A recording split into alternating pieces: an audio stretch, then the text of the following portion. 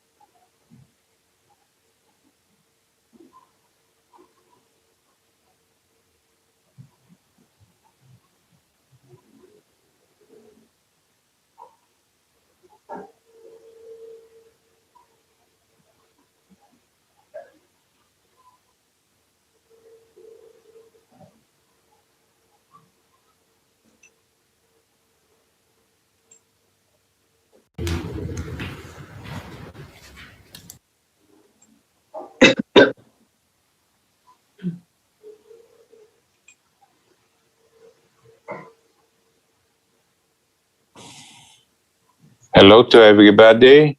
Hi. Can you hear me, Mr. Professor? Yes. It's okay. Connection, it's fine. So thank you very much. Thank you. It is a very good connection. We propose to start on time. We hope that Professor Mitkas, the president of the network, he's going to join very shortly. So I am sure that all of you, you are not aware, but you are in some sense squeezed by the importance of this topic. The science evidence is an aspect that was extremely important during the pandemics, but is getting now extremely important in relaunching the economies and building resilience for future challenges. So in that context, I would like to invite His Excellency Mr. Laszlo Borbeli, former minister, member of the Parliament of Romania, but at present state councillor and national coordinator of the activities related to the implementation of the Sustainable Development Goals in Romania. Mr. Borbeli, actually, he built up and he is leading at present the Department of Sustainable Development of the Romanian government. Your Excellency, you have the microphone. Thank you very much, Mr. Professor Edem Mahmoud. I see also Mr. Ambassador Kebeleu.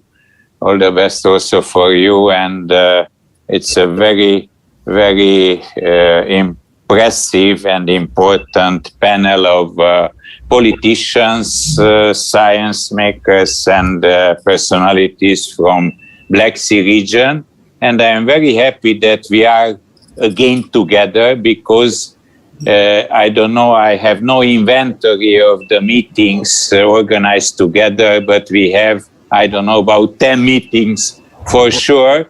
Why? Because it's a very important area. Black Sea area for us, for Romania, for other countries. We have to look in which stage we are and what we have to do for the future. And it's a very good title of this international conference, Science Evidence-Based Decision-Making Approaches for the Implementation of SDGs.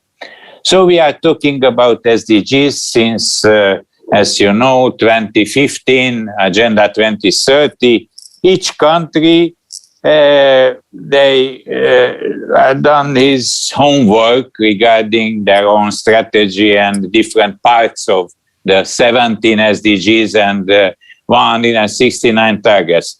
But again and again, we have to put some questions for us, yes? And unfortunately, we have had an anniversary 1 month ago, 1 year in era COVID. 1 year, yes, 1 year. And unfortunately, we are not at the end of this era. Probably we will talk about this era of pre-COVID, during COVID, and post-COVID, I hope, as soon as possible. But where will be this post-COVID? And we will be not the same, for sure. I have to tell you, we will not be the same. The societies, unfortunately, our relationship between people, yes, and our habits will change. It's a fact, in my opinion.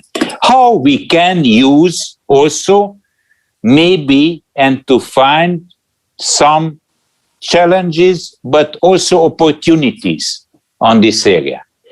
And the best way, I can tell you, not just because I am here and I am leading the Department for Sustainable Development with a new strategy and all this interinstitutional affair, the best way is the new approach regarding sustainable development of our societies, which is not just, of course, to have economic, social, and environmental development in another way.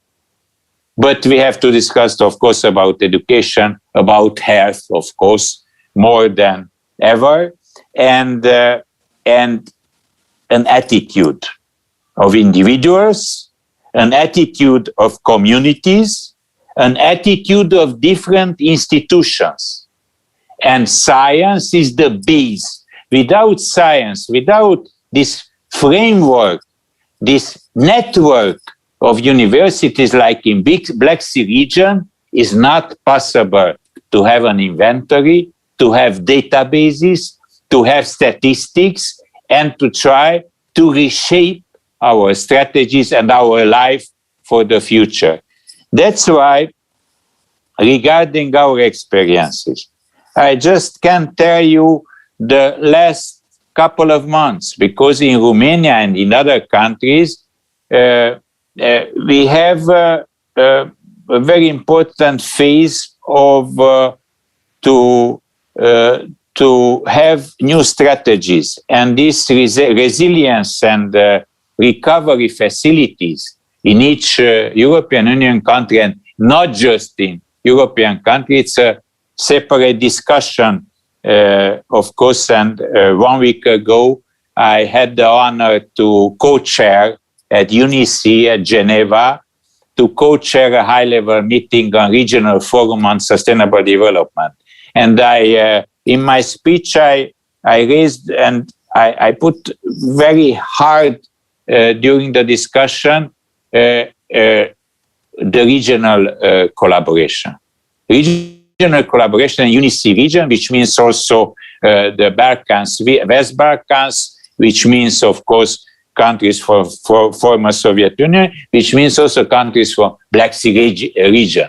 How we put together our experiences, how we share our science-based and other type of experiences, different institutions, how to put together these different approaches to have a sustainable life. This is the main challenge for the humanity on the next era. And I have to tell you that in Romania, not just I hope that we are regional hub regarding the implementation of Agenda 2030. Why?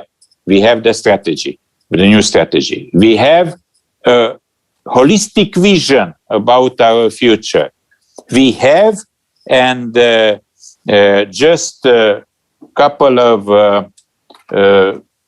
weeks ago, we finalized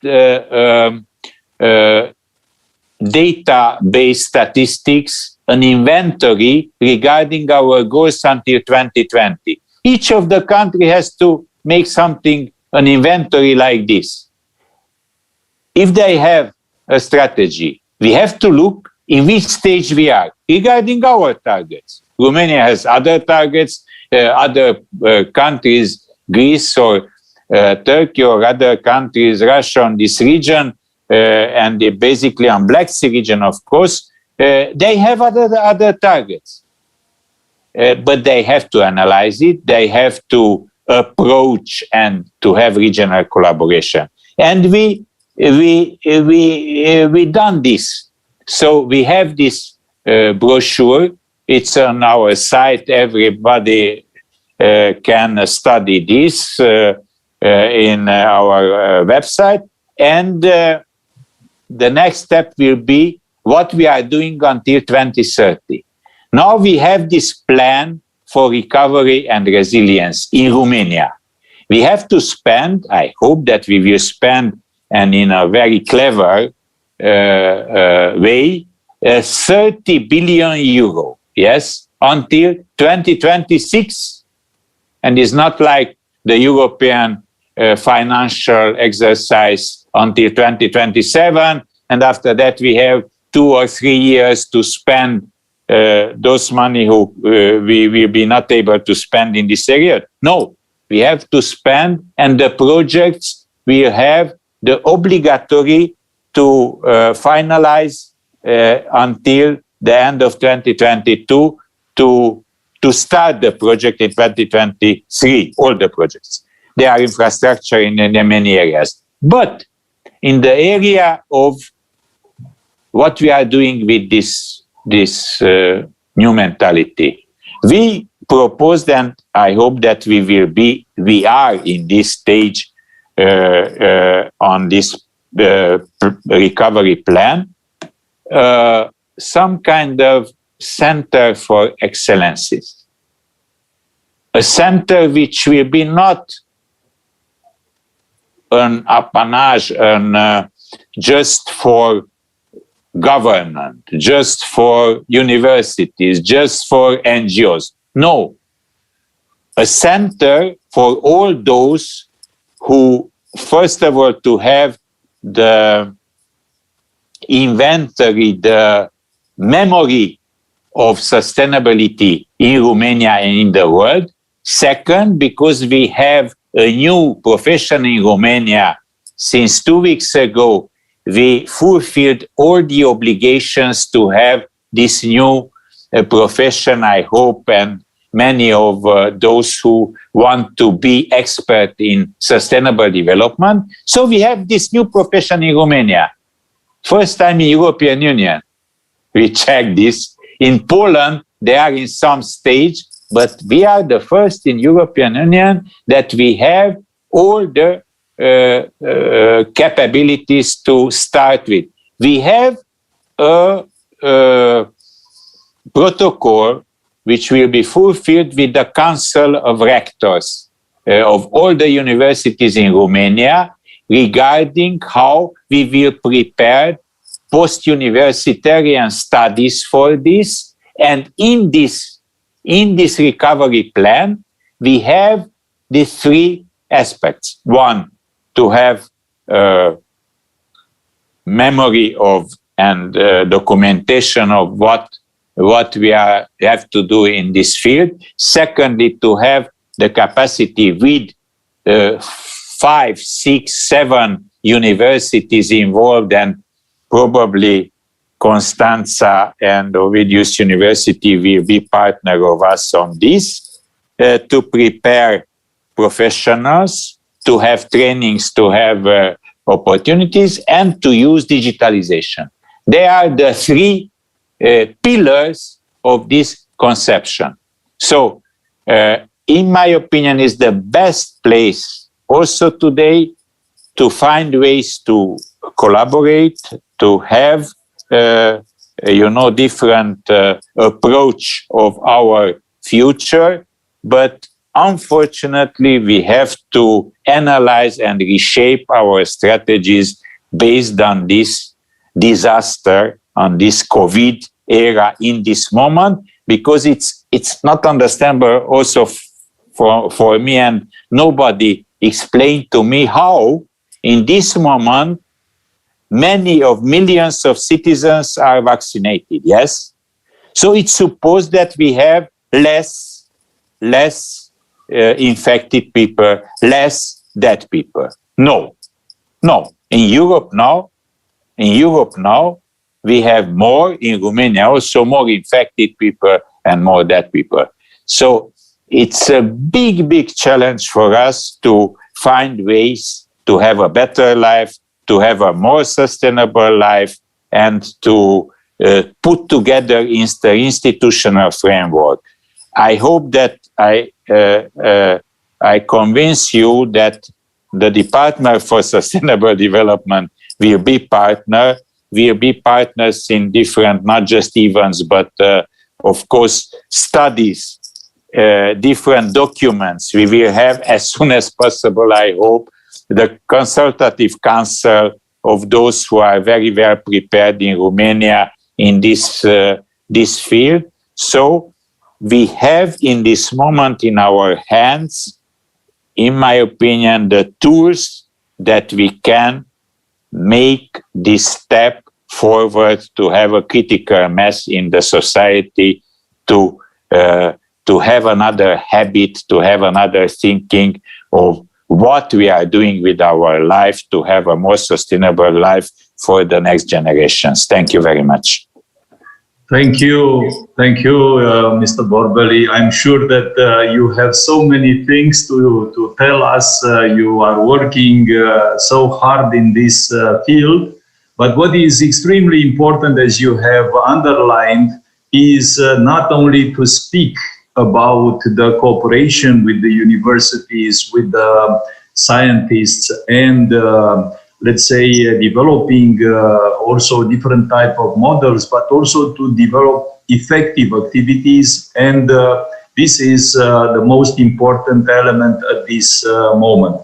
So now we shall move a little bit the focus, and we shall introduce Mr. Marian Jean Marinescu.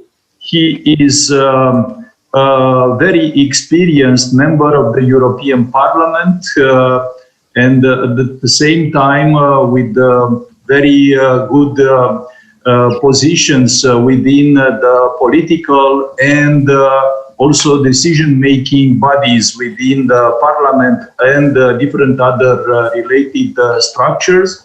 Mr. Marian Jean Marinescu, he was a reporter for different type of evaluations and reports regarding both sides, from the part of the, let's say, achievements of different programs of scientific research at the EU level, innovation aspects, but also aspects related to the political support for promoting this. We would like to thank also to Mr. Marinescu, because also with his support, we succeeded to organize in Brussels, together with the European Parliament, a very important event which has been extremely fruitful, because with the participation of the former Commissioner for Scientific Research and very high-level members of the European Commission. So, Mr. Marinescu, thank you for everything that you did up to now, and please present us what is the view from the perspective of the European Parliament. Thank you, sir. Thank you very much. Thank you for the invitation. And it's true, as Mr. Borbeli said, and I'm very pleased to meet him after some time. As he said, it's a very important topic, and it's a very important topic, in my opinion, for all the countries that are around the Black Sea. As you know, Black Sea, it's very important for us and for all countries around it. And it's also an important topic in the EU, because there is a synergy, Black Sea synergy, which is... Nu avem pe spate nimic. Ilustrație. Sorry? So can you hear me? It's okay? Yes, it's okay. Please continue. Yeah, okay. So, as you know, there is a Black Sea synergy approved in the European Parliament many years ago already, and there are a lot of events on this regarding connected with this strategy. I would like personally to see more concrete results than a lot of conferences, but I hope that it will happen in the next future. There is even an agenda for strategic RNI program. So I think that everybody is interested in this region, and it's a very important region. Now, as you see, the most discussed topics today in the European institutions are Green Deal and digitalization. And I am glad to see that the title of this conference is Science Evidence-Based Decision. And I can tell you that the position of my group, political group, I belong, EPP, is position regarding especially the Green Deal is all measures with science-based impact assessments. So we need to take in account what the science is saying, not the different voices that are sometimes very populistic are claiming, because we have, it will be a very important period in the next years. First of all, because of the pandemic, and again, I have to say that Mr. Boberi was right, is right. Our life changed. This is very clear. Personally, I said this since the beginning, that our life will be different. I hope that we shall adapt very quickly to this new life, but we have to take in account this. But will be very interesting. It will be a very interesting period, because the changes that are asked by these two, let's say, political directions are very important, and we have to have very much attention, to give very much attention to the balance between the requirements of for example, of Green Deal, but in the same time the need to keep the competitiveness of European economy, because otherwise, as I said, even in some meetings, I don't see any difference between dying of I don't know, climate, or dying of hunger because you do not have a job. So we have to take care of both things. So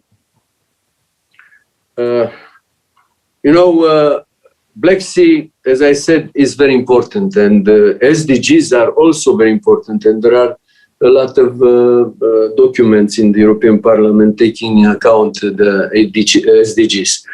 But I think that the most simple way to arrive to fulfill these wishes is to develop the economy. That's it. It's very simple. We didn't invent it again, the hot water or the wheel. We need economy in order to be able to fulfill also these goals.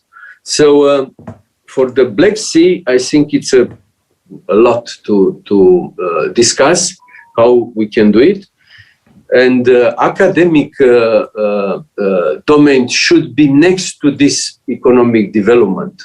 It's very clear that they can, academic areas can contribute a lot to this, especially now when we need new technologies in order to fulfill 55% or 60% up to 2030 of reduction of emissions. New technologies means research and innovation. That's very clear. So that's the reason that I think that all the universities should contribute to this. also with the basic research, but mainly with the innovation, because this is what we need right now. And I think that especially in the countries that are members of the EU, Romania, Bulgaria, Greece, but also in the countries that are in contact with, in different levels of association with EU, where there are also EU money there, we have to use wisely the EU money. And for Romania, I think that we have to use it better than we use it up to now. Yeah, we have to use for a sustainable economic development. And for the research, there is the Horizon, which is now is the third program as budget in EU. It's 95 billion. Inside Horizon, there are the joint undertakings. And there, I think you have to focus also in this, because there are in different areas, in bio-based, for example, in aviation, in transport, in rail, in medicine. So there are in computers, so in all areas that are now, let's say, very, very necessary. And you can contribute a lot through these programs to the development, economical development. And strictly about Black Sea, we have to give a lot of attention to Danube, because it's also a vector of development. We have to look to the transport policy, of course, transport infrastructure. We have to connect the Black Sea harbors that should be blue harbors, green ports, yeah, because this is it's coming. So we have to connect the ports with the mainland, with rail, with highways, with everything which is necessary to. And Danube is also a connection of multimodal way to do it. And up to now, we are saying that Black Sea area, it's a very good region, very important region for energy. Don't forget that gas, we are fighting a lot here in the parliament to bring gas as a transition fuel. And it's very, very, very difficult. At the end, that's it. They cannot avoid this. But then we have to think on Black Sea, on other sources of energy, sustainable energy.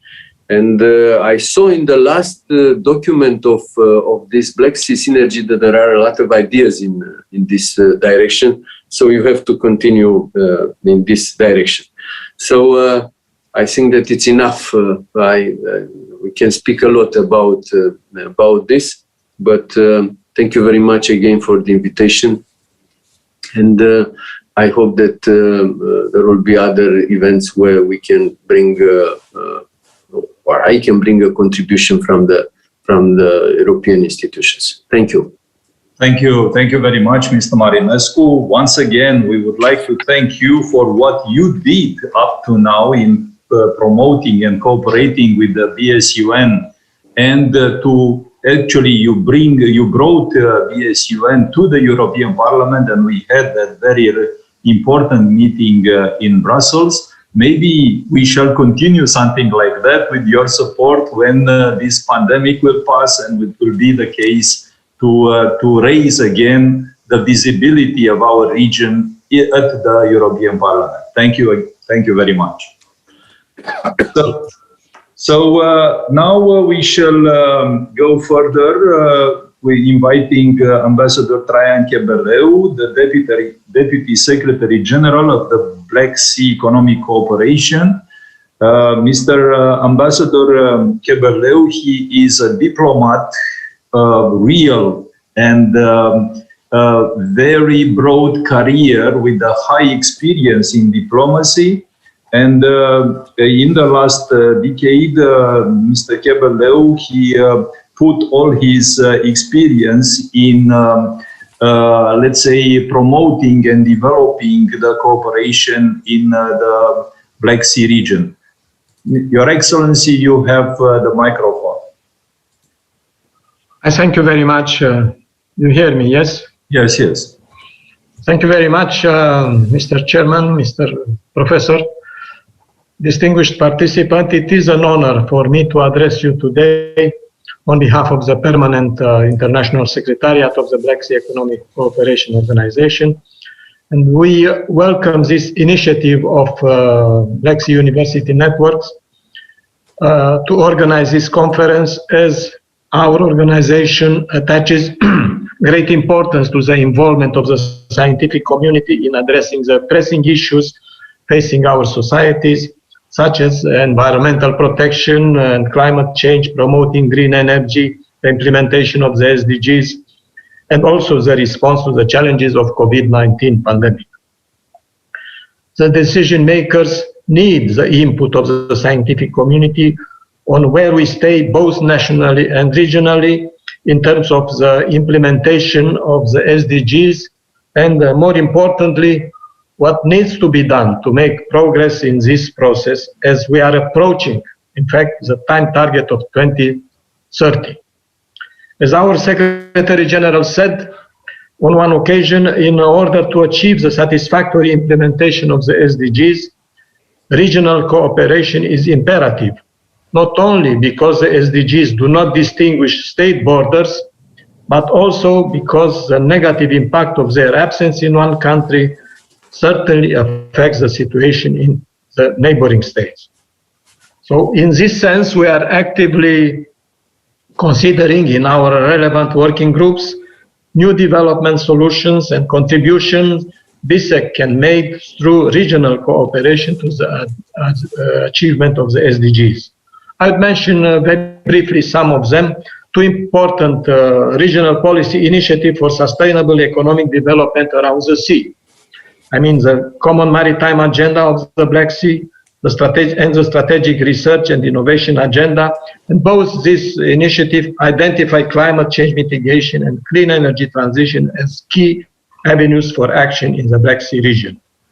Secondly, the establishment back in 2015 of the BSEC Green Energy Network for exchanging information and sharing experience among the administrative bodies mandated to promote renewable energy sources and energy efficiency measures, and also research and academic institutions active in these areas.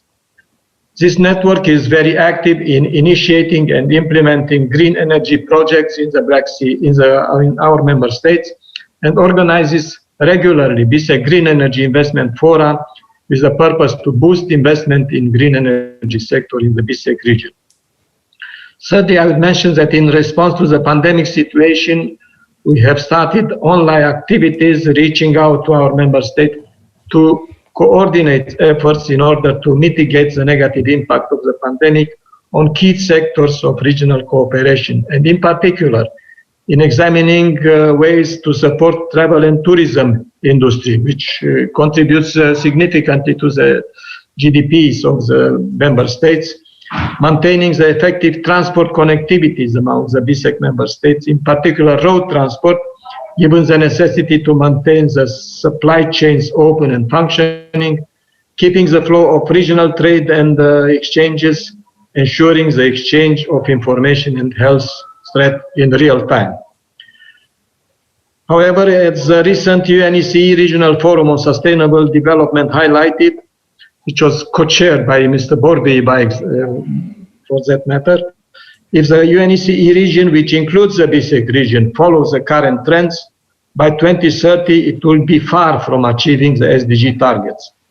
So what we need is to raise awareness of all our governments and even the common citizen that our region lags behind in this field. It is here that we see the great merit of this conference, and with the support and active involvement of the Black Sea Universities Network and also of the Sustainable Development Solution Network hosted by the Aristotle University in Thessaloniki, SDSN Black Sea, the Black Sea area could mobilize the regional scientific and technological expertise in order to equip the policymakers to create the necessary policy framework and to adopt practical measures for accelerating the sustainable development of our member state by the implementation of the SDGs. So it is in this spirit that I wish all of us participating in this conference fruitful exchanges of views, of information, and of expertise. Thank you very much, Mr. Professor.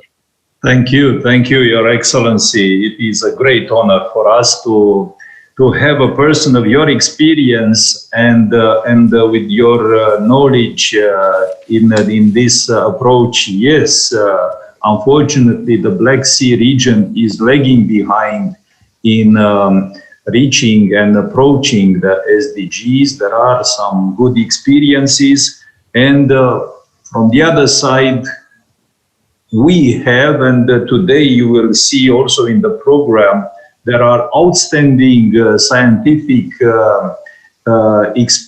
experienced research groups and experts that could help and work together with the politicians and decision makers. The most important aspect that we need is to set up an appropriate framework and to facilitate this cooperation. And the BSEC Permis is doing a lot on this, and we would like to thank and to appreciate the activities that you are doing in this region. Now I would like to invite Mrs. Paulina Lozanova. She's representing the PAPSEC International Permanent Secretariat. The PAPSEC is the Parliamentary Assembly of the Black Sea Economic Cooperation, a framework where the delegations of all parliaments of the 12+1 members of the region are gathering and are trying to establish a dialogue and to listen each other. And of course, we have to underline also that the Black Sea Economic Cooperation, the Parliamentary Assembly of the Black Sea Economic Cooperation, actually recommended the establishment of the Black Sea Universities Network, and based on that recommendation, we started our activity in 1998, quite a long time ago. So, Mrs. Lozanova, you have the microphone. Thank you, Professor Mahmoud. Distinguished participants, ladies and gentlemen, it is an honor and privilege for me to address you on behalf of the Parliamentary Assembly of the Black Sea Economic Cooperation. Allow me to convey special regards on behalf of Mr. Asaf Hajiev, the Secretary General of PAPSEC, and express our special gratitude to the Black Sea University Network and the Department of Sustainable Development of the Romanian government for inviting PAPSEC to this important conference. I express my assurance that today's gathering will contribute significantly to the further development of cooperation in the field of science and the implementation of the SDGs in the Black Sea region. Established in 1993, the PAPSEC brings together the parliaments from 12 member states of the Black Sea Economic Cooperation, revealing itself as a unique political forum of interparliamentary dialogue in the Black Sea region. Its main objective is to achieve a high degree of regional economic cooperation and to transform the Black Sea region into a zone of peace, stability, and prosperity. Since its establishment, the Assembly has attached great importance to the science, education, the sustainability in the region, and has worked in close cooperation in promoting and appreciating the projects worked out by the BSUN from its creation, emphasizing its full support to the BSUN activities. Dear colleagues, our society is at the completion of an important stage in the development of the global community, where the achievements of the scientific and the technological progress are replacing the natural resource usage. The countries with rich natural resources are changing their policies and are proclaiming the thesis about the transformation of the natural factor in human capital. According to the World Bank, in the most developed countries, the role of the human research and education capital exceeds 75%, while the natural factor is only 5%.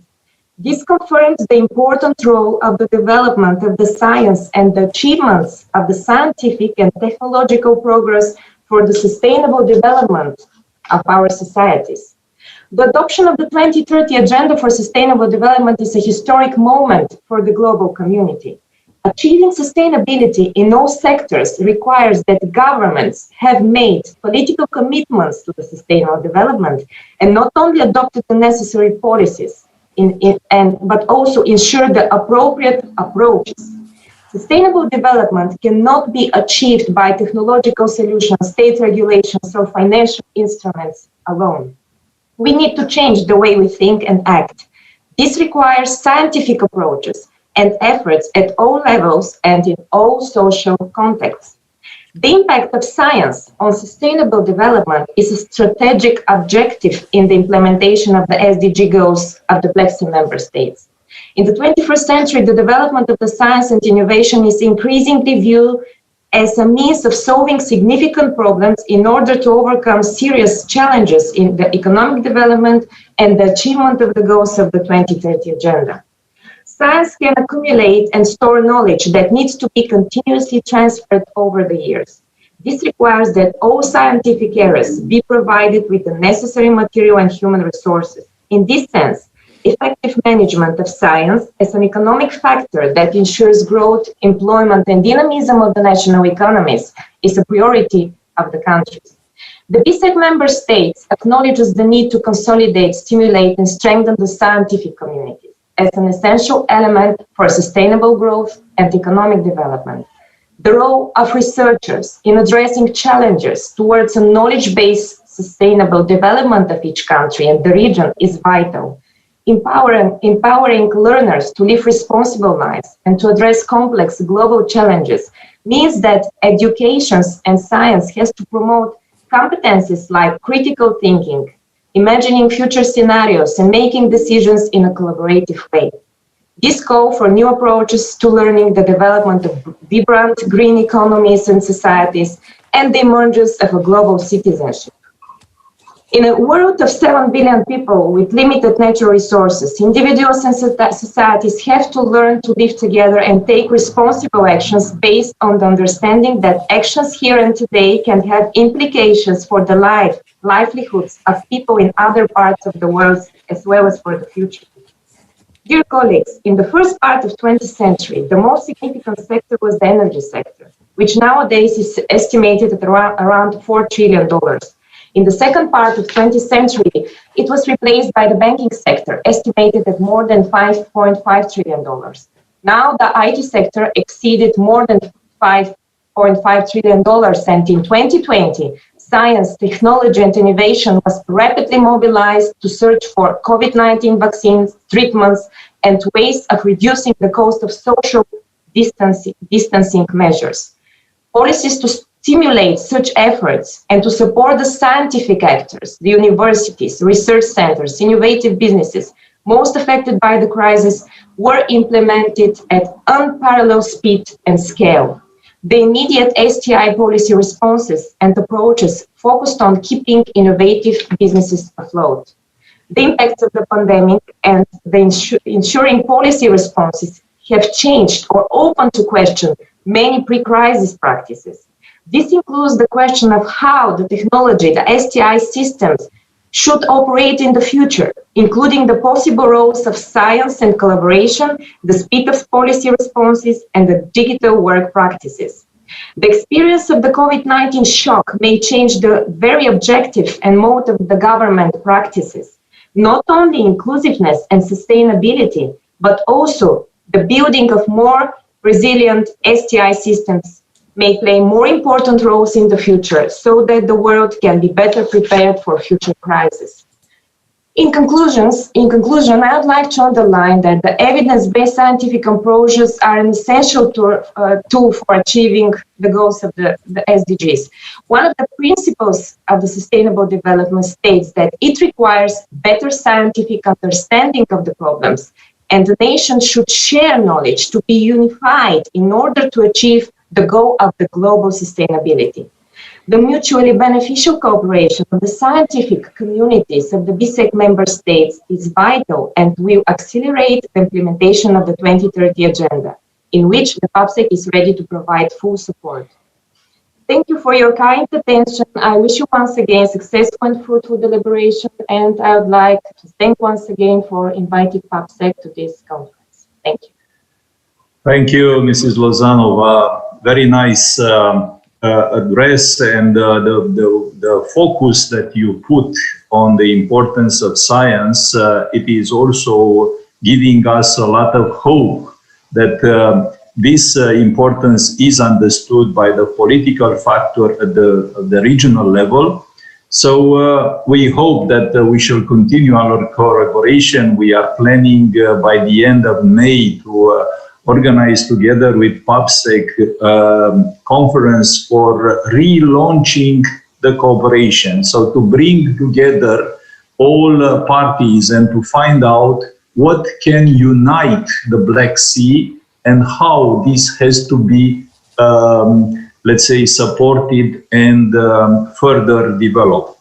So once again, thank you. So now we'll change a little bit the focus. Up to now, we were talking about regional views, and now we are moving at the national level because somebody has to implement this, has to prepare the legal framework, the policies, and to allocate the resources for all these nice and beautiful initiatives. So we would like to thank to Mr. Sorinio Banciu, the State Secretary at the Ministry of Environment, Waters and Forests. You knew that yesterday it was the International Day of Water, and it was a very important day worldwide with let's say, again, putting a lot of emphasis on the importance of the water and the quality of water. So, Mr. Banciu, you have the floor. Thank you, Mr. Chair. Your Excellencies, ladies and gentlemen. It is a great pleasure to have the opportunity to participate in this event. And especially, I would like to thank the organizers for all the efforts made in order for us to meet virtually today.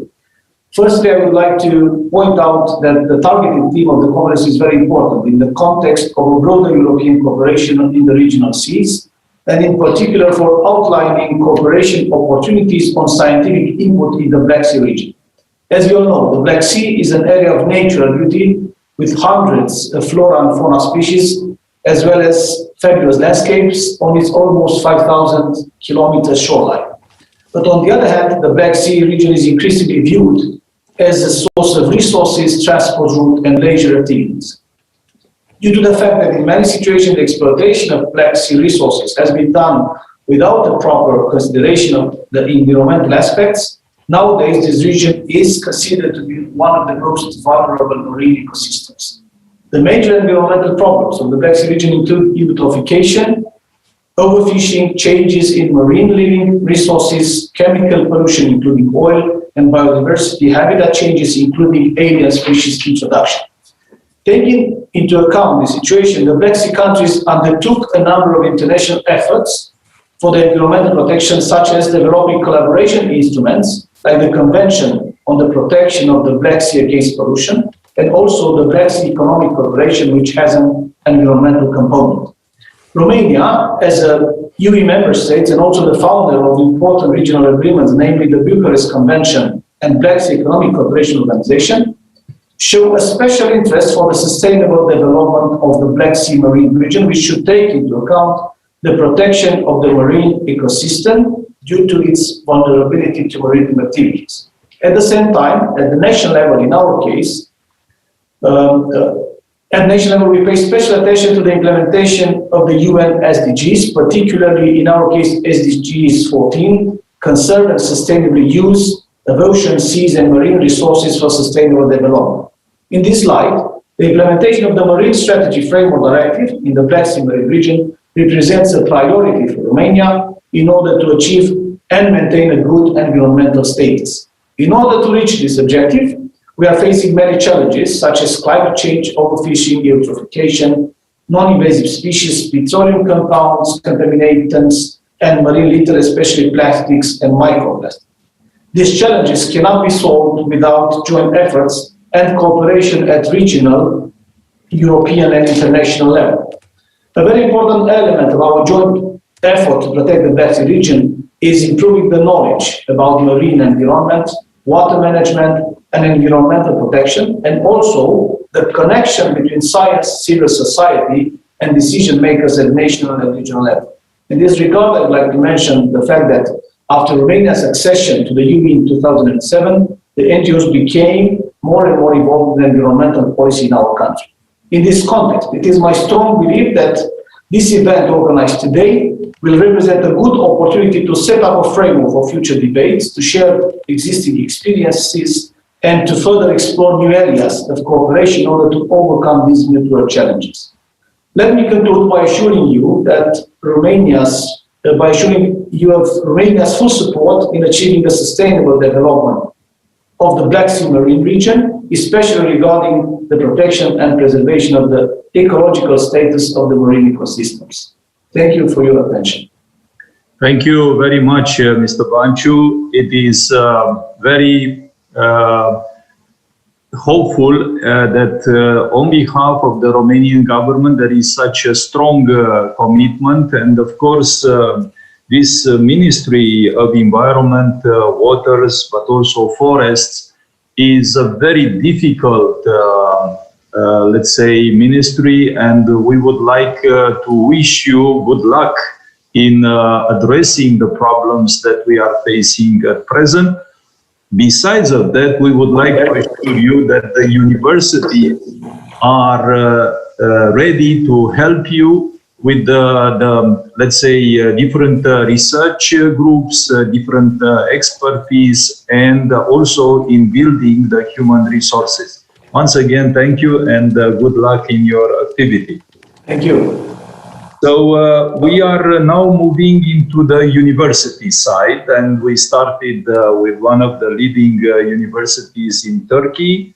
On behalf of Istanbul Technical University, the rector Ismail Koyuncu, we have to have in the panel Professor Şule Oducu, the vice rector. Yes, hello.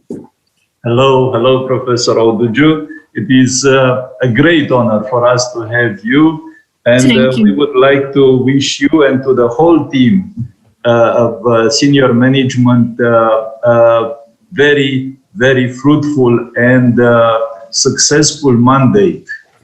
Thank you. May I share my screen? Please, we'll do immediately the...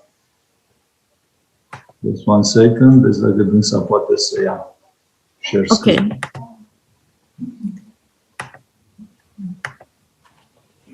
Okay. I would like to greet all of the participants. I'm Professor Şule Satoğlu from Istanbul Technical University. I'm a professor of industrial engineering and vice rector of student affairs in Istanbul Technical University. I'm participating on behalf of Professor İsmail Koyuncu, rector, our rector. I would like to explain our activities in Istanbul Technical University for serving sustainable development goals, especially. As we know, there are well-stated United Nations Sustainable Development Goals. We all know now no poverty, zero hunger, clean water, sanitation, quality education, industry, innovation and infrastructure, and affordable and clean energy. So we all are aware of those sustainable development goals. I believe that universities have an important role in serving those sustainable development goals, especially in the national level. We educate young people, and when they enter to the professional life, if they are aware of the importance of sustainability, in their professional life that will be contributing in national development. This is our belief.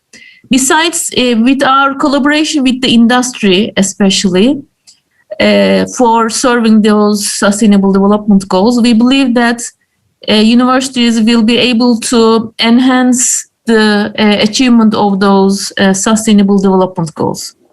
So, okay, I would like to briefly tell you about what we do actually in Istanbul Technical University. Let me mention that we received a ranking according to Green Metrics World University Rankings that where the universities are ranked according to the sustainability measures. Our university was ranked as the first in Turkey and 71st in the world. So in our campus, main campus in Istanbul, we try to conserve our green forests. We encourage usage of bicycles and scooters and so on, and we try to enhance the water treatment, wastewater treatment and usage, and energy, renewable energy usage, and so on. So according to based on those efforts, we have reached a good rank in the world. So we have some centers and projects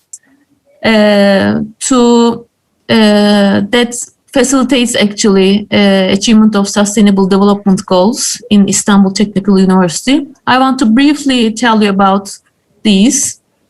We have actually National Center for Membrane Technologies. Membrane is the product that helps water treatment especially. So our National Research Center for Membrane Technologies conduct research and development activities in Istanbul Technical University main campus in Istanbul. And that center has been working on membrane technologies for water treatment. This is wastewater treatment, drinking water treatment for urban uses, for urban usage of water treatment technologies, or industrial usage of urban treatment, water treatment technologies, and so on. This center has 30 full-time researchers. 2 of them are associate professor, 2 of them are postdoc, and 26 research assistants. Our rector, Professor Ismail Koyuncu, is the director of this research center. And their motto is that we are working for cleaning water which can be reached by everyone. So we know that clean water is a very important problem, especially in some countries. Our Turkey has some regions with water scarcity, water supply problems, especially in some of the agricultural areas or in some of the urban areas. Water sometimes becomes, water supply becomes limited. So we believe that our university, with this national center, our university helps and will be helping achievement of clean water and sanitation sustainable development goal. Beside that, we conduct many projects. One of them is the Open Innovation Digital Hub. That project is conducted by Dr. Sinan Küfeoğlu. He's an international leader researcher who conducts his research in our university. He developed a floating platform providing residence to people. It has an important aspect such that it doesn't consume energy. It means this platform or that platform produces its own energy and sells the excess power to the grid over blockchain. So it has a very detailed engineering design, and it serves many of the sustainable development goals, such as affordable and clean energy, and life on land, and responsible consumption and production, sustainable cities and communities, and so on.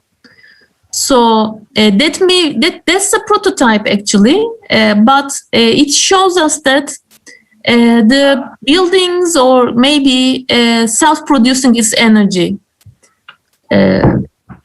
We also have an incubation center in our university that supports entrepreneurship by means of trainings, mentoring, seminar, and workshops. So that supports the entrepreneurs to start their new businesses.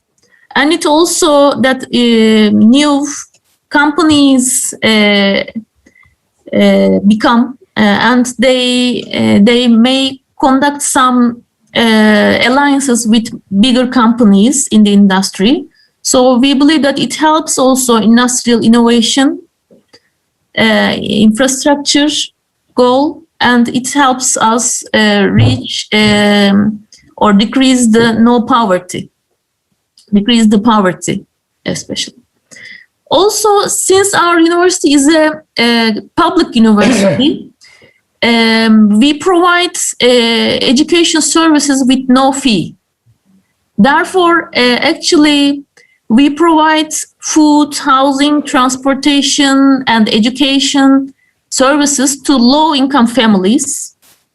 That's a very important issue, especially for Turkey, because we have a very large young population who requires advanced education and education services. So our university also helps the young people coming from low-income families. And we also try to contribute to prevent gender discrimination as well in our practices.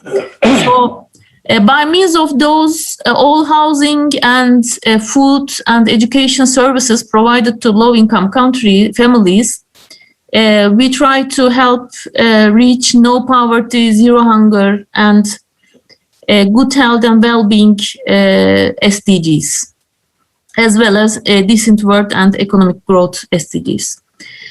Also in our campus, we try to encourage usage of more sustainable buildings in terms of water and energy efficiency. Some of our buildings have solar panels generating its own energy. The building in the middle has a LEED certificate. So it is sustainable in terms of energy and water usage and so on. So we try to increase the number of those kinds of buildings in our campus, and those buildings will be good examples of practices for sustainable buildings and energy efficient buildings. That's the end of my presentation. I tried to keep it short, but we are, as Istanbul Technical University, we are ready to contribute all of the activities in the scientific basis, especially with our researchers and research centers for the development of, joint projects. Thank you very much. Thank you, Professor Satoglu. It is very nice, very refreshing. Istanbul Technical University is a leading university in the region in many different areas, but also in the implementation of SDGs. And it is a resource not only for Turkey, but also for the other countries of the region, and for cooperation between the other universities and also with the implementing authorities or the companies. Thank you. We know that. And thank you for this very nice presentation.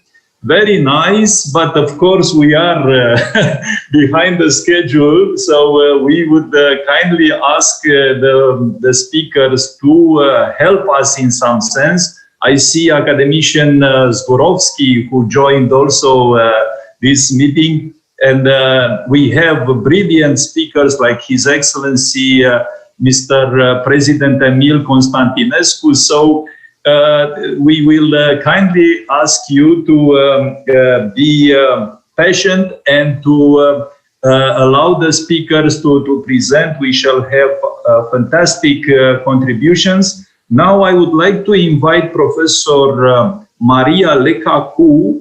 She is representing the University of the Aegean. The University of the Aegean is the University of the Greek islands, and Professor Lecacu, she will have also a separate presentation later on, but now please make it very brief on behalf of Rector Vitsilaki.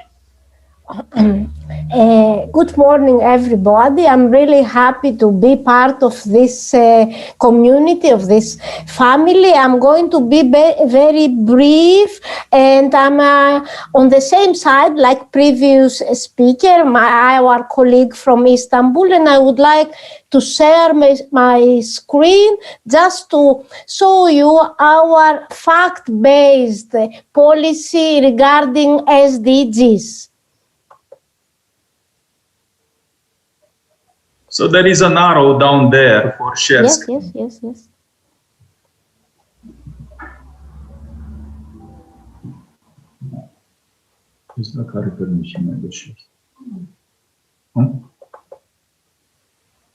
No.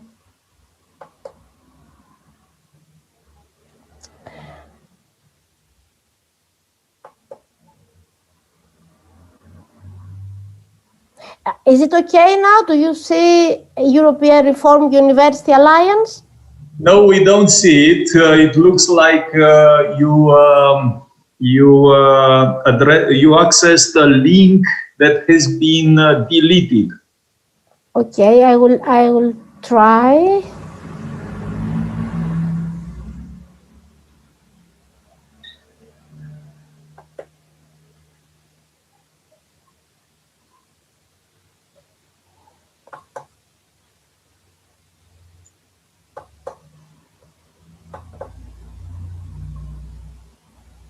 I think now we are on the right. So I'm going to present to you our contribution to a big alliance for Erasmus, the ERUA, the European Reform University Alliance, where we, especially how to reimagine campuses based on the SDG approach. Our alliance is an alliance of 5 universities from France, Paris, Université Paris 8, from Germany, Università of Constance, from Bulgaria, New Bulgarian University, from Denmark, Roskilde University, and from Greece, University of the Aegean.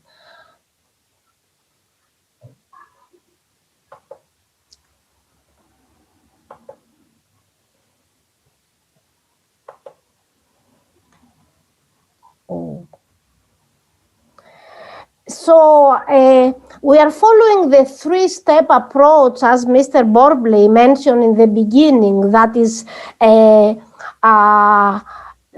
content, the capacity building, the digitalization. So I'm going to focus on the second part of this slide, that is how to enable sustainable synergies between universities, local societies, and regions for joint efforts to achieve greater impact and efficiency. How to design, our specific goal is how to design and planning for digitally connected campuses. I'm not going to focus on this, but I'm going to focus on the specific goals and how to build sustainable synergies. Our main aim task of this deliverable, I would say, is the acknowledgement of the 2030 agenda for SDGs by our alliance, and how to generate and scale up pilot activities based on circular economy towards sustainable development. In accordance with this goal is what I'm going to present for the case studies later, so I'm not going to talk more. So building sustainable synergies. First of all, the interregional platform, which is a platform with local, regional policymakers, managing authorities, and how to bring together innovative ideas and with local regions, projects and entrepreneurial discovery process as part of smart specialization strategies.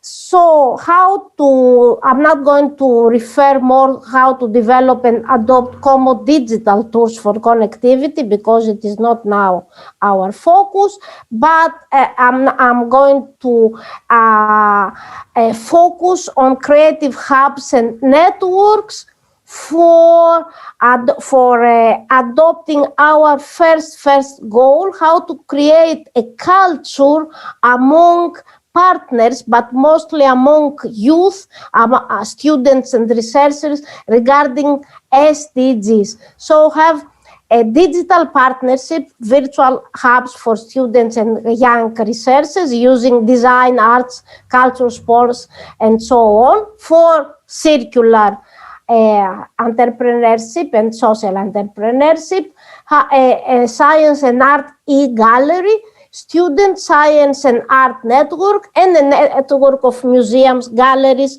creative industries and events. So art, how for supporting the SDGs culture. So I'm going to be more detailed on this topic, how to create a shared strategy for sustainable campuses, societies and regions for Agenda 2030.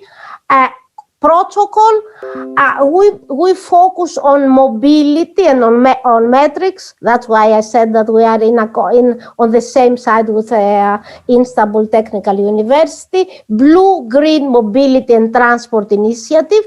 We focus also, I could say that we would like to be more focused on blue regarding our geography and the identity of the University of the Aegean, but also with Bulgarian, Denmark, and even the German university is by a lake. So blue and green is our framework. Metrics, because this is the heart of evidence-based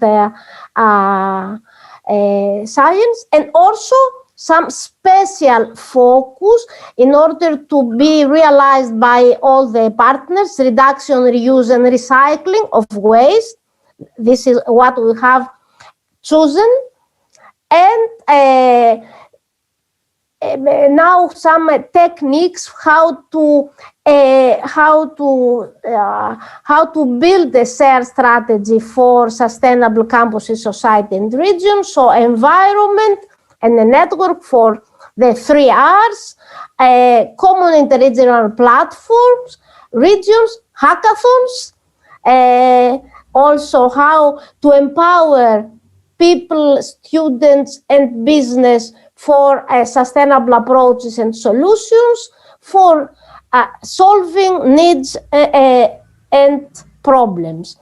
So then science shops, and common project proposals and scholarships, internships, and educational values, all this for building common understanding for sustainability and connectivity, social engagement. I'm not going to say more. This is our approach, and we have already started working and building common culture and practices, and we are really eager to share all this with the Black Sea University networks. Thank you very much. Thank you, Professor Lekaku. Thank you for all that you are doing.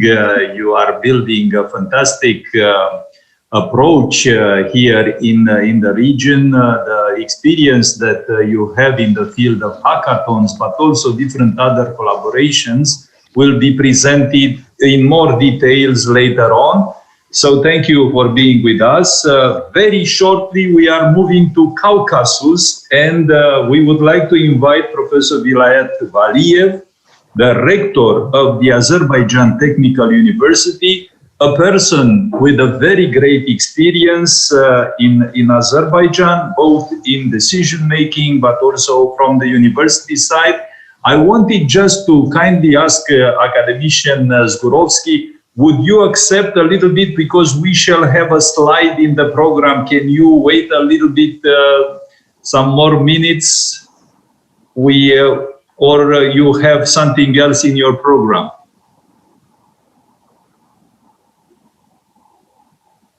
Professor Zgurovsky, you have to unmute your mic. Thank you, Eden. I have everything for my presentation. If you will give me a floor, I'll be ready. But if you can wait a little bit, because we are in a little bit delay. Okay. So we kindly ask you, I know that you have a very, very tight schedule. So now we are going with the program. We move forward. Thank you very much. So I am now passing to Professor Vilayat Valiev. Professor Valiev, you have the microphone. Dear participants, dear chairman, ladies and gentlemen, first of all, I would like to thank the organizers, the Black Sea University Network and Department of Sustainable Development of the Romanian government for the invitation. The accession of Black Sea region countries to global challenges arising from the transformation of our world, Agenda for 2030, Sustainable Development, regional and global change and economic reforms.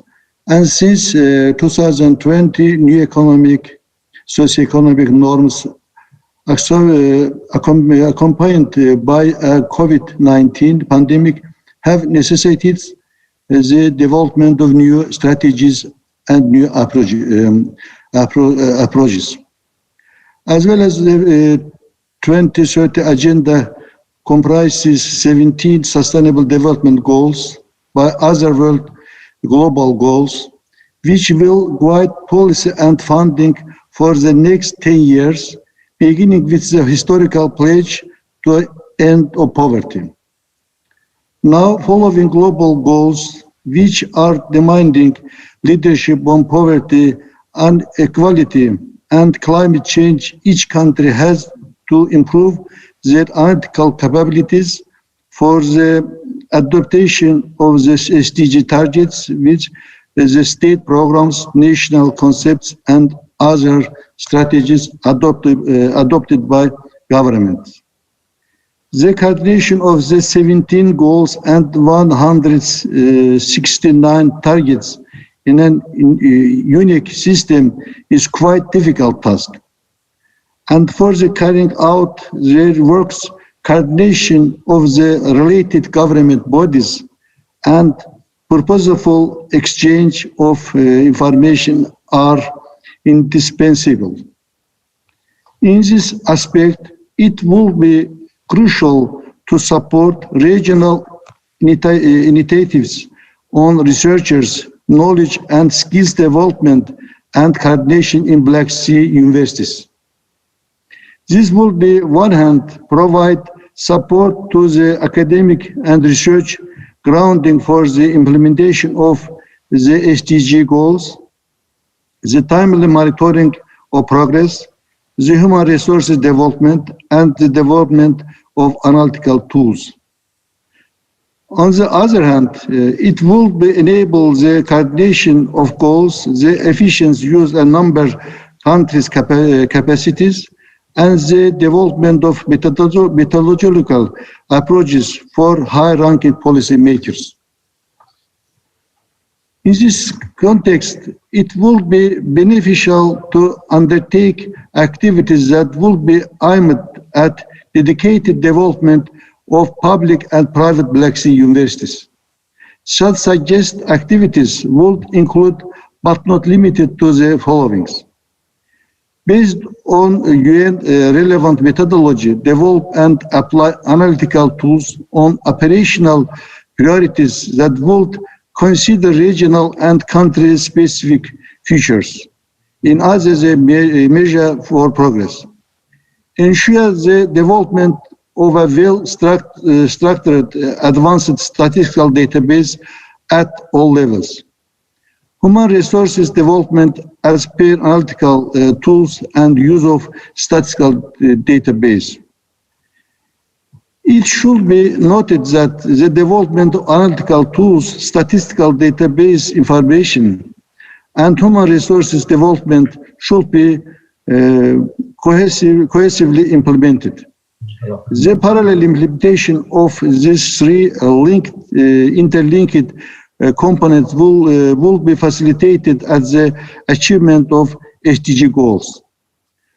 Moreover, this will prevent potential discrepancy in implementation and enable the users to properly and logically use analytical tools and statistical database.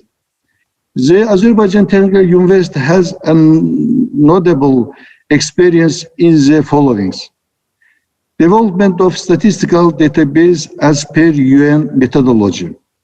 Development of input-output model, social accounting matrix, computable general equilibrium multi-regional CG model to conduct impact analysis. Development of macroeconomic models and training models. To conclude, I would like to stress that it is vital to provide a comprehensive support for implementation of SDG goals in coordination of regional universities networks. Finally, I would like to thank all participation. Thank you very much, sir. Very nice point of view. And with your permission, I would like to go further.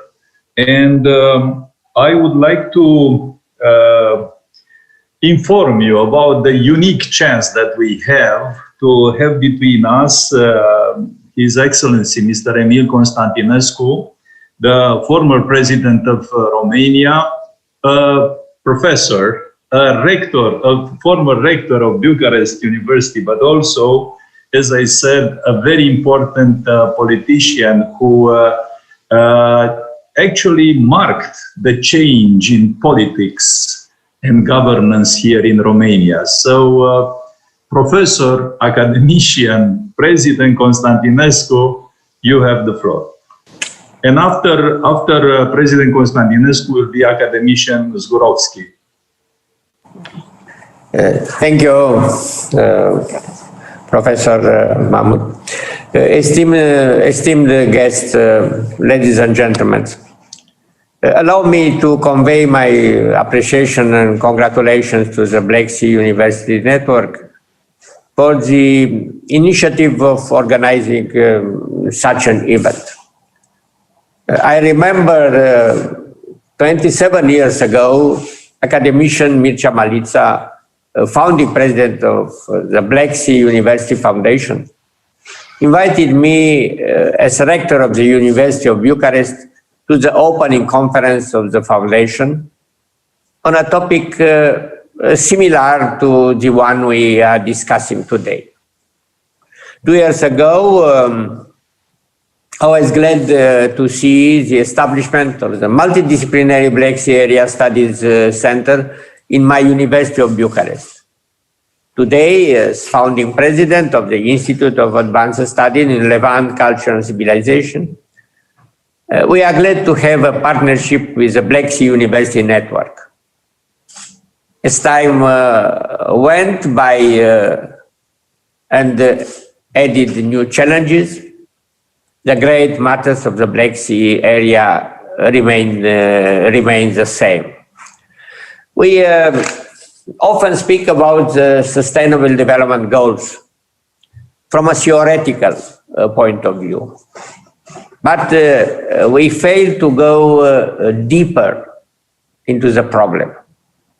It is high time we tackled these issues in a practical manner and attempt at least to identify some solutions that will be later tested and validated or invalidated. When doing my research for this event, I took the list of the 17 Sustainable Development Goals and skimmed through it in search for those goals that could be particularly implemented in the Black Sea region. All throughout history, the Black Sea has been contouring a voice of its own, based on the geopolitical interest vested in it. It is a very interest as well as multiple potential of the area that lead me to these several goals, which are proposed for discussion and the possible strategy development based on them. There are two types of goals: those that relate directly to the water resources and those which are related to the region. Since the time is limited, I will focus for now on the goals related to water resources. I will rank these goals based on the importance allotted to the issue at hand. The first goal that could produce effect by its implementation is goal number 14, conserve and sustainable use the oceans, seas, and marine resources for sustainable development. The second is goal number 6, ensure availability and sustainable management of the water and sanitation for all. There is another goal which touches marginally the issue of water management. Goal number 15, protect, restore, and promote sustainable use of terrestrial ecosystems, sustainable manage forests, combat desertification, and halt and reverse land degradation, and halt biodiversity loss. This goal refers to land ecosystem, but we must not forget marine ecosystem and their biodiversity. Therefore, let us use this opportunity to refer to the most stringent aspect, how to ensure the future of oil and gas resource exploitation in the Black Sea, the Caspian Sea, and the Northeast Mediterranean without affecting the environment. This calls for a regional strategy that will address these very issues which are different from one marine area to the other. While the Mediterranean and the Black Sea, as well as other seas, share the same importance for transport and commerce, they differentiate in terms of ecosystem and biodiversity. And each requires a specific approach. As this is a time for solutions, I would like to bring to your attention a project which is undergoing at the Institute for Advanced Studies in Levant, Culture and Civilization, dedicated to Dobruja, entitled Dobruja, Witness to the Millennial Civilization of the Levant. Developing a holistic approach to the region, which capitalizes on the relationship between rock, soil, climate, vegetation, fauna, and human action from prehistoric times until present days. In the end, I must warn of two dangers that must be avoided. utopian and dystopian approaches, as well as populism. While politicians tend to go into populist discourse whenever they need to get support, scientists tend to embrace utopian and dystopian perspectives, equally disruptive in the long term.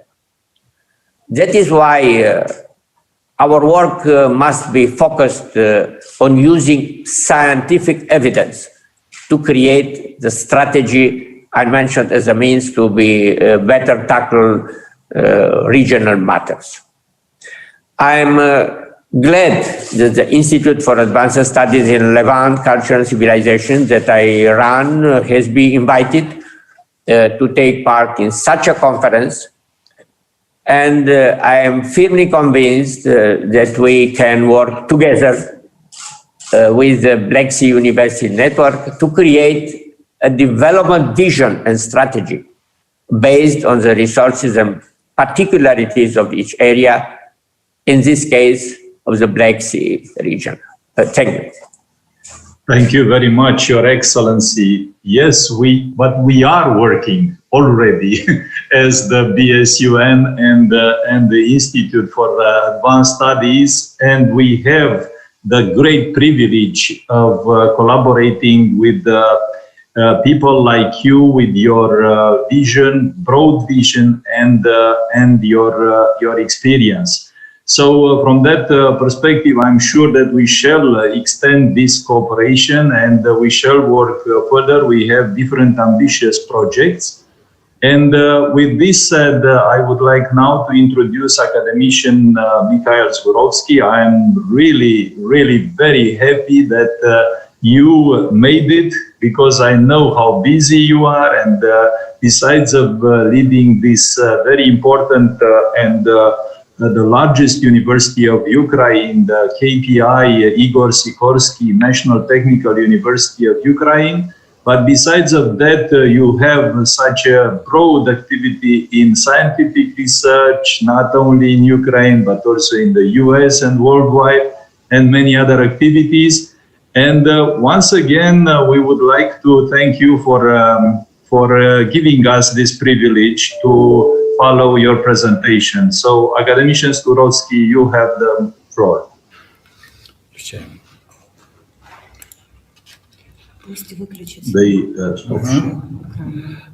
Thank you, Eden. Thank you, Mr. Chairman. Thank you, colleagues. Thank you for opportunity to present to you some results of our research related to the assessment and analysis of sustainable development in the Black Sea region. Such kind of analysis is a multidisciplinary study conducted by the team of the World Data Center Geoinformatics and Sustainable Development since 2007. I'll talk about the center itself and areas of its research. Then I move to the methodology and results of assessing the processes of sustainable development of the Black Sea region. Finally, attention will be paid to another important issue, the analysis of the COVID-19 pandemic spread in Black Sea region. The analytical platform for this study was and is the World Data Center Geoinformatics and Sustainable Development, located in Kyiv, Ukraine, on the basis of the Igor Sikorsky Kyiv Polytechnic Institute. Now, Ukrainian World Data Center is carrying out an international mission, working with many partners from Central and Eastern Europe and other regions of the world. The World Data Center is a member of the World Data System of International Science Council, which aims to identify and coordinate solutions to major world science problems. Currently, the World Data System has more than 100 members from around the world, but only 51 of the 13 countries have data center status. The World Data Center system accumulates interdisciplinary data for which we have direct access, which is one of the bases of our research. The Ukrainian World Data Center was established in 2006. Later, in 2011, we went through a complicated procedure, ICSU procedure of certification as a World Data Center. The scientific direction of the center is geoinformatics and sustainable development, within which most scientific research is conducted. The World Data Center is connected to the Ukrainian Research and Academic Network, abbreviated URAN, which accumulates a large amount of data and processes it at high speed. URAN also provides access to the pan-European giant global network, to which most members of the World Data Systems are connected. The staff of the center develops new and improves existing methods of data processing and analysis. The interdisciplinary nature of research requires the use of a wide range of artificial intelligence methods, big data mining, including linguistic analysis, neural networks, cluster analysis, and more. The created methods of forecasting and foreseeing software and hardware complex with online tools, own data banks, and access to world data are combined within the Information Analytical Situation Center. A high-performance cluster works in the center for providing the complex calculation. Every year, the center publishes analytical and scientific reports which are presented in the public domain on the center website. These reports are also sent to the state and local authorities of Ukraine and other interested organizations, including international. Since March last year, the center's team has also been analyzing and predicting the spread of the COVID-19 pandemic. On average, every 2-3 weeks, a report is published with the results of the current situation, analysis, updated forecasts, focus studies. There are already more than 19 such reports. All of them are also publicly available on the center's website. Now let's more to the methodologies and the results of the analysis of sustainable development. The first methodology was developed by the World Data Center, Geoinformatics and Sustainable Development. It reflects coordination and interconnection of 3 society development components: economic, ecological, and social, and the Sustainable Development Harmonization degree, that is an evaluation of 3 these dimensions in Euclid space. Additionally, the degree of impact of totality of global threats on the country or region sustainable development is assessed with the help of appropriate tools.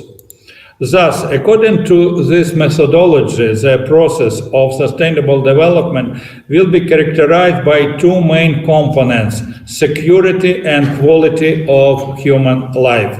The generalized measure of sustainable development will be determined using the criterion Q. In total, the model uses 89 indicators, 12 threats, represented by 127 data sets. The quantitative evaluation of quality of life component is defined as the norm of the coordinating radius vector. The equivalent distance of the vector from each of these coordinates will correspond to the greatest harmony of sustainable development. We calculate the security component using the Minkowski norm, which is the aggregated degree of remoteness of the country from the totality of 12 presented threats. This slide presents the structure of models for assessing the level of countries' sustainable development in 2020. Data for models were obtained from reputable sources such as the World Bank, the World Health Organization, the United Nations, British Petroleum, government statistics, satellites data, and more. A total of 136 countries from 2005 to 2020 are covered by the analysis. The top 10 countries over the past 10 years have hardly changed and consist of Germany, Switzerland, Denmark, Netherlands, Finland, Australia, Sweden, Japan, Canada, Norway. The last 10 countries are constantly changing due to armed conflicts in countries that are greatly reducing the level of sustainable development.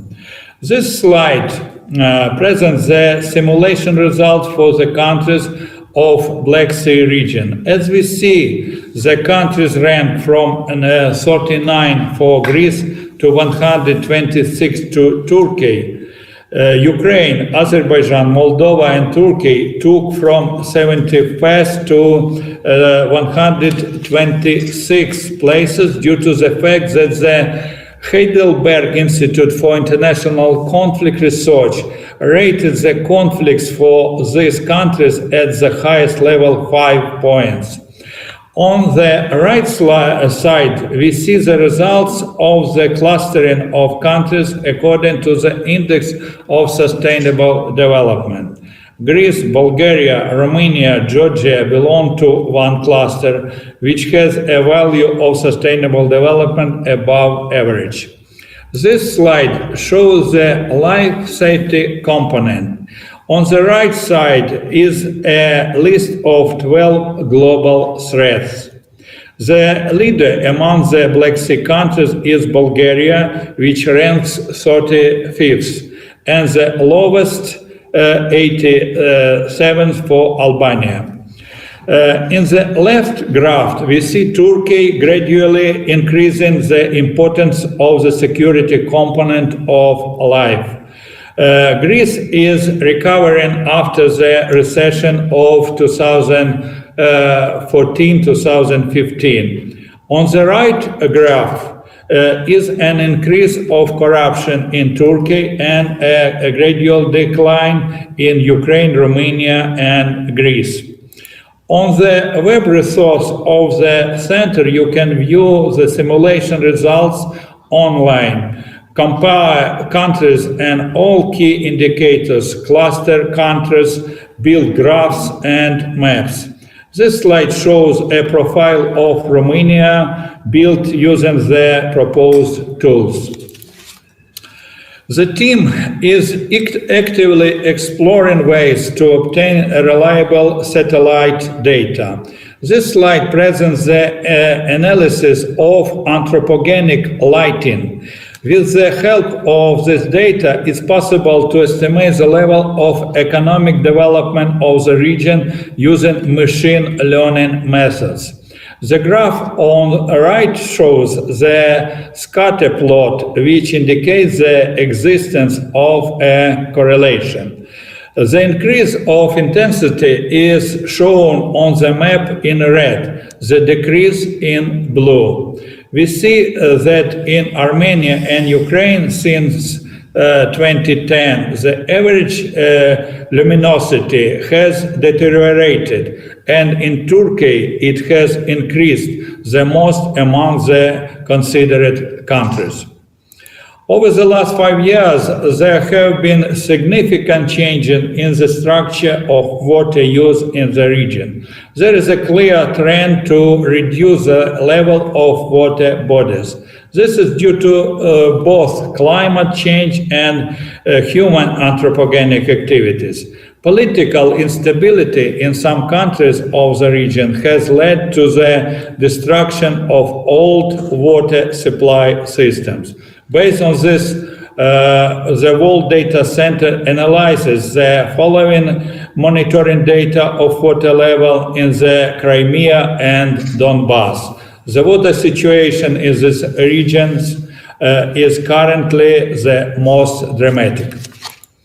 Another methodology of estimating the country's sustainable development index is the method of the Cambridge University. This methodology is based on the assessment of the human development of each country in terms of life expectancy, education, and income.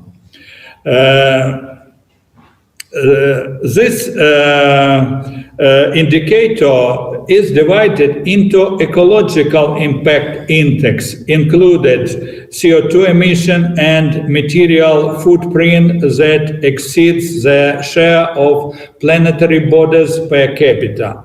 Countries that achieve relatively high human development remain within or near planetary boundaries.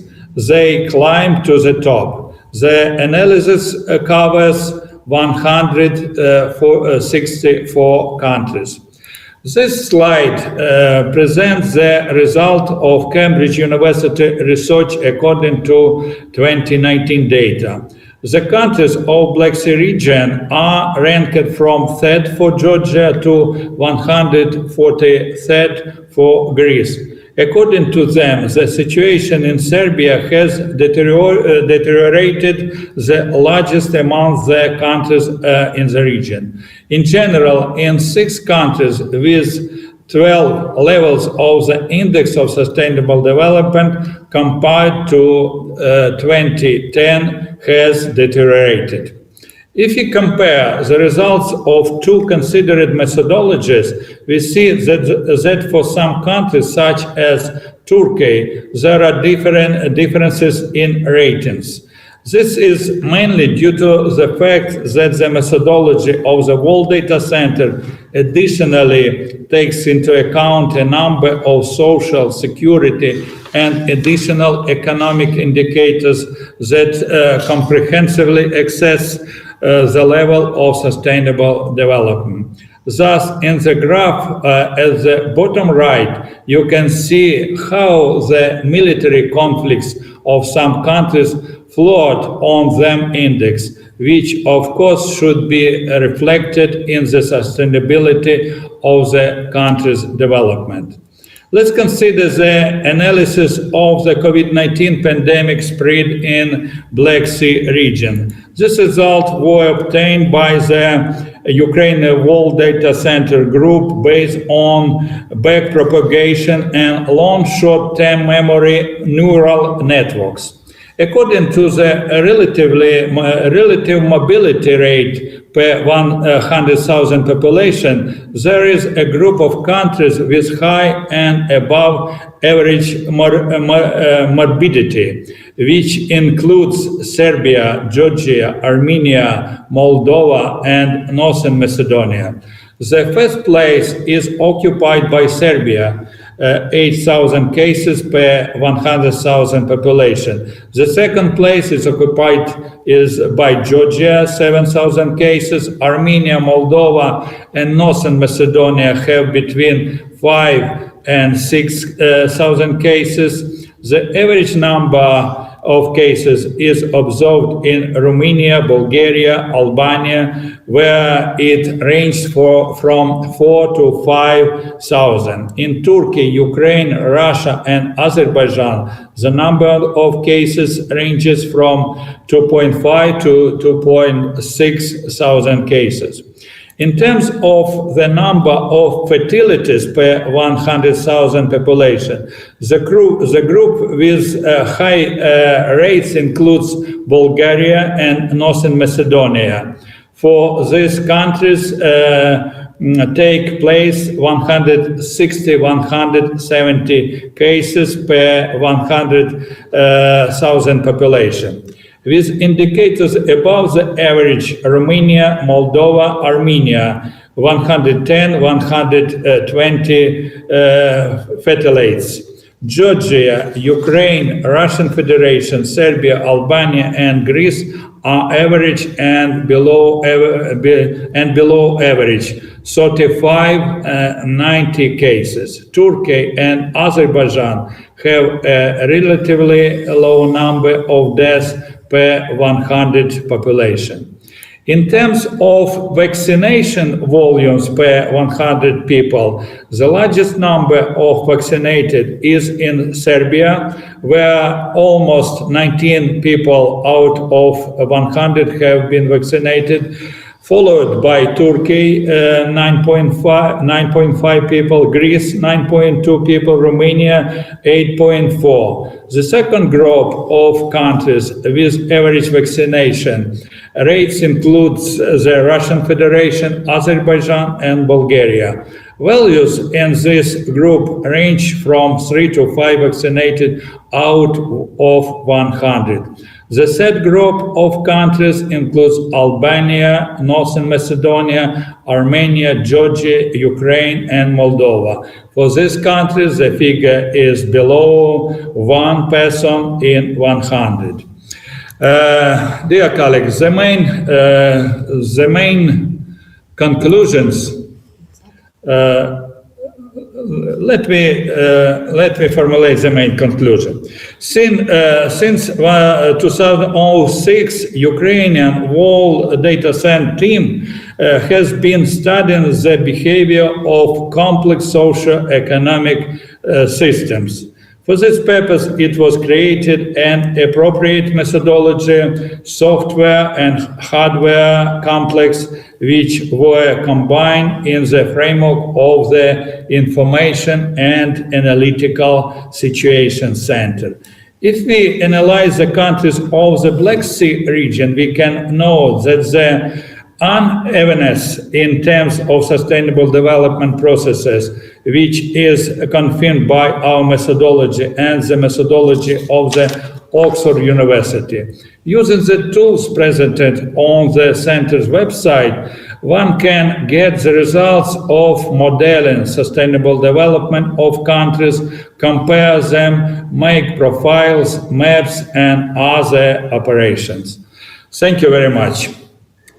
Thank you, Professor Zgurovsky. An outstanding presentation. So I would kindly ask you just to take some questions, because I'm sure that many of the participants are interested on that. So just to warm up these questions, I would like to start with two questions. The first one is about the scarcity of data and how you are addressing the situation when you are lacking data. So if you could present us some of the methods how to bridge the situations where for some of the indicators you don't have access to data or you don't have enough data, and how you are addressing the reliability of data. And the second question is about how the government officials, the decision makers, they could use these results, and how these methodologies of compiling these indexes can be extremely useful tools for decision makers and policy makers. Thank you. Thank you. Thank you, Mr. Chairman. As to data, of course, we try to get the best data from the reputable sources. I gave the list of the main sources, but nevertheless, the data which collected by different international organizations and collect in different world data centers, of course, are not,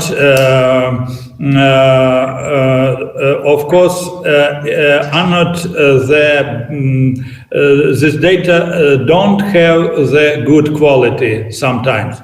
So we have to use a special methods of the processing of this data, some methods of interpolation, some methods of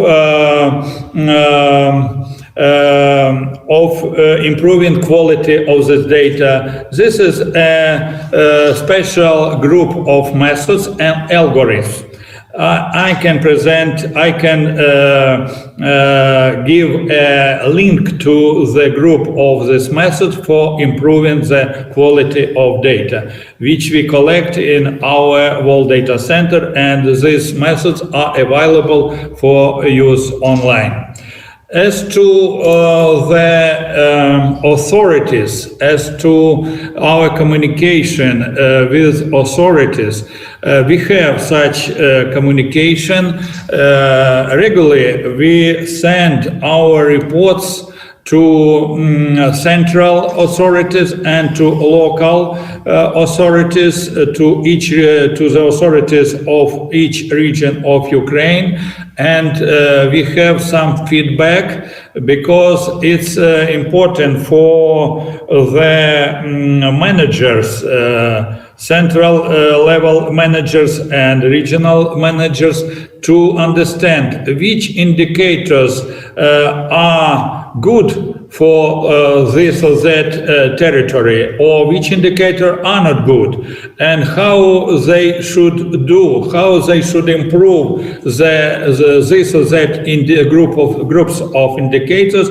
and improve the sustainable development of this region. So we try to be in strong communication with the authorities. Of course, we are not happy because not all representatives of authorities are interested, but we try. We try to push them, we try to explain them, we try to help them. Thank you. Thank you very much, Professor Zgurovsky. So these are extremely strong tools. Besides of that, the team that you build up at KPI, this Institute for System Analysis, is one of the very experienced and worldwide recognized teams. And we are also very happy that we have such a resource within the Black Sea Universities Network. Recently, as you know, we established the consortium for Blue Growth, and we would like to thank that KPI accepted to take the lead of this consortium. And we hope that by organizing this consortium, the other universities that would like to join this initiative will have also the chance to further spread and replicate such experience for their own region. Thank you once again. Thank you, Mr. Chairman. So, with your permission, I would like to thank Professor Nicolaos Theodosiou, because he accepted to make this shift in the program.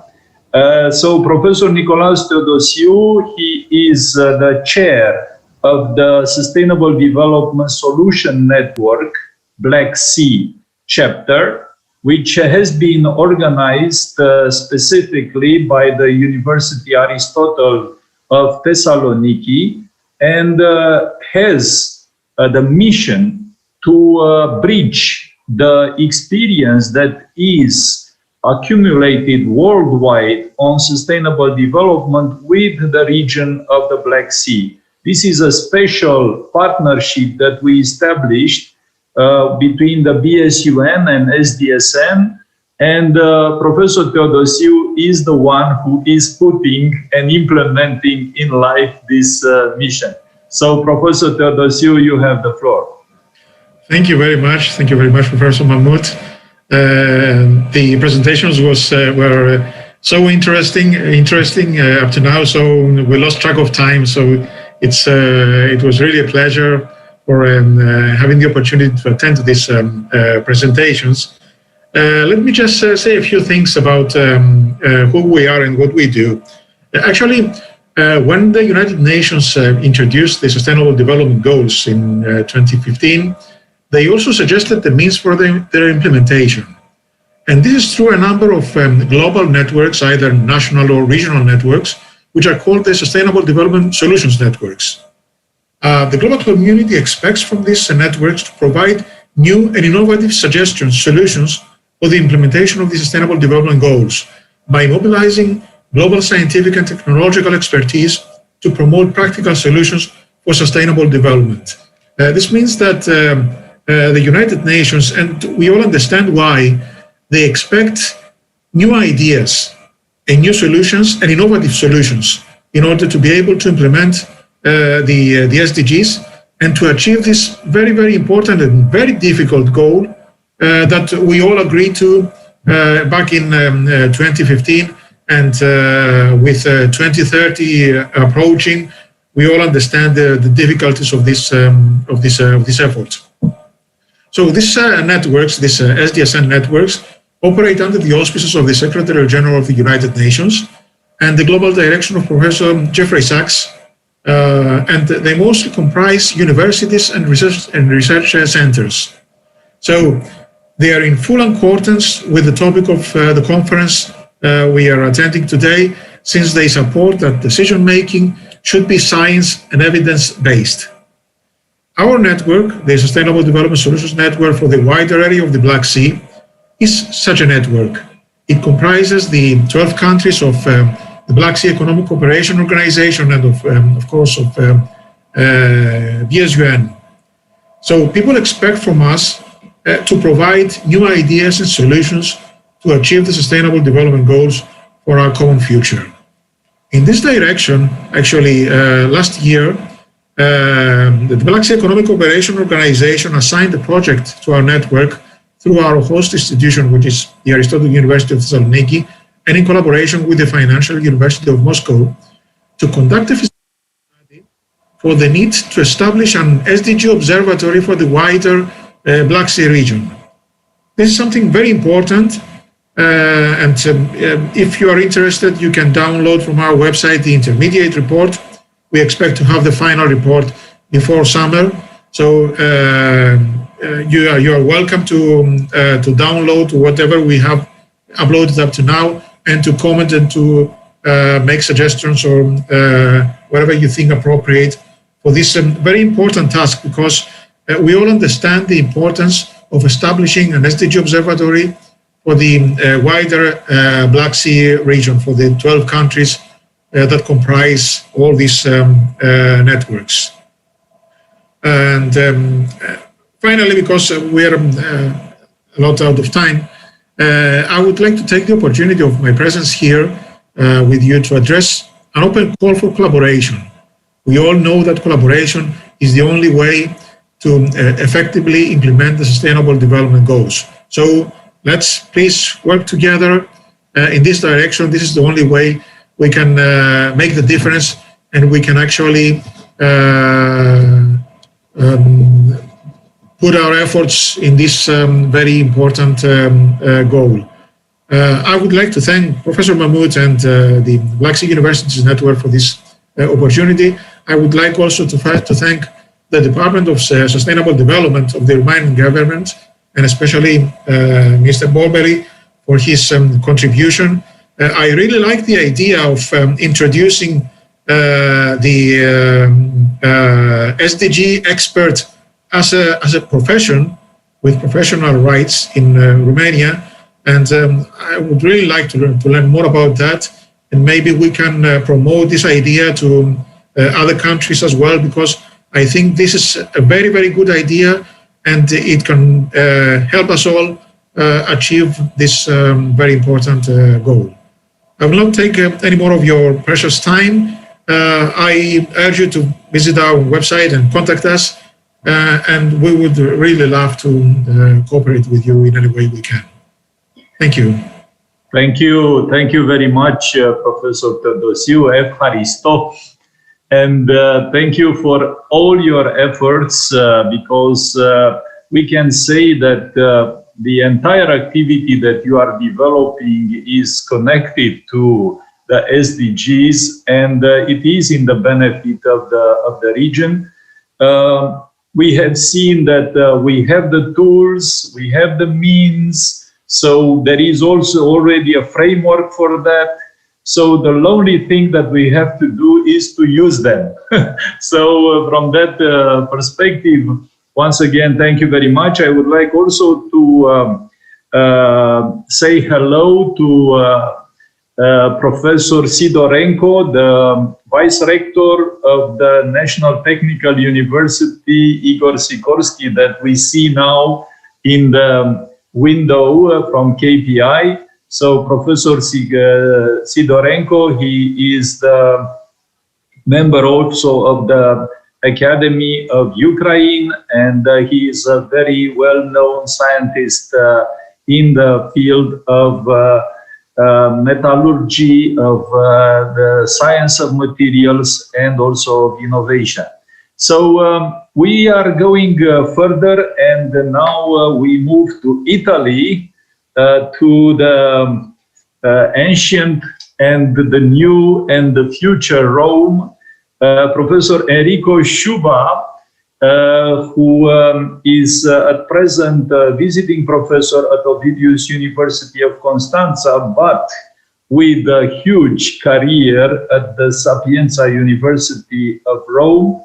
Professor Sciubba is going to introduce the engineering approach to sustainability based on extended exergy analysis. Professor Sciubba, you have the floor. Thank you very much. Can everybody hear me? Yes, we can hear. Okay, let me share my screen, if I may. Please.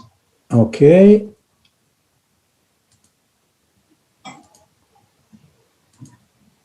Okay, do you see this? Hello? Not yet. We hope you. Let me show. You have down there. I know, but it. Let me you see. Have if I to can share select this. the screen. Yeah, I did. And then you have to push share. I did. Now you see it? Okay. Yeah, now it's okay. Okay. Thank you. Thank you. Please, please also make it as a full screen presentation. Down there is a button for. Okay. No, not from the. That one. Now you see the full screen, do you? Yes. Okay. Thank you very much, everybody. Good morning. Actually, I should say something about the previous presentations before launching mine. I think that Professor Zgurowski and I have to talk a lot about the possible combination of our two approaches. But I especially liked the suggestions made by Mr. Marinescu at the beginning and by, of course, Professor Constantinescu about a theoretical versus a practical application of the SDGs. And this is what my talk is actually about. Professor Constantinescu, let me reassure you, I'm neither utopian nor dystopian. And you will see why. First of all, thank you for inviting me to this talk. And I am so happy that, as you see, I am presenting my slides on an ancient Roman marble with the same characters my ancestor used 2,000 years ago.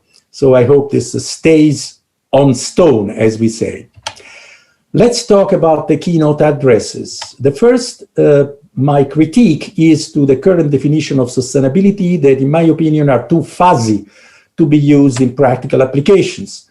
Second, I propose exergy, which is a thermodynamic function, to be used as a basis for a tool to give a better insight into the problem, to develop this thermodynamic-based indicator, which I called the exergy footprint. Now, this is the Brundtland definition, 1987. It's 30-something years ago, and that's why I'm using an ancient character to to show this statement. Sustainable development meets the needs of the present without compromising the ability of future generations to meet their own needs.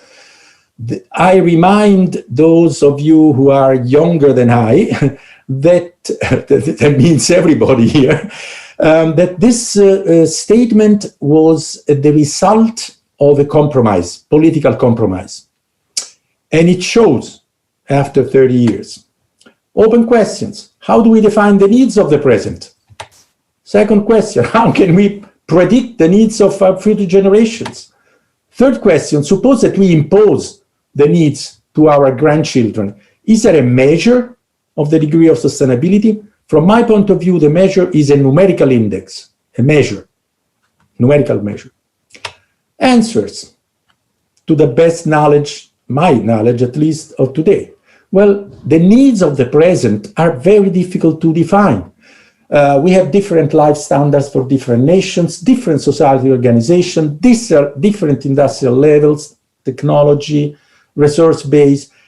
At present, there is no method to assess the needs to apply to, for instance, a country in Central Africa and a country in the Balkan portion of Europe.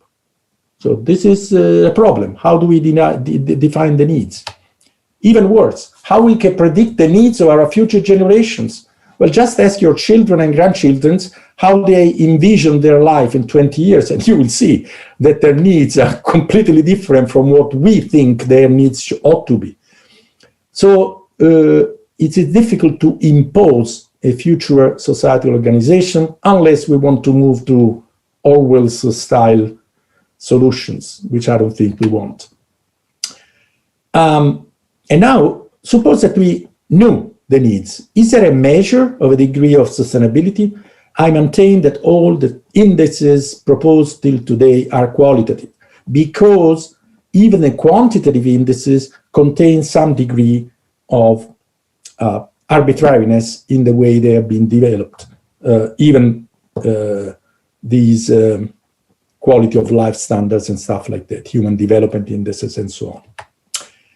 So I go back to one of the figures that was presented by Professor Zubrowski, the Venn domains that I like very much and that he likes very much, apparently. And I bring it back to this popular symbolic representation of this sustainability as the three pillars of sustainability: social science, environmental science, economic science.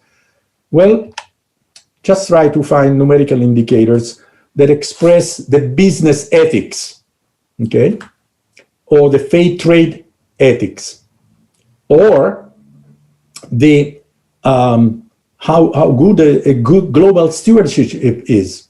Just find a numerical indicator. Give me a number to assess how good the global stewardship in Italy is with respect to the same in Germany or something like that. This is very, very complicated.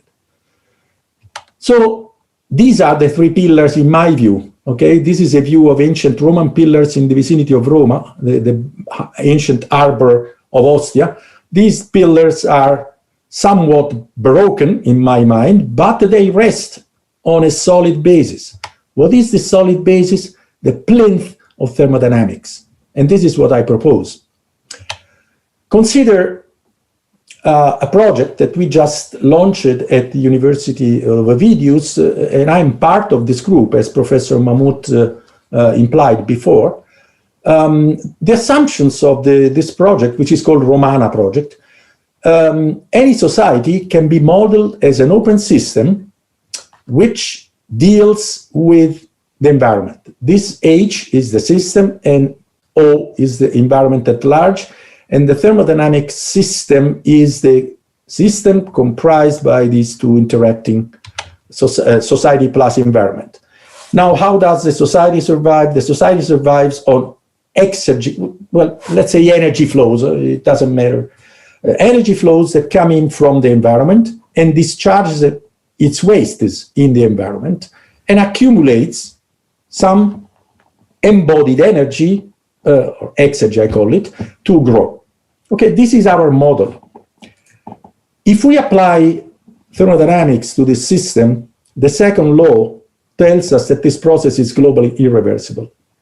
So there is an exergy destruction, that is an energy devaluation that due to irreversibility, and this is unavoidable. This is physics, okay? So sustainability cannot be achieved in a thermodynamic sense unless the flow of energy in is somehow in a certain relation with the growth of a society. This is a physical principle, so it's absolute. It cannot be, quantified other than by irreversible measures.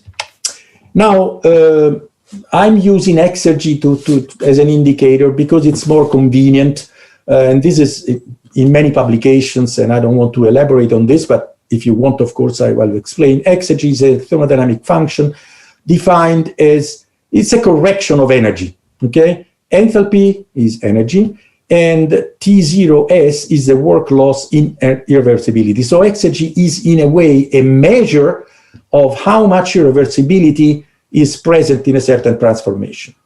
Therefore, exergy is not conserved, which is important for us, for our budget here. Now, why am I showing you this picture? Because it can be shown, and we have published results on this, that there is a certain relationship between the difference between the exergy inflow and outflow from the system and the accumulation in the country, which means, in the society, which means the growth possibility of this region or country. And notice that we are not discounting, not differentiating between fossil, non-renewable, or renewable sources. Both can be used and both have to be inserted in the balances, okay? Of course, if you get out of this ideal simplification, and let's talk about H as a country, then we see the implementation to Romania, okay? Romania is divided in our Romana project into 7 sectors: extraction, conversion, industrial sector, domestic sector, tertiary sector, transportation sector, agricultural sector. All of them interact, exchanging exergy flows with each other and with the environment. Now, the idea is that any plant or process which we examine in Romania, or in any country as a matter of fact, can be seen as another system that receives some flows of energy and material from each one or some of these sectors. And these balances can be computed explicitly, provided we have sufficient data. So the idea is the exergy analysis must be performed at all scales. We start from single processes, and after we have analyzed a large number of processes, we can merge the results into city level, for instance, or city part level, and so on. We go from city to another city to another city, and then we go to county level, and then we end up at Romanian level. Except for the part which was inhabited by the ancient Dacians, and they didn't allow Roman invaders like me to walk into the country. Okay? Now, provided we can do this, we can go from the production level to the country level. All of this path is walked step by step by computing the primary resources which are allocated to each production chain. Summing up the chains, we get to the country level. And we find that the total sum of the equivalent primary resources is a number, which is called the exergy footprint of the country. It represents the amount of primary resources that are consumed, in this case consumed. We are not talking about energy, which is conserved. We are talking about exergy, which is destroyed. So the exergy footprint is the amount of primary resources, fossil or renewable, that are consumed by the country. And such is a numerical indicator. It's in kilowatts, kilowatt hours per year, or kilojoules per year, something like that. So if we look at a country and see that its pro capita exergy footprint is growing in the years, well, the country is consuming more, so it's becoming less sustainable. And in the opposite case, pro capita exergy footprint is decreasing, then the country is becoming less unsustainable, or as we say today, more sustainable.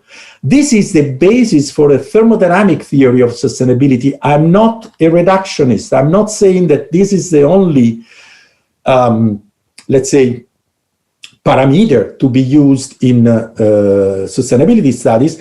But if we miss this, it makes no sense to consider social or economic indicators, because if the thermodynamic basis is missing, then sustainability is negated to begin with.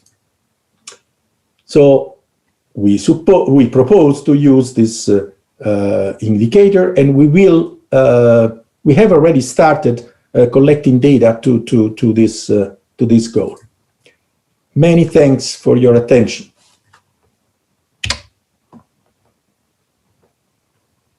Thank you, Professor Shuba. A very nice piece of engineering in the support of sustainability. And we hope that this project that you mentioned about developing such an analysis to apply it for the case of Romania will be extremely valuable. I would kindly ask now Professor Atılgan, the Vice Rector of Ege University, to accept a shift in the program. We have two speakers with some time constraints. It is Mr. Fokion Zaimis from Greece, from western region of Greece. And we have Professor Barishoglu. Is that acceptable, Professor Atılgan? Would you accept to make this shift in the program? Yes. Okay, thank you. So now I would like to introduce Mr. Zaimis.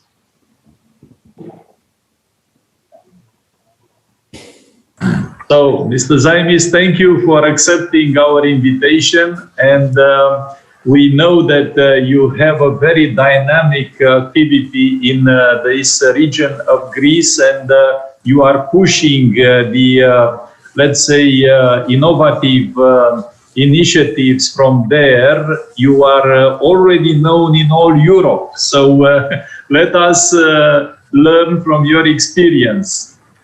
Thank you very much, Professor Mahmoud. And I would like to greet all the colleagues of this panel. And especially, of course, you as a Secretary General of the Black Sea Universities Network. I would like to thank also the government of Romania and the Academia of Romania for this interesting event. And I will be able to participate with an introduction that we have prepared, but I will try to follow after some of the speakers. And I will be available for questions anytime you want. I have prepared a short introduction. Let me open hold on. If I can share my screen with you.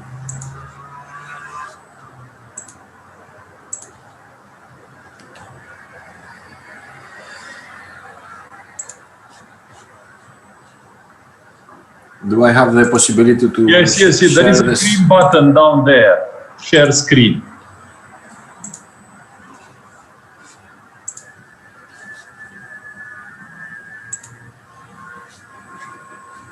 Do you see my speech?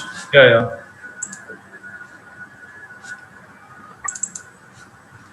Okay, let me make it.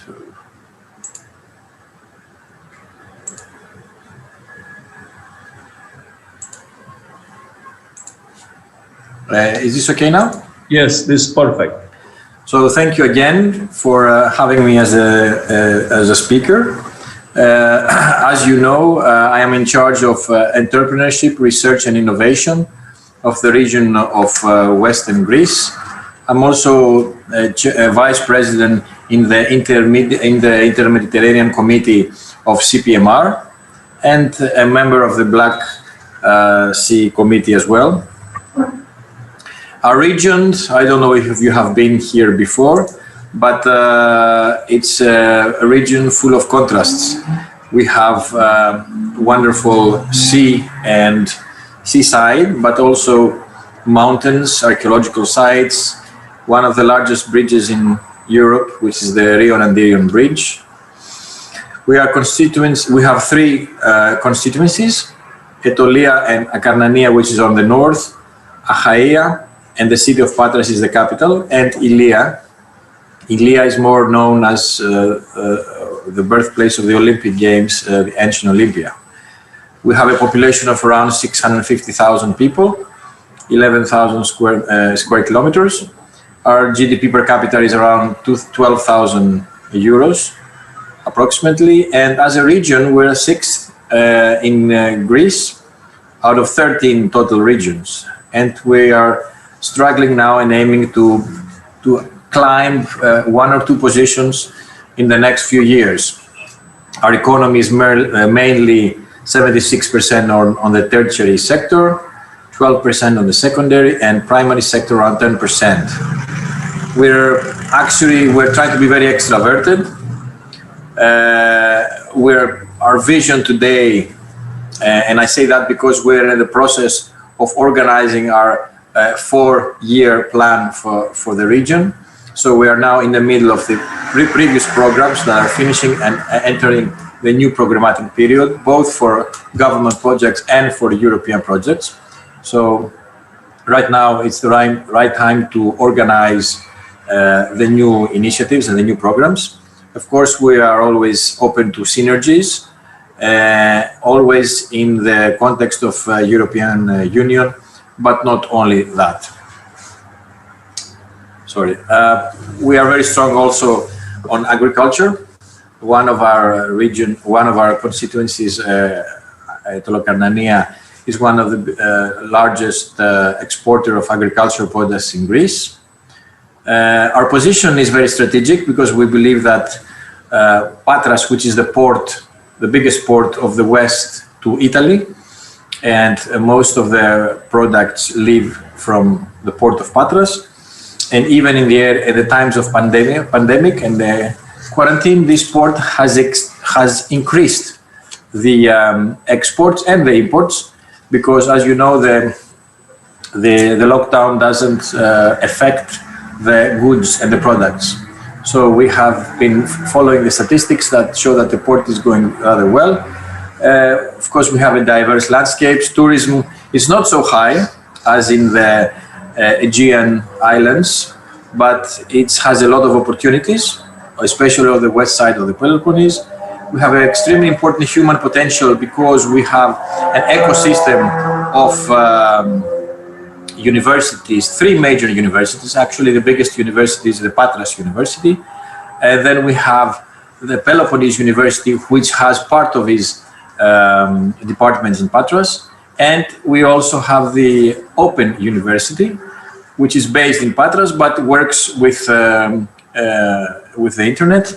And it has more than 60,000 students today. The University of Patras has more than 70 or 80,000 approximately students. So it's a quite large university. We are very strong on renewable energies. We're probably in the first 3 regions in Greece for wind energy. For solar is developing, but mainly wind and hydroelectric energy. We're very strong on that. As I told you, the system of innovation, because of our universities and research institute, is quite high. We have one of the oldest industrial zones in Greece, older probably also from the capital of Athens or Thessaloniki. It's the industrial zone of Patras. And we are working now on creating a file of the investment opportunities. This is one of our key strategies, is to try to approach, welcome international opportunities on investment in a series of opportunities, but I will not talk about this today. I will talk a little bit about the goal number 9, the industry, innovation, and infrastructure, as you have chosen the numbering. So I'll talk about this one. A sustainable future for all, no one behind. Okay, infrastructure, I do not want to make you very tired, but as a region, we work on a lot of large infrastructure projects, a series of them. We just finished one of the biggest dams in Greece that will supply water all the area of Patras and for the farmers as well. It's one of the biggest dams in Greece. Of course, roads and bridges and a series of other infrastructure projects, but also buildings, sport facilities. The region is working on a series of works, and we have an important know-how and expertise on that. But of course, most of the project is outsourced to the private sector, of course. We keep the part of the studies and, of course, the control and the audit of the projects. We have approximately 128,000 enterprises. 95% are considered SMEs according to the European standards of small and medium enterprises. And we've been supporting also with a series of programs these enterprises. The money that the region is handling is the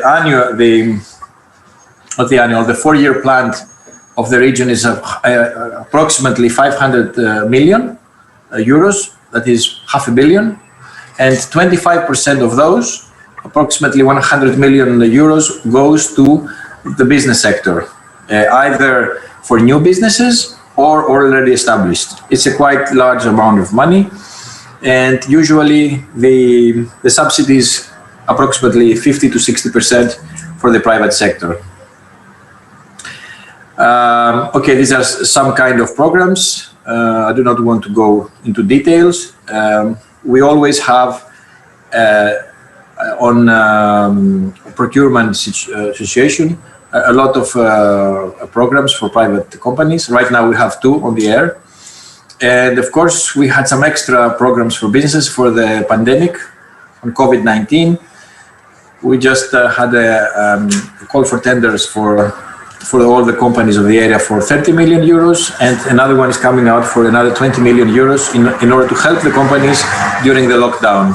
It is not, let's say, part of our main goal to support companies from the pandemic. It's the main government's responsibility, because the main government is taking the decisions for whether you will have a lockdown or not. But as a region, we cannot neglect that there is a big problem in the private sector. So we're trying to find resources as well, supplementary to the government, to help as well the local companies in the area.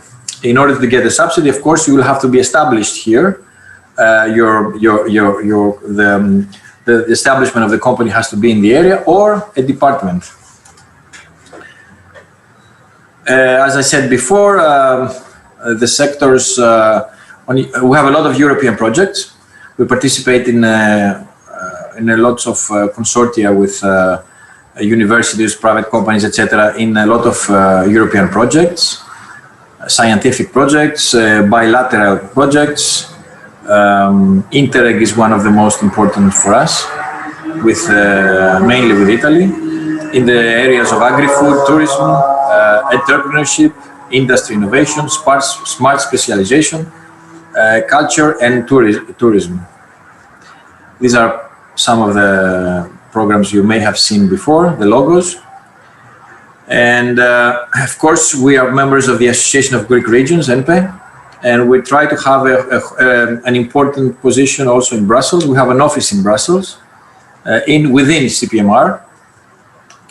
But we also participate in or we try to participate also in other kinds of associations, like they're not so known. For example, we're members of the regional association of airports, because we have a small airport that belongs to the area, it belongs to the region. It's a small general aviation airport near Ancient Olympia, but we're in the process of opening up. So we're members also in other European organizations that I think it helps us a lot on either lobbying or proposals or legislative initiatives, etc. Okay, I will just briefly tell you part of our newest initiatives. The first one is Rebrain Western Greece and Digital Innovation Hub. Rebrain Western Greece is an alliance of universities, research institutes, academia, and the private sector in order to re-educate both the public and the private sector. We have submitted a proposal right now in the government, and we're in the process of submitting that proposal in the European Union for a digital innovation hub with 14 members. The leader is the region, and we have 14 members from the academia mainly. This has mainly working on Industry 4, AI, both on the private and public sector. This is more interesting maybe for you, but other initiatives that we're working on is cycling tourism. We believe is a very important prospect for our area. We're working on a large program for buying drones for civil protection for the police, the fire brigade, and the Coast Guard. We recently actually signed an agreement with the Ministry of Defense of Greece, and we will represent Greece in the Von Karman Institute in Brussels, which is an institute on liquid fluids and mechanics. It's a very high-tech institute in Brussels, and we will pay a certain amount of money per year for scholarships for students, for PhDs.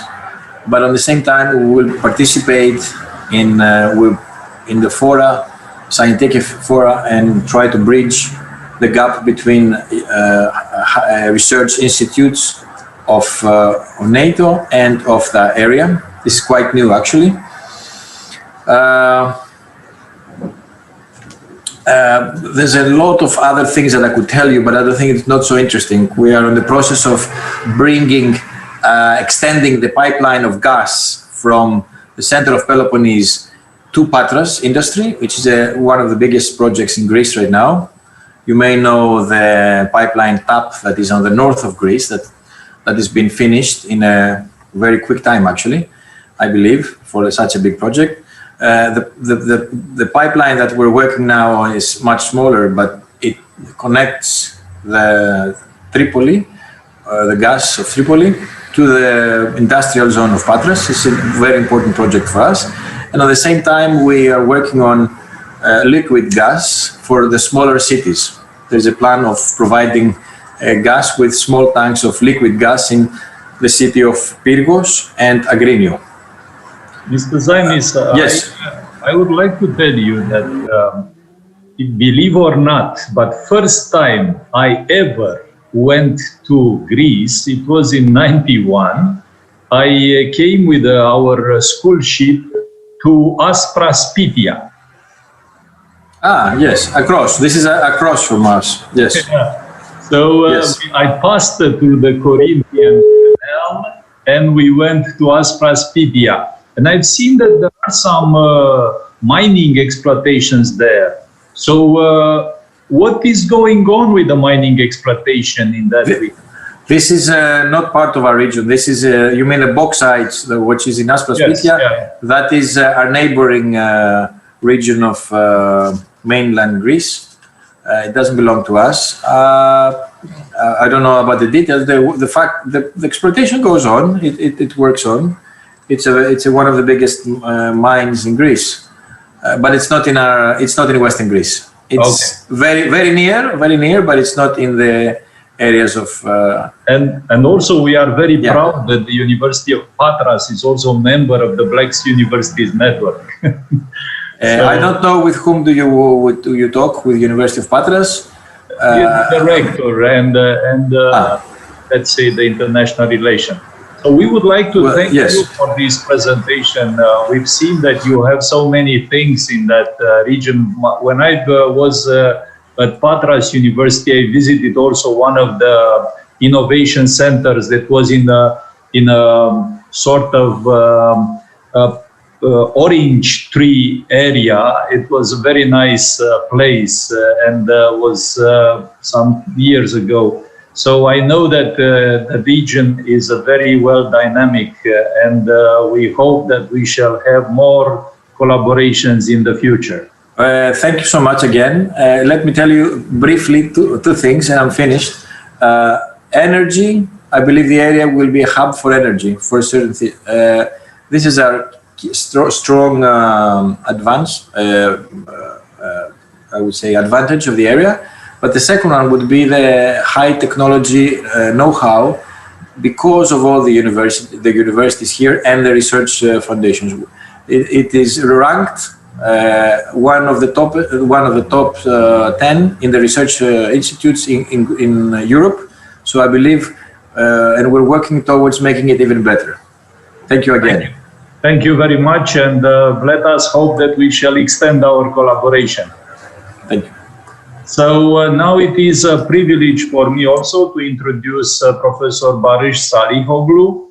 He is the director of the Institute of Marine Sciences that is located actually across the street of the Greek islands in Erdemli. So, but at the same time, this institute is part of the Middle East Technical University. So, Professor Salihoglu, you have the microphone.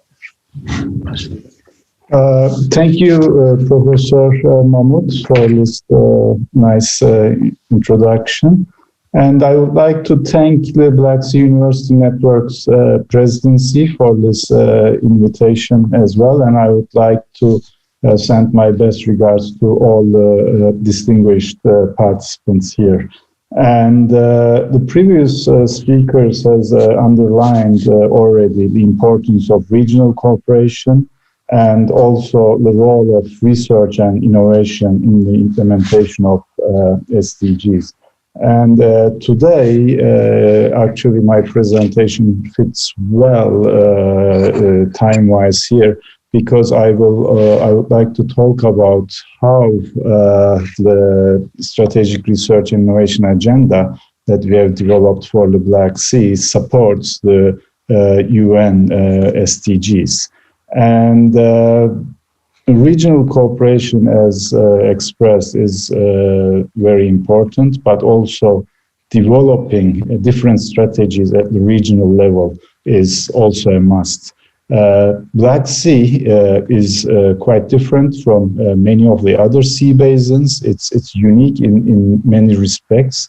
The anthropogenic stressors that has acted and already acting on the Black Sea is really immense, and there's a lot of anthropogenic pressure on the Black Sea ecosystem, and the Black Sea is already one of the biggest oxygen-free basins, as most of you know, and its catchment area is almost 5 times than the sea area, and around 160 million inhabitants benefit from this area. And when we look at the Black Sea, there are many stressors acting on the system, together with the climate change, global warming. There's the overfishing, invasive species, eutrophication, pollution, and the sea land-based activities acting at the same time. And the approach that we propose as part of the Connect initiative, Black Sea Blue Growth initiative, is that we understand how these stressors are acting on the ecosystem services, the habitats, and how this affects the ecosystem resilience. And based on this knowledge, we aim to develop some policy options for the decision makers. And I mean, Black Sea has ecologically has undergone a lot of shifts and a lot of changes, but also the climate variability is affecting the basin at an extensive level. Here, this is quite striking because this shows how one of the main features of the Black Sea, the cold intermediate layer, is changing. And we see that it has been diminishing over time, which will have a lot of implications for the ecosystem and its services in the oncoming years. Okay, we all benefit from the sea, but we need to understand its ecosystem and we need to use its resources in a sustainable way. Otherwise, it's not only the ecosystem that's being degraded, but we also lose in terms of economical value and jobs. And the sustainable development concept has been proposed over the last few decades, and the approach that we propose to adapt in the Black Sea is based on this. The blue growth approach, it has stemmed from the sustainable development concept, which has been proposed over time. First, the environmental dimension was defined, then the economic dimension, then the social dimension, and the new concept took center under the green growth center, and the blue growth is the marine phase of this. And the research and innovation strategy that we have developed in the Black Sea, it has been inspired by the other basins, and there are different strategies that has been developed for different basins, and these strategies also foster cooperation between countries. And when we started developing the research and innovation strategy agenda for the Black Sea, the Atlantic, Baltic, and Mediterranean agendas were already there, and they inspired us tremendously. Okay, so what is the Black Sea Strategic Research and Innovation Agenda? First of all, it's a reference framework, it's a programmatic tool that helps guide stakeholders from different sectors, from academia, from funding agencies, industry, policy makers, to society.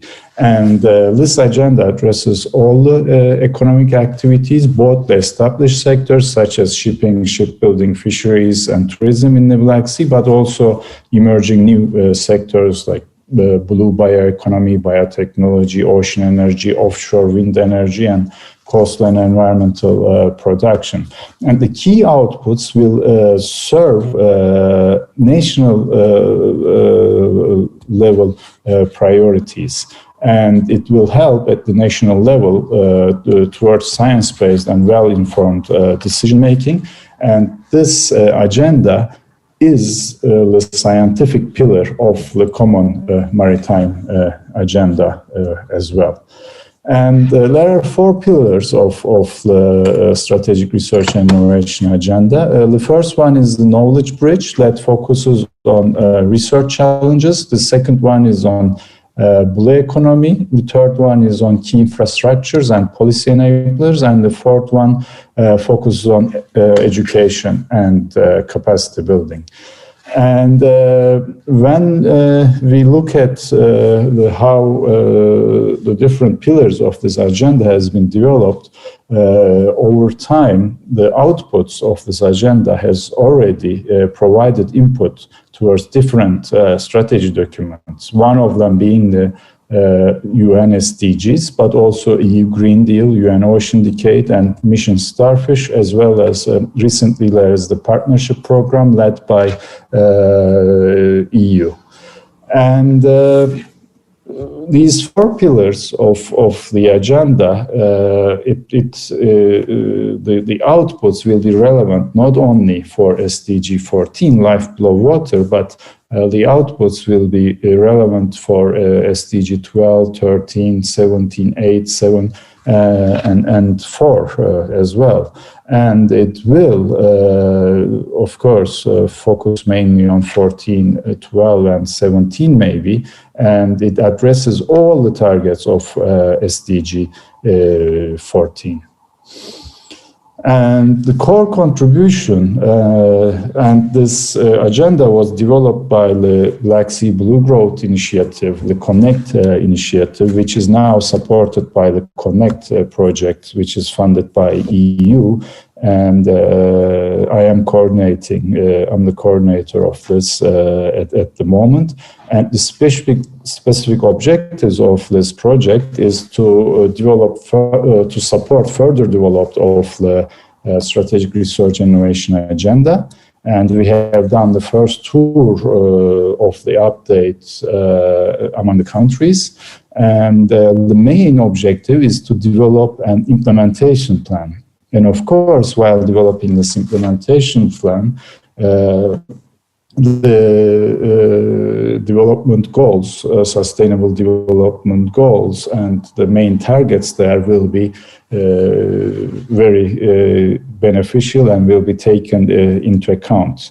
And the other objective is to establish an operation network of funders that will provide input to the implementation plan, but also that can support some transnational joint actions towards the implementation of the strategic agenda. And also we aim to make the Black Sea visible and empower the Black Sea societies.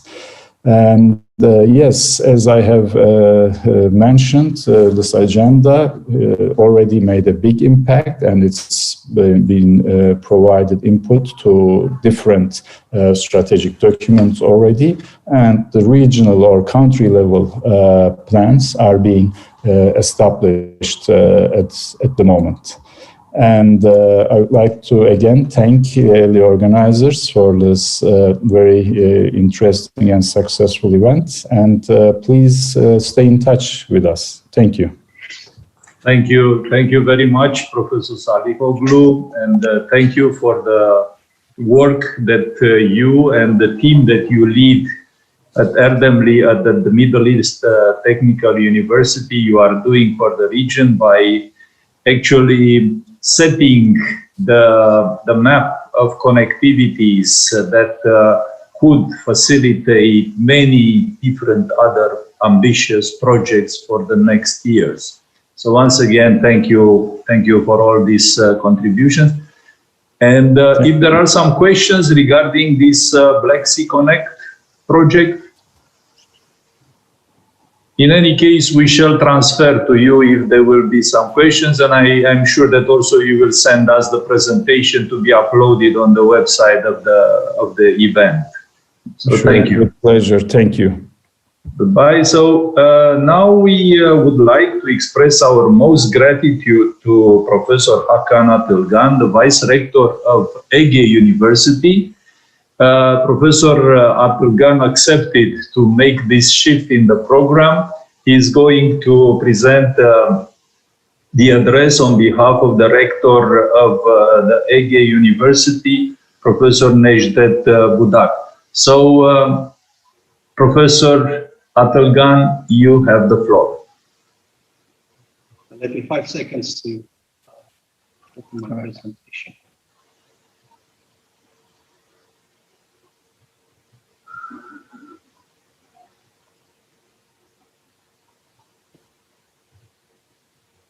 All right, do you see it? Yes, we can see it. Maybe you have to also make the option to make this as a presentation. to have it on full screen. But in any case, we can see it also as it is. All right. So let's. First, I would like to say that I am proud and happy to participate in this event, which aims to develop an effective dialogue with public institutions, universities, and governmental organizations, and participants from different disciplines regarding the implementation of sustainable development goals in the Black Sea region. As a science-producing university with a mission to contribute to humanity for 65 years, we take our responsibilities in this regard seriously.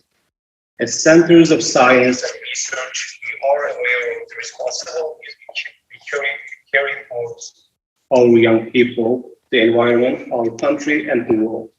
We are aware that in order to achieve this 17 interconnected sustainable development goals effectively, we need to act with a common mind as governments, public and private sectors, non-governmental organizations, universities, and citizens. For this reason, we support the UN's Sustainable Development Goals as a whole through our academic work, projects, local and regional collaborations.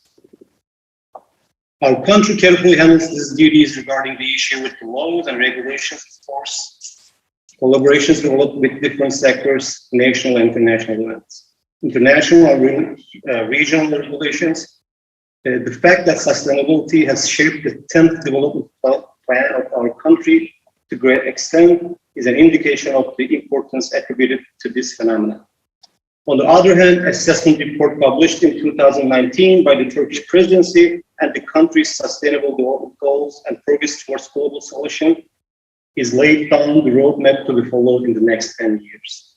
We also spend intensive effort and energy to fulfill our responsibilities in the roadmap drawn by our country in order to more systematically address the activities that we have done and will do within the scope of these 16 goals. We have created 16 working groups under the leadership of our planning and monitoring coordinator in October 2020. So I would like to briefly convey to you the activities that we have within the framework of United Nations Sustainable Development Goals. As part of the No Poverty Goal, which is the first of these goals, we provide food and housing scholarships to our students in need, as well as free healthcare in our campus, Outpatient Connect, as well as support education and services for our entrepreneurial students that they need to start a company. Askıda Oda, it's an application we have that donors can pay anonymously for a hospital room for someone in need. As a part of the goal of zero hunger, we work on the development of systems for the disposal and evaluation of food waste. Our university continues our cooperation on the collection of vegetable waste oils in its kitchens. We provide training to our local farmers and producers. Thus, we are actively fighting food waste, which is one of the main causes of hunger on Earth. In building healthy and quality life, we are constantly improving the infrastructure of our hospital, which is Ege University's hospital, which has received the title A+, and we are addressing health with a holistic approach through activities such as social awareness days and feature of healthy life consult. We take a leading role in the production and delivery of qualified and accessible health services to the community. As a giant health base, we continue important work in both treatment and national and domestic drug development.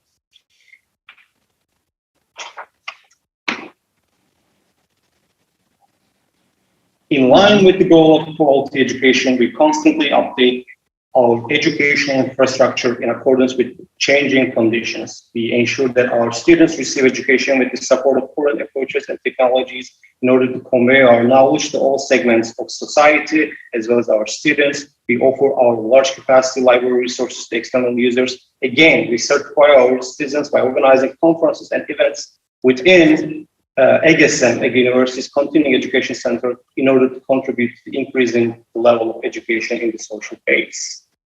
We believe that we're setting an example for gender equality with both our projects and our institutions In this context, we give priority to women's employment at our university and aim to create a balance in this regard in the business world. We encourage our female students to make equal use of the educational opportunities of our girls and to ensure equality by breaking the male-dominated profile in certain areas of education and profession.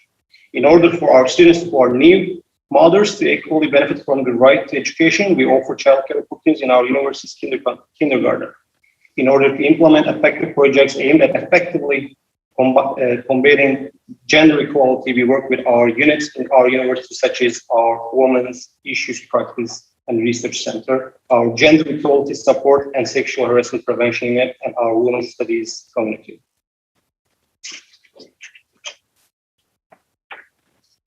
As for the goal of clean water and sanitation, we treat the water of the Olympic swimming pool located on our campus by sand filtration method and provide 100% reuse. We provide free clean water to our staff and students within 35 purified water dispensers that we have placed in the campus. To minimize water use, we use photocell faucets and urinals in some facilities on campus. We store rainwater in tanks and reservoirs to water our issues. As part of the project we developed with the Israel Development Agency for Water and Wastewater Recovery, we continue our work on watering green areas on our campus with water to be obtained by harvesting water from the roof surfaces of our university. We organize student and public seminars aimed at creating water awareness by our environmental problems application and research center. We also support local and regional governments in the conservation and sustainable management of water resources. In order to produce more effective solutions for affordable and clean energy, we carry out studies under the leadership of our Energy Management Coordinator, Environmental Problems Center, Solar Energy Institute, Biomass Energy Systems and Technologies Application and Research Center. We also mentor local companies through our academics. In order to promote decent work and support economic growth, we are pursuing employment policy based on equal opportunity. In recruitment, we ensure that there is no discrepancy between the qualifications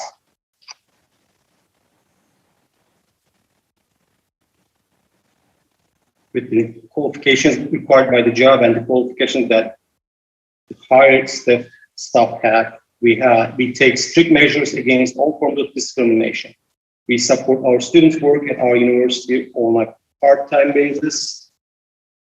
We provide career support with our career center to enable our young people to best evaluate their potential after graduation. In addition, taking into account the changing world conditions, we inform our young people about the occupational fields determined according to the OECD Featured Professions Report.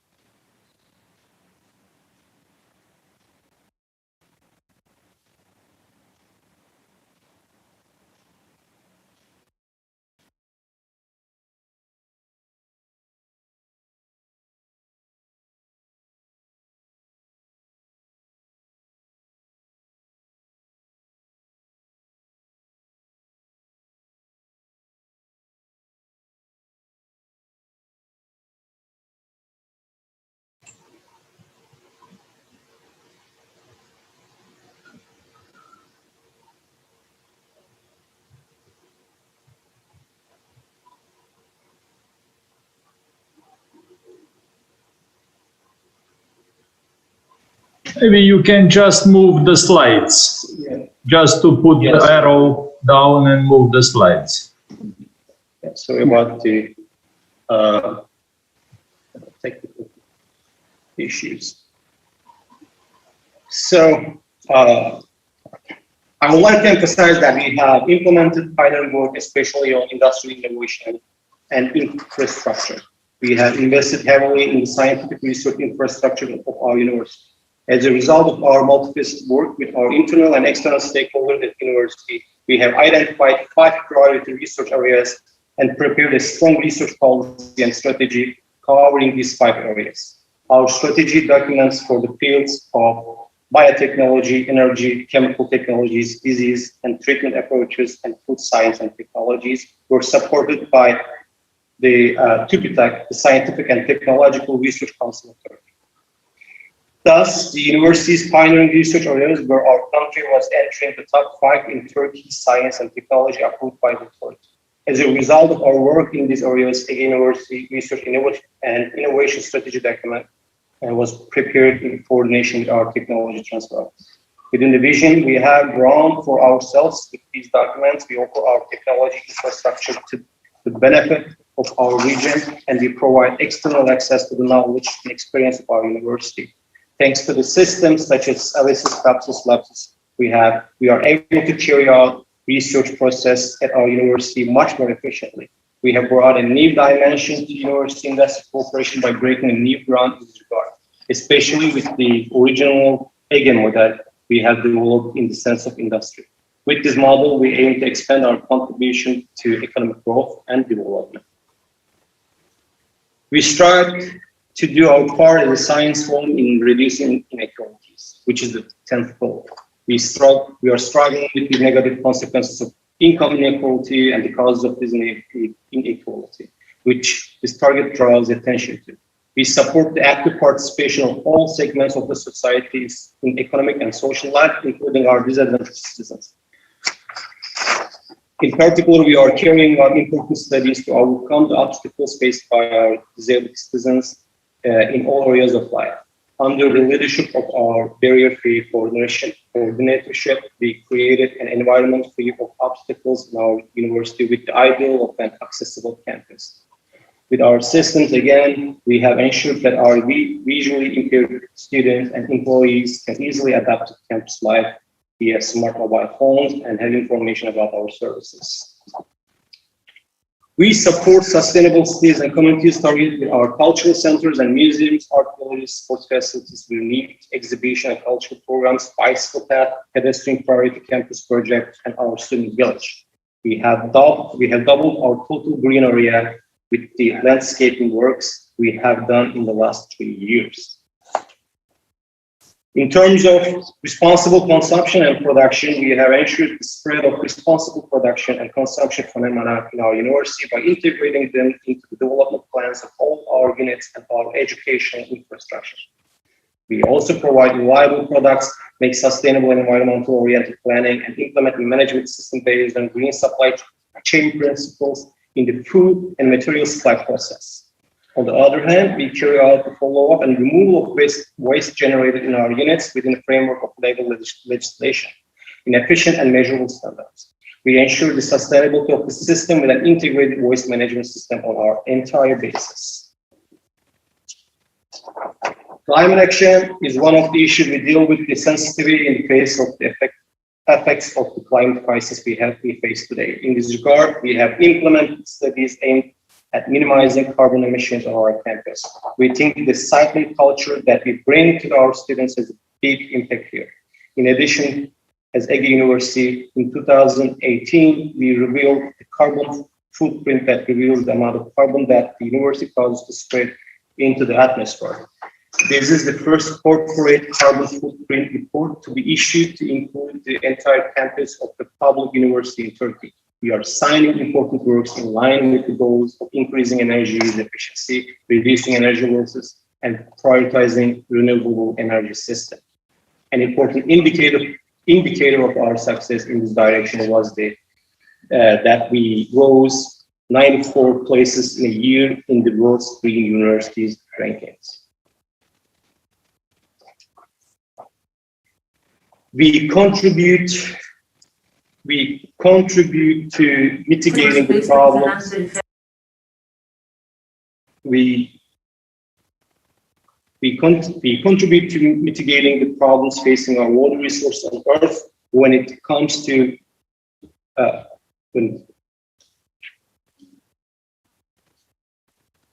protecting the seas and aquatic areas. A project prepared with stakeholders from our University Academics, Ministry of Agriculture and Forestry, NGOs, agriculture cooperatives, and Dokuzel University in order to improve the state of fisheries to keep the marine ecosystem healthy by implementing a sustainable common management approach. that was awarded Best Fisheries Management Practice by the World Food and Agriculture Organization and the General Mediterranean Fisheries Council. Competent academics in the field of our Faculty of Fisheries continue their work in this field. In addition, we held a meeting of Scientific Fisheries Advisory Board with SURCOP, agriculture cooperatives, and aimed at creating a roadmap related to fisheries.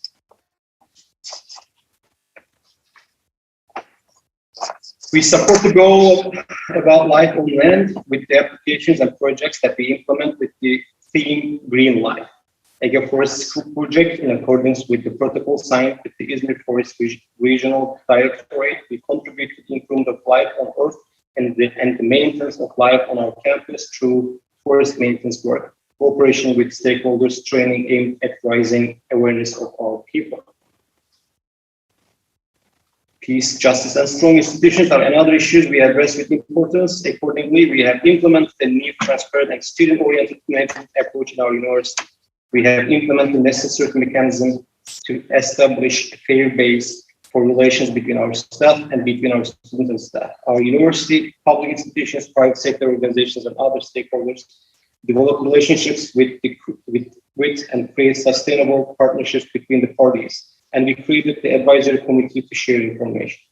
We have implemented the student council, the student senate, and student dean's office to enable our students to participate in the decisions of our university and to have more say in the steps we take. In addition, we are involved in the construction of peace, justice, and strong institutions through our academics who directly contribute to the work of our state and the various organizations. In addition to all these, we also contribute to our academic publications, congresses, and scientific studies related to these goals. I congratulate all the institutions and organizations that have contributed to the organization of this conference, which I believe will provide a strong roadmap for progress. I wish the conference outcomes were productive for all stakeholders. Thank you. Thank you, Professor Atılgan. Congratulations for all your achievements and everything that has been done with so much effort in the context when you had also the consequences of the earthquake that we all have seen and had a major, let's say, impact in the region. So once again, congratulations for all these projects, and we hope that in the next period, we can also develop some other joint projects together. So from Ege University, we just cross, let's say, to the Chios Island, which in Turkish is called Sakız Adası, so the island of pepper tree. And we now invite again to the microphone Professor Maria Lekaku, that is the Dean of the School of Maritime Faculty, but also representing the Rector of the University of the Aegean. Professor Lekaku, thank you. You have the floor. Thank you once more.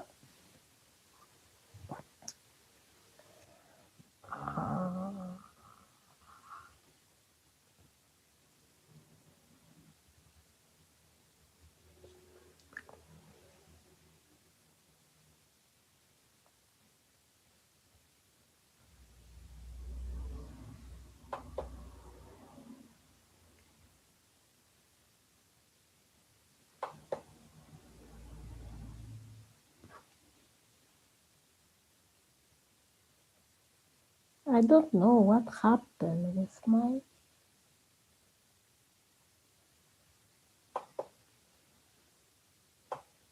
A green button down there. No, it is not this problem. Ah.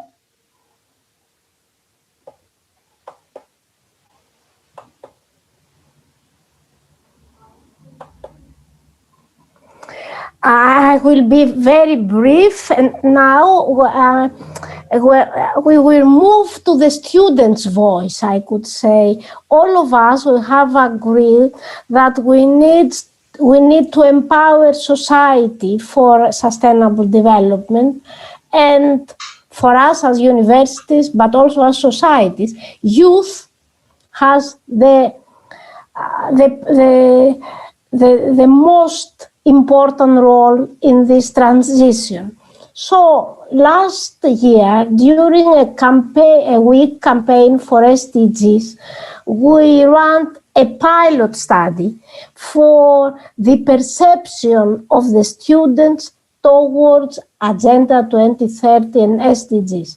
So it is typical if anywhere, any institutional, private or public business or research needs to start from the perception of the involving parts. So we ran this pilot study, and we will continue very shortly for a more large campaign and questionnaire and survey on the perceptions of the students. So I'm going to present to you the main findings of this survey.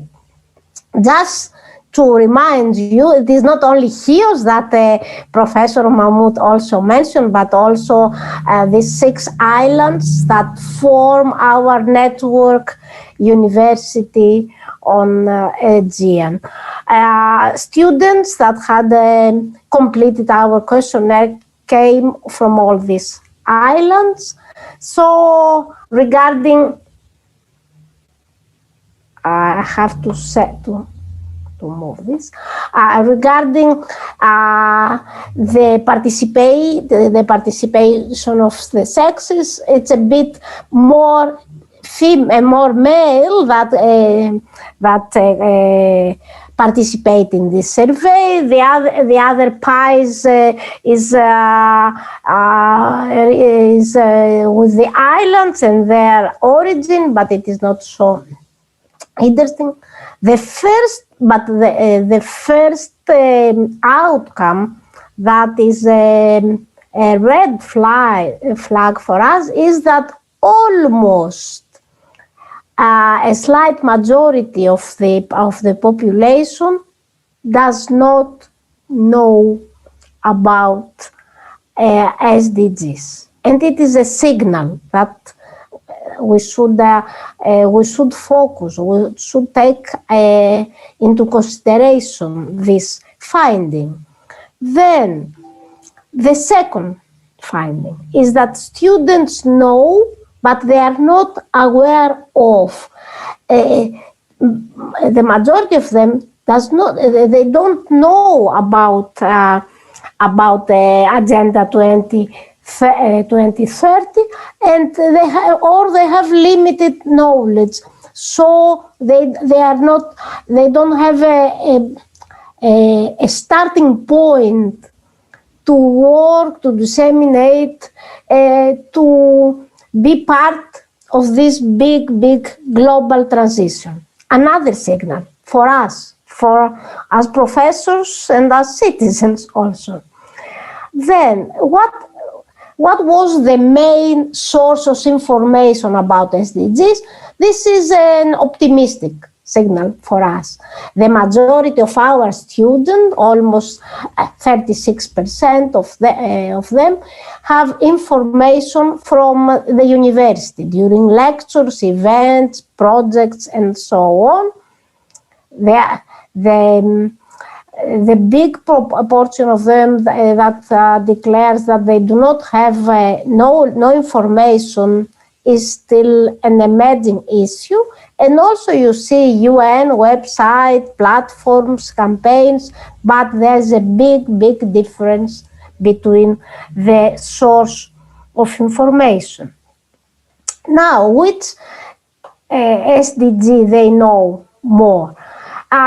Obviously, and in accordance with our findings, almost 40% of the students that were eager to complete this questionnaire, they do not know anything about SDGs. But then the most appealing issue was gender equality, climate action, and poverty. Now we are moving to the prioritization, which are the most important SDGs for this part of students that had completed and participated in this pilot survey. It is 50% that gave priority to the quality of education.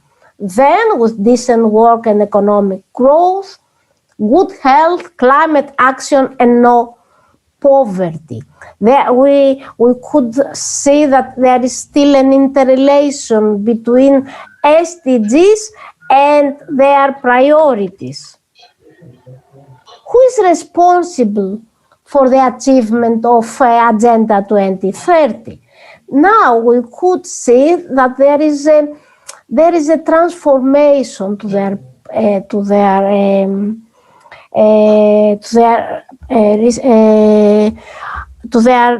opinion.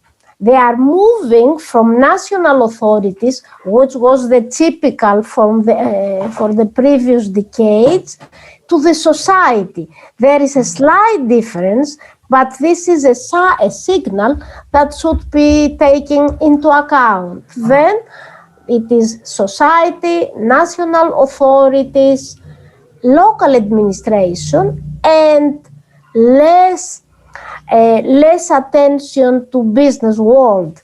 But of course, you see that from our findings that they believe to the collective responsibility. Each part of this governance has an important role. And how important do you consider that is the national strategy for sustainable development, law making and rules, regional planning, local actions and industrial actions, education, informative campaigns, campaign for business or campaigns for press? They gave priority. They thought that the most important is education, that education is a precondition for sustainability and the source of knowledge.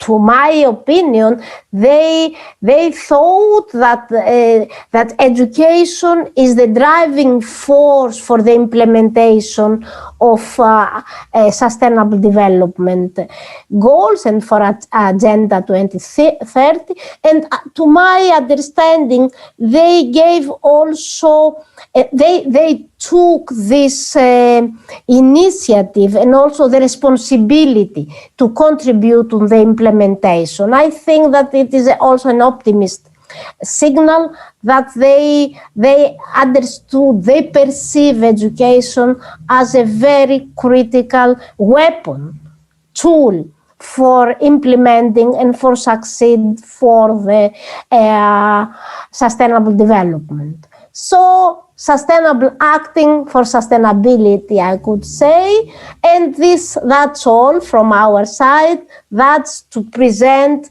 the views of the youth. Thank you once more, and I think that it is of great value to see and to understand the youth views. Thank you once more. Thank you, Professor Lekaku. Very important study, and I'm sure that we have to use this methodology for all our universities and to extend it even at the level of faculties, maybe, because based on that, I'm sure that this process of percolating, let's say, all these ideas of sustainability will be an effective activity. Without, we all know that the students are not very aware, but we don't know the figures. So from that perspective, thank you for proposing this approach. And this approach, I'm sure that will be also used and shared. Of course, at the University of the Aegean, you have so many achievements that could be shared. You know very well the project that we proposed for, let's say, developing the hackathon model, the virtual hackathon model for the for the Black Sea, and thank you for accepting to support this initiative.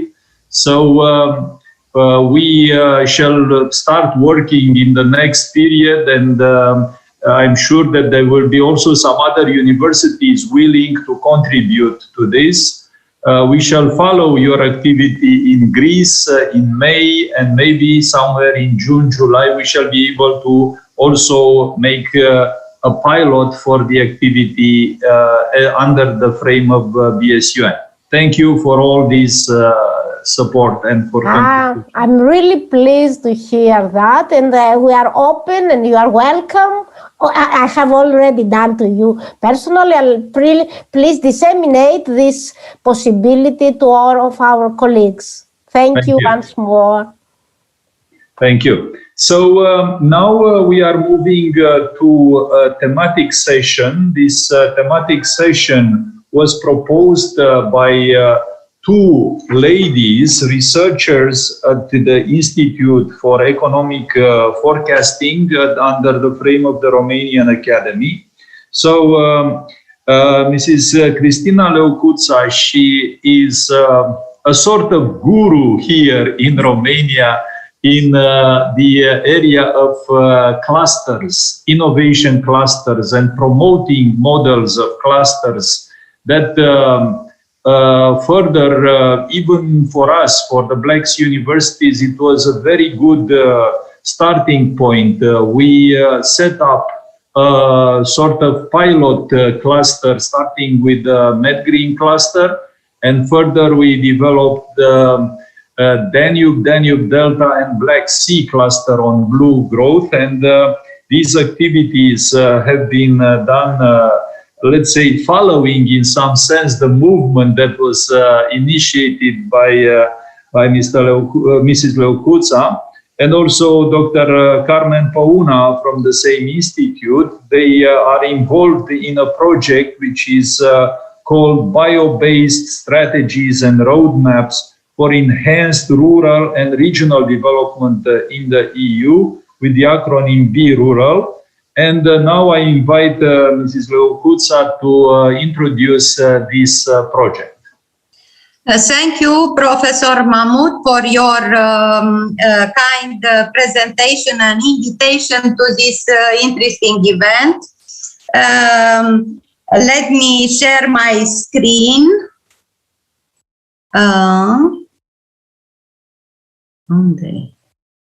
Select a window. Share immediately. Oh, stai că n-am făcut bine. Dă înapoi unde. Ia vezi ce pe. So on your desktop, when you put push share, you have to select the window with the presentation and then push again share. Yeah. Yes. You have to unshare now. You are sharing. You are screening. Stop sharing. Sus la pagina. Immediately. Unde e desktop-ul? Here. I speak, but today I would like to present you correlation between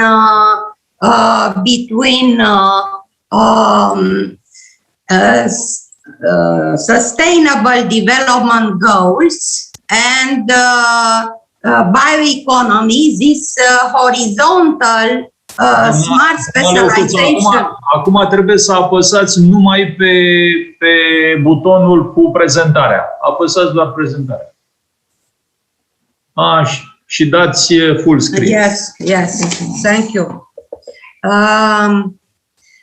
I would like to present a correlation between sustainable development goals and this horizontal smart specialization sector, that is bioeconomy, present in the Black Sea region and with connection to Danube region. As mentioned, Mr. Professor Sayoglu, bioeconomy is a main component of Black Sea strategic research and innovation agenda. And how to become sustainable, circular, and renewable is a big question of many sectors in the Black Sea region. I don't speak about this 17 sustainable development goals because Mr. Borbei, representative of government, of Romanian government, and explain a lot, and he is a coordinator of the strategy, Sustainable Development Strategy Vision 2030. I underline the importance of our regional cooperation in different projects like this, that is a project within Horizon 2020, and probably in the next programming period, Horizon Europe, will be an important topics for our regional cooperation. Countries along around the world are concerned about sustainable development goals achievement, and this approach was developed by many countries and are underlined in Sustainable Development Report dashboard in 2019. The bioeconomy, as mentioned in the European bioeconomy strategy, is the production of goods, services, or energy from biological materials as the main resource. Is strongly linked to sustainability and is strongly linked to each of development, sustainable development goals. Our project, rural-based SDGs and the roadmaps for enhanced rural and regional development in the EU, involve strongly clusters from Covasna region, is a region situated in the central Romanian part, and these clusters are labeled with gold and silver at European level by European Secretariat for Cluster Analysis. And one of these clusters, green energy, was chosen last year in November, model of champion of sustainable development for the field of climate change. This project will support modest and moderate innovator countries in the development of regional bioeconomy strategies and roadmaps. As you know, Romania has not yet a bioeconomy strategy like other countries, but we try within this project to develop a bioeconomy strategy at regional level, mainly in Covasna County. Another objective of this BRural project is to increase awareness, education, and understanding of the bioeconomy. Bioeconomy need trainings, need the skills, and is part of European Green Deal. Sustainability is not for granted. We need research and innovation. And why we need research of innovation for bioeconomy production and valorization? Because it's a single way to sustainable development in the regions. This project mobilizes engagement among regional stakeholders and citizens in view to develop bioeconomy strategy and roadmaps. It's important to identify best practices in the regions concerning strategies and also business models in different regions. The partners involved in this project are from 5 countries. Latvia, 2 regions of Latvia, 2 lagoons from Poland, Romania, Covasna County, Bulgaria, Stara Zagora, and North Macedonia, region of Strumița. In this project are involved stakeholders from businesses, from academia, from civil society, and also government. The principle is co-creation of strategy, starting from the rural community from bottom up to top down. It's a very interesting project. In addition, with the new bioeconomy strategy, the European Commission supports different initiatives at national and regional level to develop sustainable bioeconomy. And we have different projects at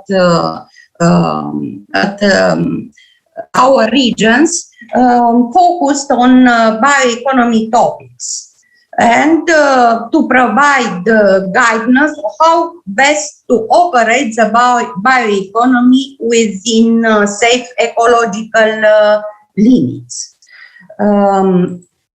Sustainable development goals are effective by bioeconomy activities. And in my presentation, I present the interaction of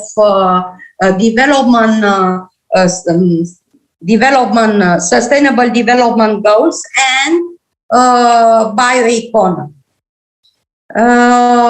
I choose here 9 goals and the correlation with bioeconomy. Goal number 1, no poverty, and poverty in all forms everywhere. Bioeconomy can contribute to the eradication of poverty while respecting local national resources and by training the local communities what means bioeconomy. Another goal is zero hunger, and hunger achieve food security and improve nutrition and promote sustainable agriculture. Bioeconomy can contribute to sustainable investments in agriculture, and here we involve the agro-food cluster from Covasna County.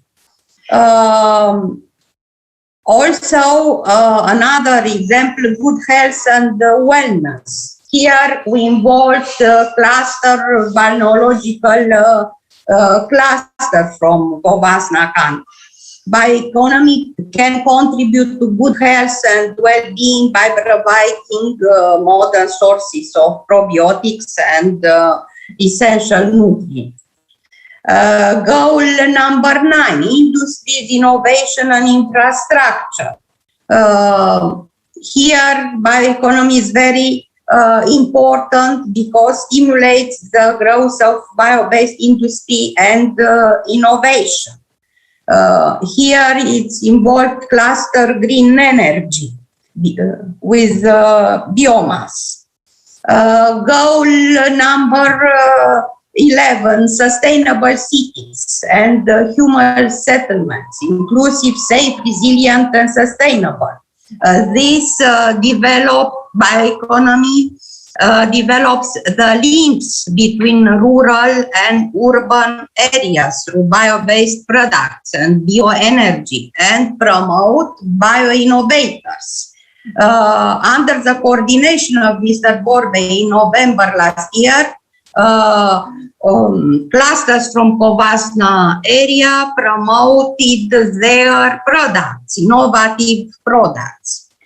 And we intend also within this B-Rural project to present within pop-up stores these products this year in an international event.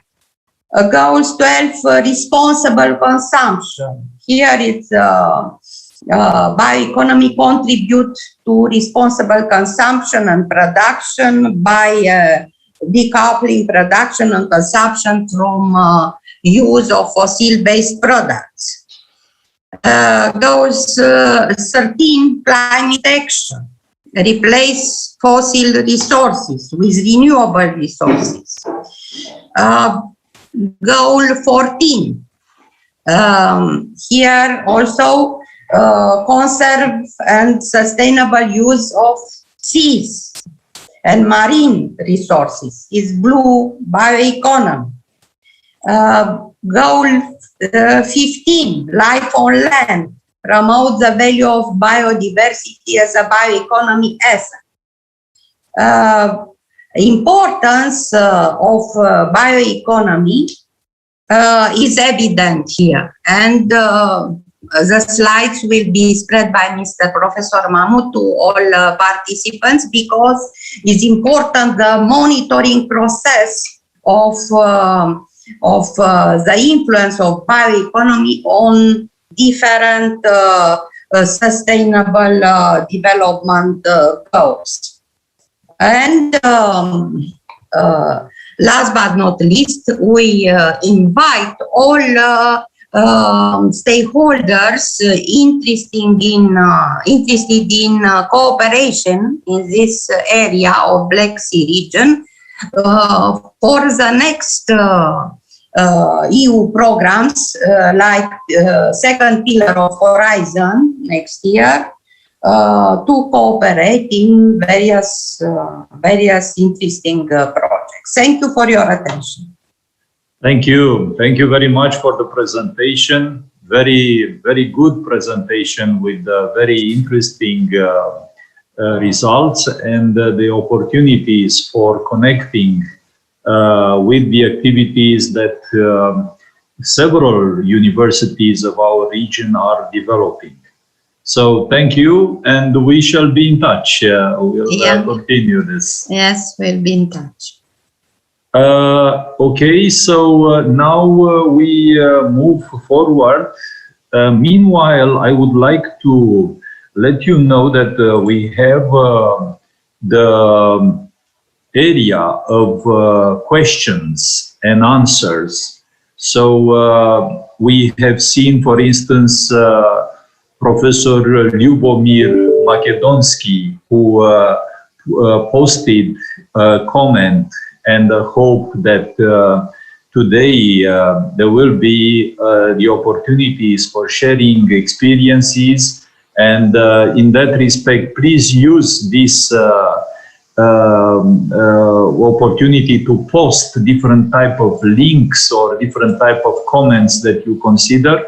For instance, Mr. Stavros Kalogmonos, who is the Secretary General at the CPMR, the Center for Peripheral and Maritime Regions.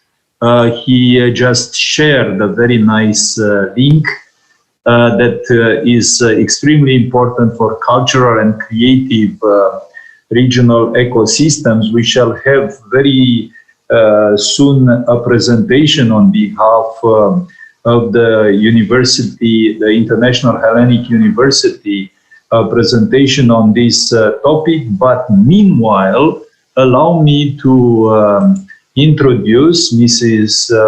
Mihaela Mira from a very important NGO here in Romania, which is called Mare Nostrum, an NGO that is extremely active in developing many actions and initiatives involving citizens for promoting, let's say, first of all, the care for the sea, and at the same time, the opportunities under this initiative of Blue Growth. So, Mrs. Mira, the executive director of this NGO, has now the floor. Thank you very much, Professor Mahmoud, and thank you for the opportunity given to present this other kind of approach when we are talking about scientific studies and scientific data. And I have the opportunity to introduce you the Anemone project, a project that is financed under the Black Sea Cross-Border Cooperation Program, and it's coming to an end now, unfortunately, but fortunately it created a nice community of people engaged in scientific activities and people that are in close connection with researchers and are providing information and data for their work.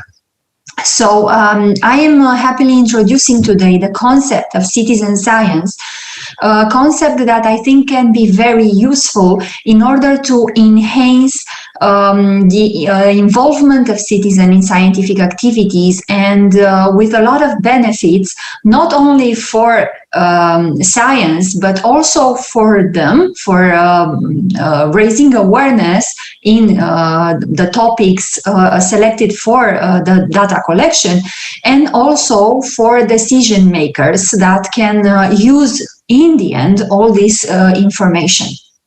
Under the Anemone project, we had an entire activity dedicated to public engagement, and we have several workshops that were performed in Romania, Ukraine, Turkey, and Bulgaria.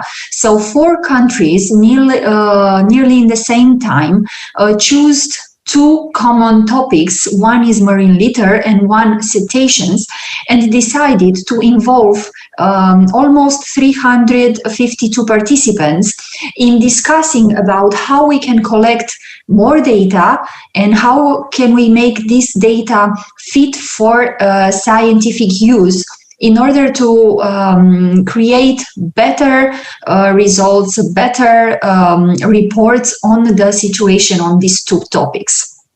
So after these workshops, we had some case studies, one dedicated to marine litter and the other one to cetaceans. And we had, in the same moment, 8 marine litter case studies in the 4 countries. We surveyed 26 areas, and we involved 248 participants, and more than 64,703 items of marine litter were removed from the Black Sea shore.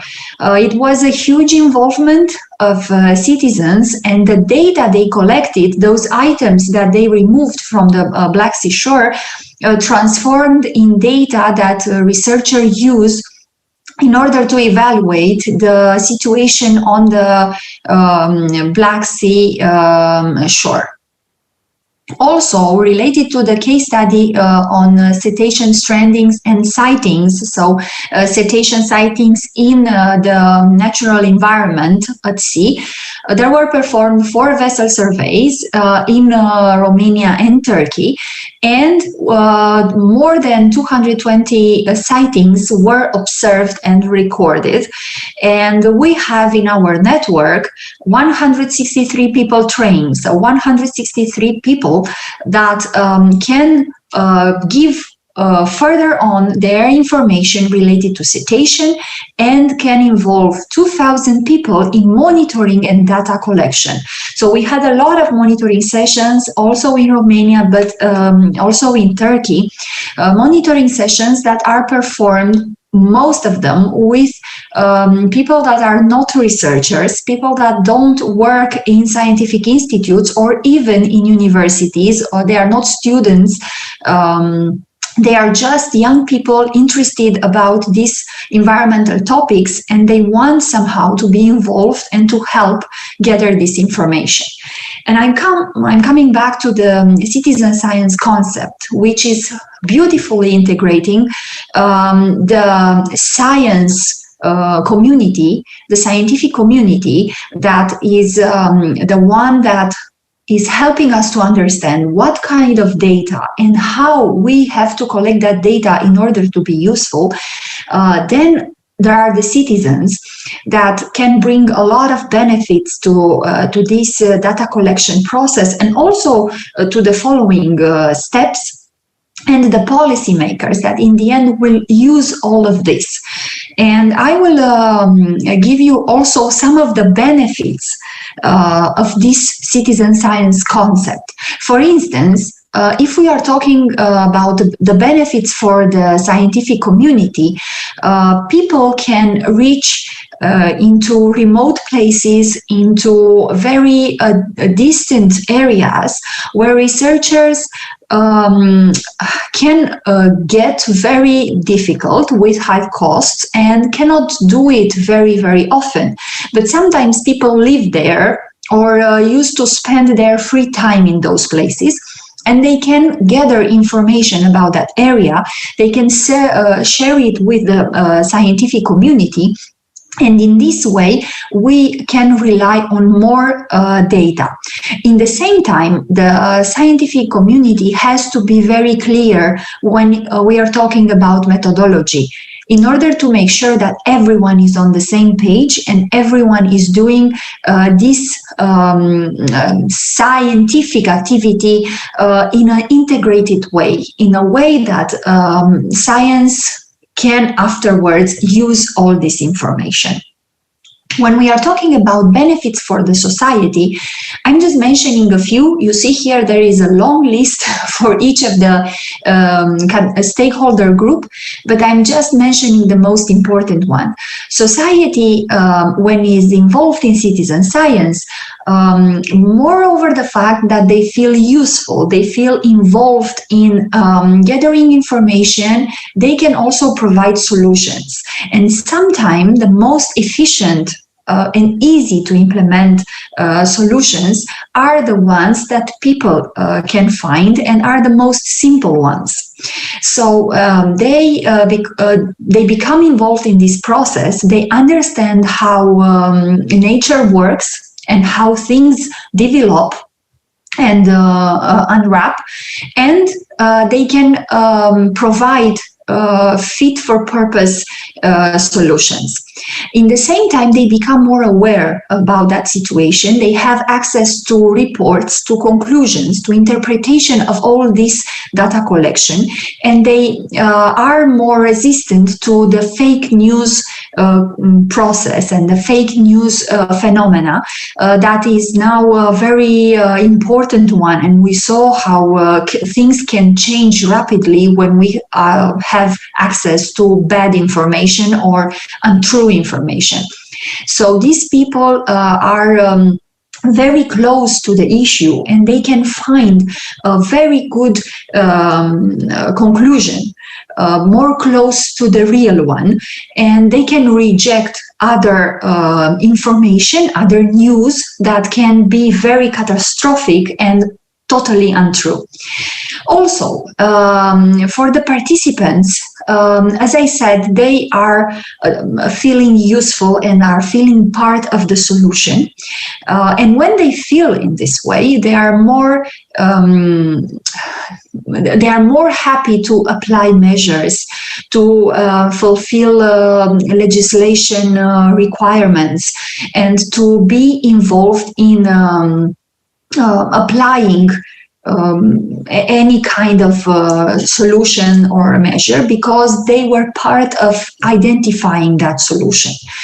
When it comes to policy, well, our decision makers will receive not only the conclusions of the scientific reports, but in the same time, they will receive those measures that people are happily to apply, that people are willing to adopt. So for them, things can be a little bit more easy, and this citizen science can smooth the process of decision making.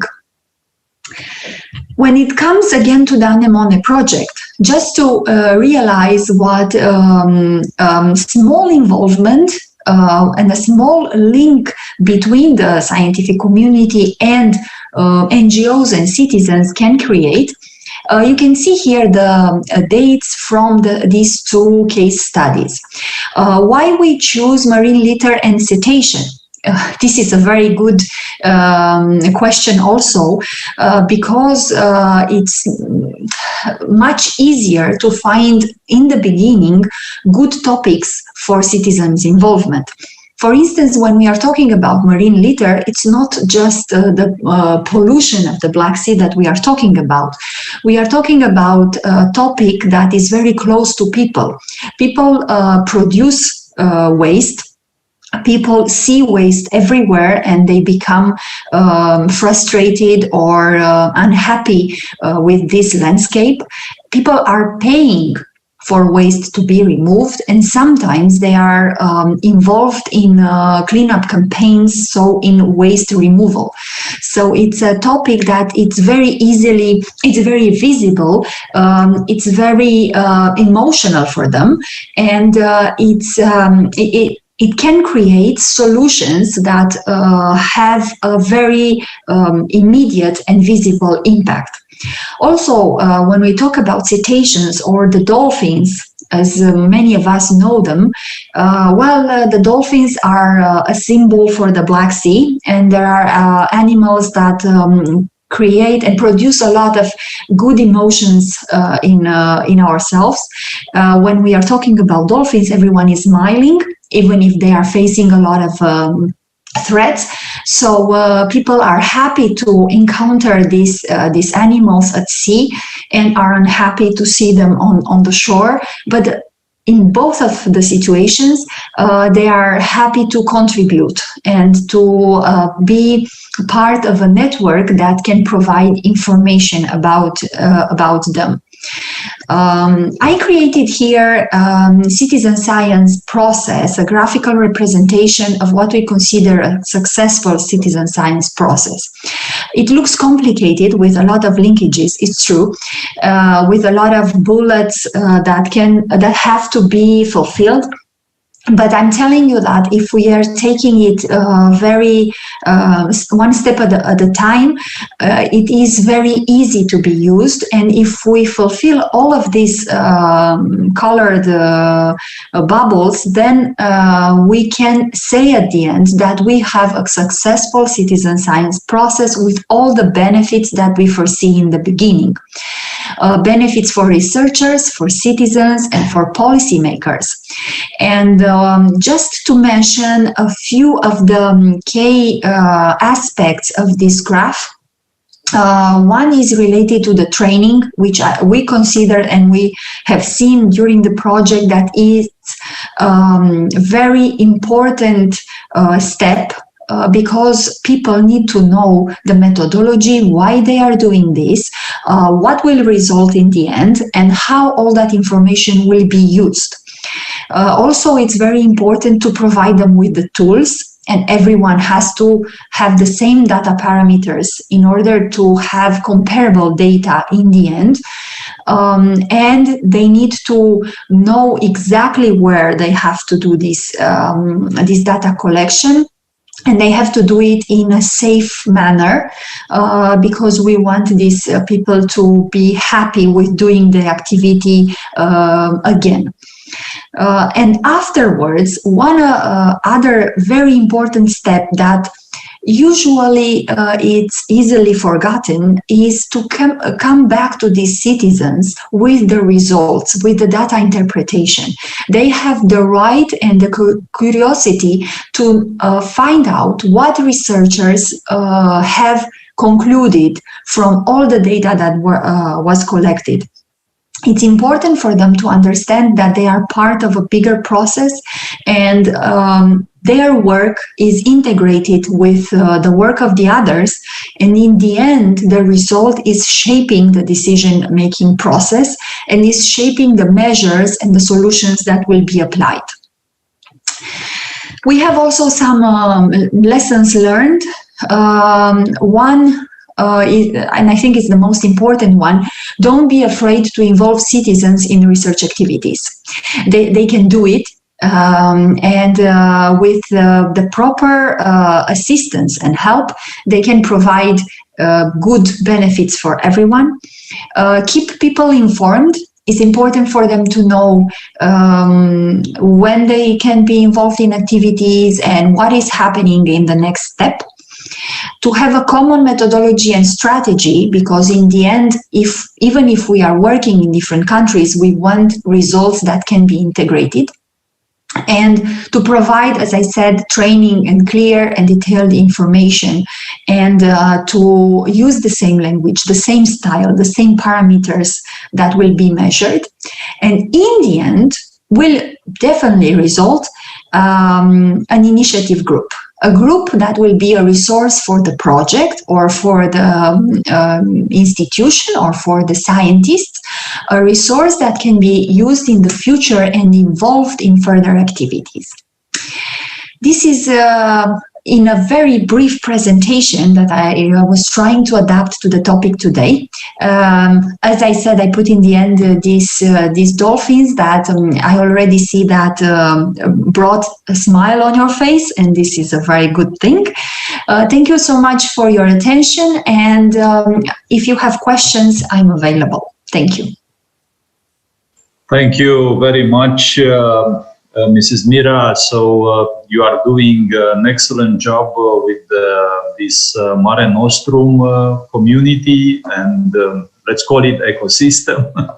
But besides of that, it is extremely important also on the topic of citizen science that already we need different parameters, different references, and we have to pave the road towards structured and systemic approach, because otherwise, yes, we all know that there is a huge resource of knowledge, of wisdom, of experience that is, let's say, distributed among the people around us.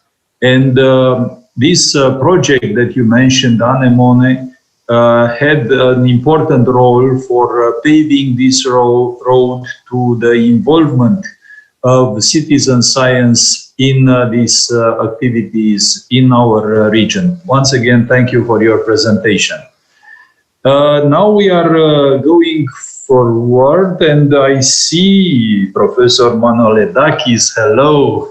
Hello. Kalimera, how are you? Kalimera, fine. How are you?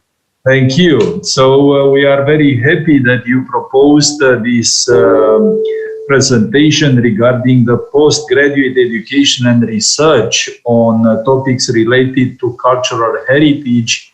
You know probably that also the Blacks University Network, we signed an agreement with the Institute of Cultural Roots of the European Council, and we are in the process of defining these collaborative activities. So in that respect, please present us your experience at the International Hellenic University. Yes, thank you very much, Professor Mahmoud. I'm once again delighted to participate in this extremely interesting and stimulating, as all the previous ones, conference that you organized. I must say it is very important for us, the topic of this conference. And once again, I would like to apologize on behalf of the rector of Professor Kaisis, who is in a very important mission again as he is almost every day. But I think that I can represent the university talking about this time 2 programs. And this is relevant also, the educational aspect of all this, with what Ms. Mireia told us as her last, as one of the lessons, which means involve always the citizens. And education is the par excellence way to involve citizens from an early age. We all know that cultural heritage holds an enormous potential for both society and economy. And indeed, the United Nations organization, together with UNESCO, consider it as the 4th dimension of sustainable development. The other 3 are society, economy, and environment. And it is through educational institutions that promote science-based education and research that cultural heritage, as we believe, may operate in favor of the goals for sustainable development set by the United Nations General Assembly's 2030 agenda.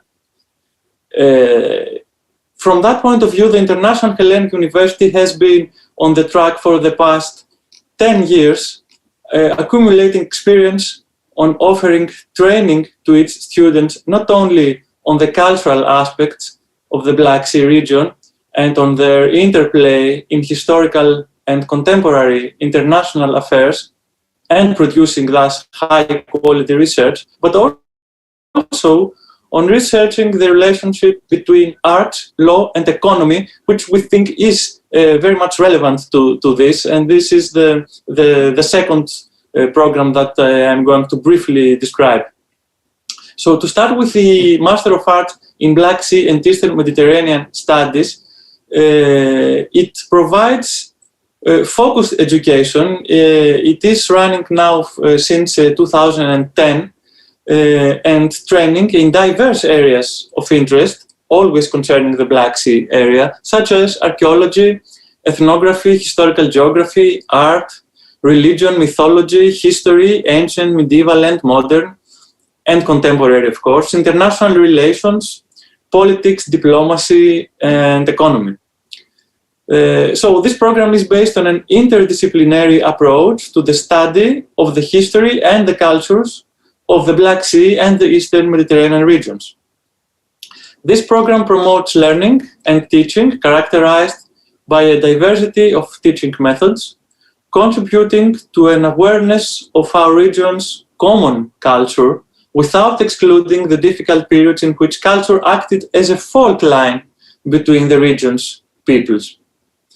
All the courses are taught only in English, and the academics teaching on this program come from universities both abroad and in Greece, and of course our university.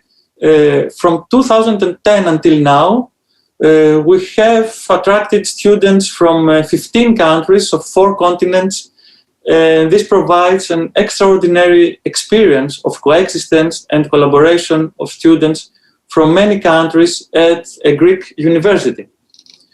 On the other hand, the Master of Arts in Art, Law, and Arts Management aims at exploring and highlighting the functional interdependence between art, law, and economy. Particular emphasis is placed upon the legal, financial, and political considerations and the corresponding regulatory approaches implemented in Europe and elsewhere concerning the creation of works of art, their commercialization, the operation of the markets concerned, the function of intellectual property law at EU and international level, the protection of human culture, and protection against unlawfully acquired works of art. This program as well adopts a multidisciplinary approach and is addressed to graduates of various academic backgrounds, including law, economics, political science, history of art, philosophy, and so on, who wish to specialize in the interrelation between art, law, and arts management. It would be therefore not an exaggeration to say that the International Hellenic University is leading the way shown by the 2030 Agenda for Sustainable Development as regards the focus on cultural heritage education in the Black Sea region. Through the Master of Arts in Black Sea and Eastern Mediterranean Studies, our students become aware of the region's vast cultural potential as it was formed through the centuries of history and of its ability to promote exchanges across the rest of the pillars of sustainable development, which, as I told you, are, and you know better than everyone, are society, economy, and environment. Of course, we are still at the beginning of this long process. 10 years are still considered the beginning, but this process will remain ongoing even after 2030. And we should not forget that, as Aristotle would say, well begun is half done. So I think I do not have a presentation, a PowerPoint presentation to share, but I have this PDF, which I think Professor Mahmoud have sent to you some months ago. So maybe we could distribute this, or I could refresh that with new things. So this is what I would like to say. Thank you very much for your attention, and I'm willing to contribute more further in the conversation. Thank you. Thank you very much. Please send us if you want to update that document. So in any case, we shall include it. But also, we are planning to prepare a special issue of the journal Letters from the Black Sea dedicated to this meeting. And maybe there you can prepare it in the format of a paper. Of course, of course. Yeah. So thank you again. So now, as I said, also, we need to discuss a little bit further on this topic, because we have this cooperation that was initiated with this institute in Luxembourg. And besides of that, we are also planning by the end of this year in December to have a regional conference for let's say, scientific research and innovation aspects related to the cultural roots. And from that perspective, it will be a very good chance to take, let's say, the advantage of the experience that you already have in this area, particularly with the focus towards sustainable development, as you said, the fourth pillar that could contribute to that. So now, unfortunately, we have been announced by Rector Florinel Dinu from the Oil and Gas University in Ploiești that he will be not available for the presentation, but he sent us the presentation. So we shall share with you the presentation, which was also on a very interesting topic. And we shall move to Professor Tural Velisade, back to Caspian, this time from the Western Caspian University. Professor Velisade, he participated also to several other meetings. This time he would like to present us the values and the heritage from the national leader, Heydar Aliyev, that are promoted as fundamental, let's say, values in the education of students of Western Caspian University. So, Professor Velisade, you have the floor.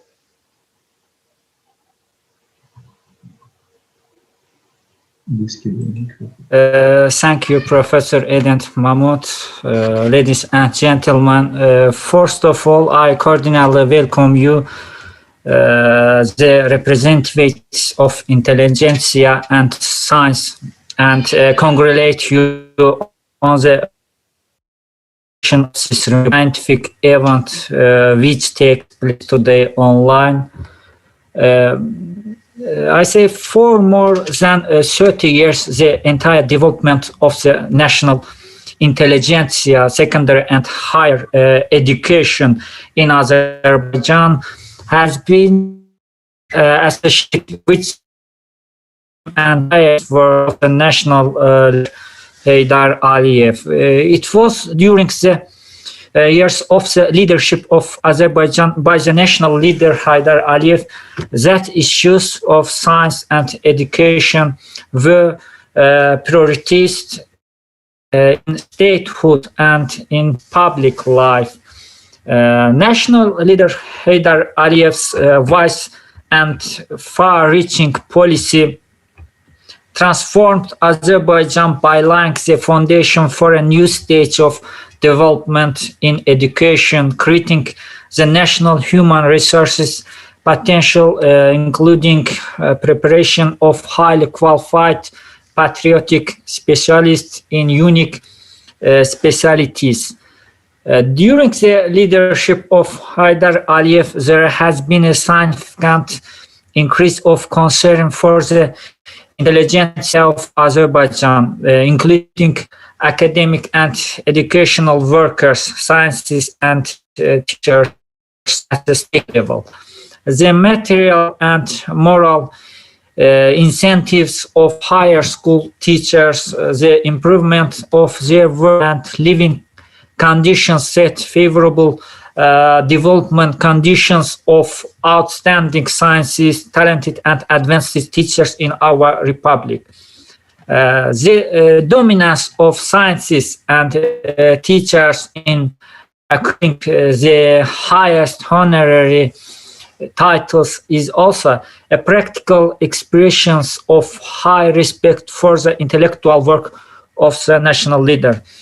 In Azerbaijan, Heydar Aliyev era is characterized by a rapid development of national education, higher schools. He is a creator of the mental era of Azerbaijani universities.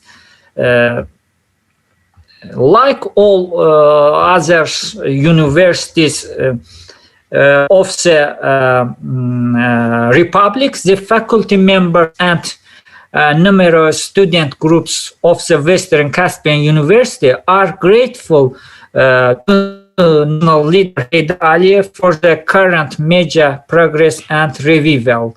Western Caspian University, having a unique place and position in the family of higher educational institutions in Azerbaijan, is grateful to national leader Heydar Aliyev's resolute will and innovate in its formation and development.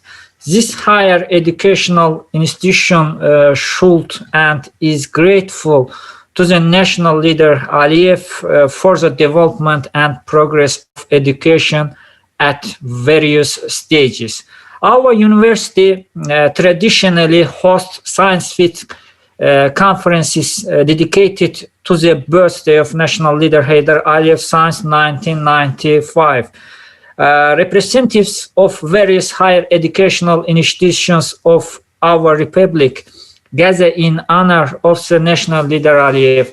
Our university regularly organizes not only Republican but also international scientific conference, symposium, and roundtable dedicated to the national leader. One of them is an international scientific conference on the Norway and Azerbaijan, Heydar Aliyev and Tur Heyerdahl. The national leader Heydar Aliyev has personally met with outstanding ethnographer of Azerbaijan, a great friend of Azerbaijan and the professor of Western Caspian University, Tur Heyerdahl.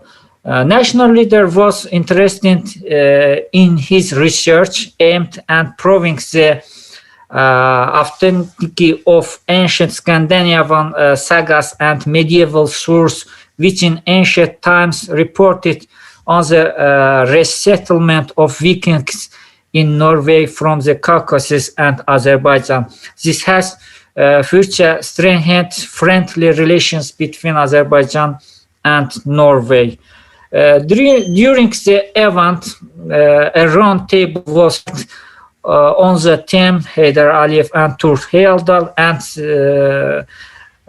in 2010 as part of the Azerbaijan South American scientific expedition, representatives of the Western Caspian University successfully completed a trip to the top of Aconcagua mountain, the highest point in Argentina, which depicts the state flag of the Republic of Azerbaijan and the quote of national leader Aliyev, "I am proud to be Azerbaijani," were fixed on the board that will pay tribute to his great memory. In honor of national leader Heydar Aliyev's birthday, Western Caspian University regularly organized trips to the top of the mountain, which bears the name of Heydar Aliyev, located in the Caucasus Mountains. In recent years, the School of Political Science operating at the Western Caspian University has confirmed the existence of real school of statehood and political culture, a school of independence, patriotism, and reformism. Here in the image of a prominent statesman, a great politician, Heydar Aliyev, wide array of opportunities are opened for the education of new generations of independent Azerbaijan in the spirit of national statehood and independence, patriotism, the formation of a political worldview, and the culture of student youth. And all this important in the formation of a patriotic and well-trained citizen who was acquired the consciousness of independence of 21st century. Under the leadership of the President of the Republic of Azerbaijan, His Excellency Ilham Aliyev, reforms in the sphere of the higher education in Azerbaijan are successfully carried out.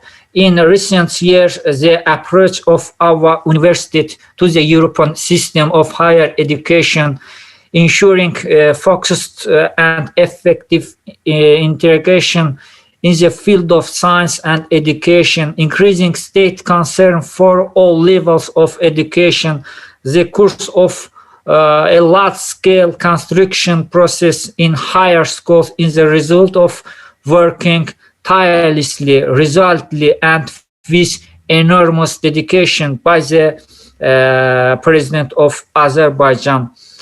From the first day of its operation, the Western Caspian University has closely participated in the educational reforms under the leadership of National Azerbaijan Heydar Aliyev, who has made unparalleled contributions to the fate of the Azerbaijan state, its spiritual, political, and social life. He was closely involved in the country reforms in the field of education, which benefited from his care and attention for development of science education and youth.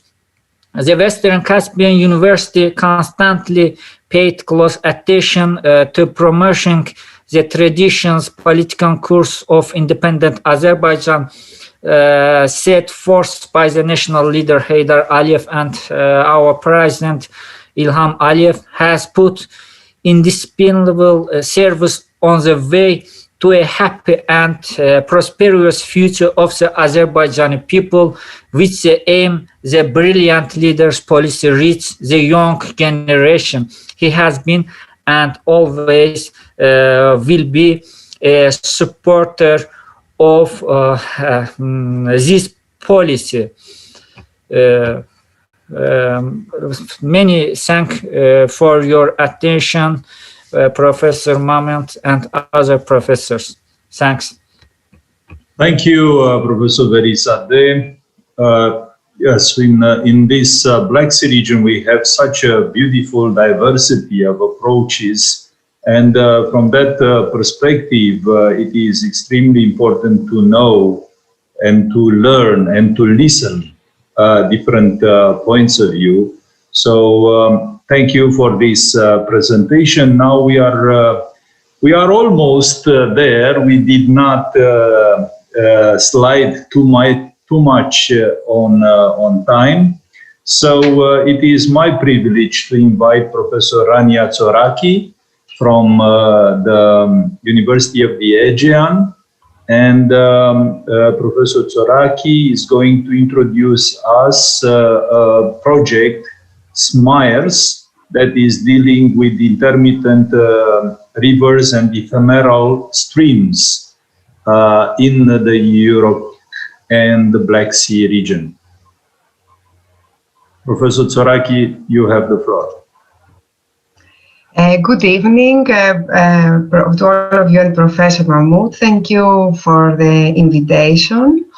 My topic is more environmental and ecological, but it has a close relationship to the Sustainable Development Goals, like the goal number 6, that is clean water, or 13, climate action, or 14, life below water. So today I'm going to present you about the project SMIRES and some results of these actions. But first of all, I would like to introduce you to the concept of intermittent flow rivers. So perennial rivers flow throughout the year, while temporary rivers, they experience dryness, especially during the no-rainy period. The intermittent rivers are found on every continent. It is assumed that more than 30% of the length and discharge of the global river network is estimated to be intermittent rivers. And due to some low-order streams, it's difficult to categorize the total, so it could be over 50%.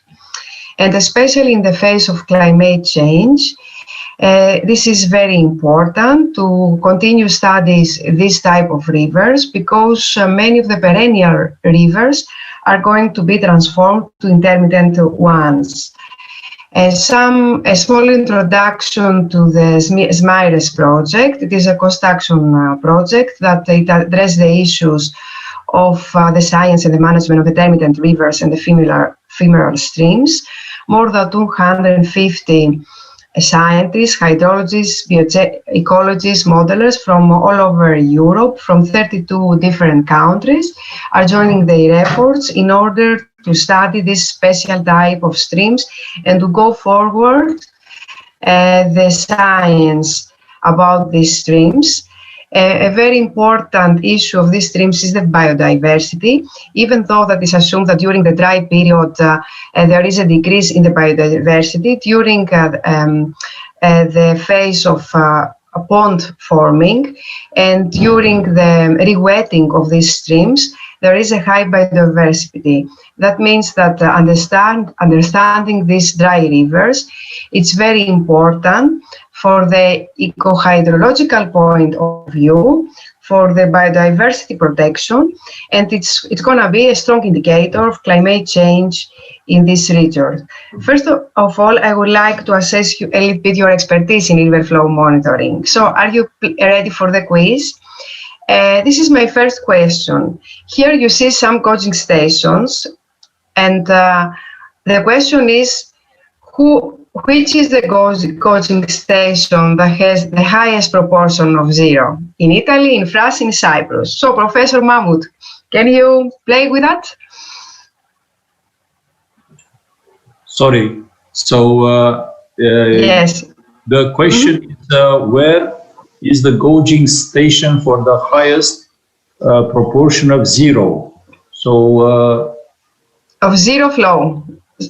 Of zero flow. So that the duration of the year, yes, the highest duration of zero flow, that is, so the river that is more dry, in Italy, in France, or in Cyprus? Well, so in Cyprus, in Italy, or in France? It would look to be in Cyprus.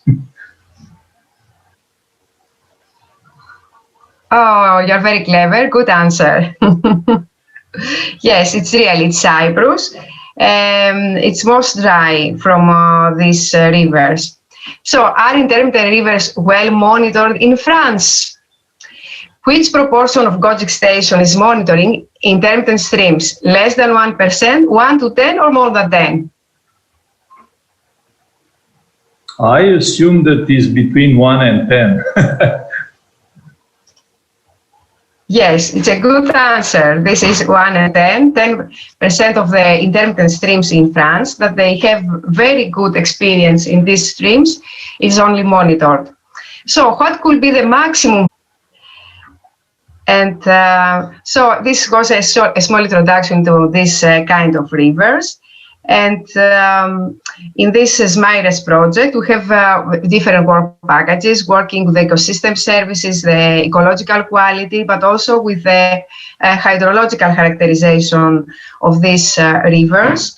And we try to collect data because these rivers are a little bit neglected. And as we have seen in Italy, in France, only 10% of them are monitored, to collect data in European scale, to analyze their trends, if they have a trend to become more dry or more wet during the last 30-40 years, to identify the causes of flow intermittency, and also to develop a citizen science network.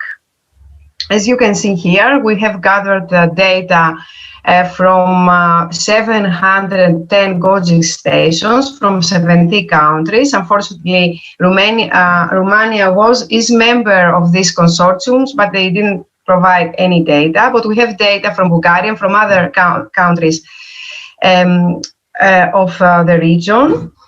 And we selected some of them, these Gojek stations, in order to create a catalog.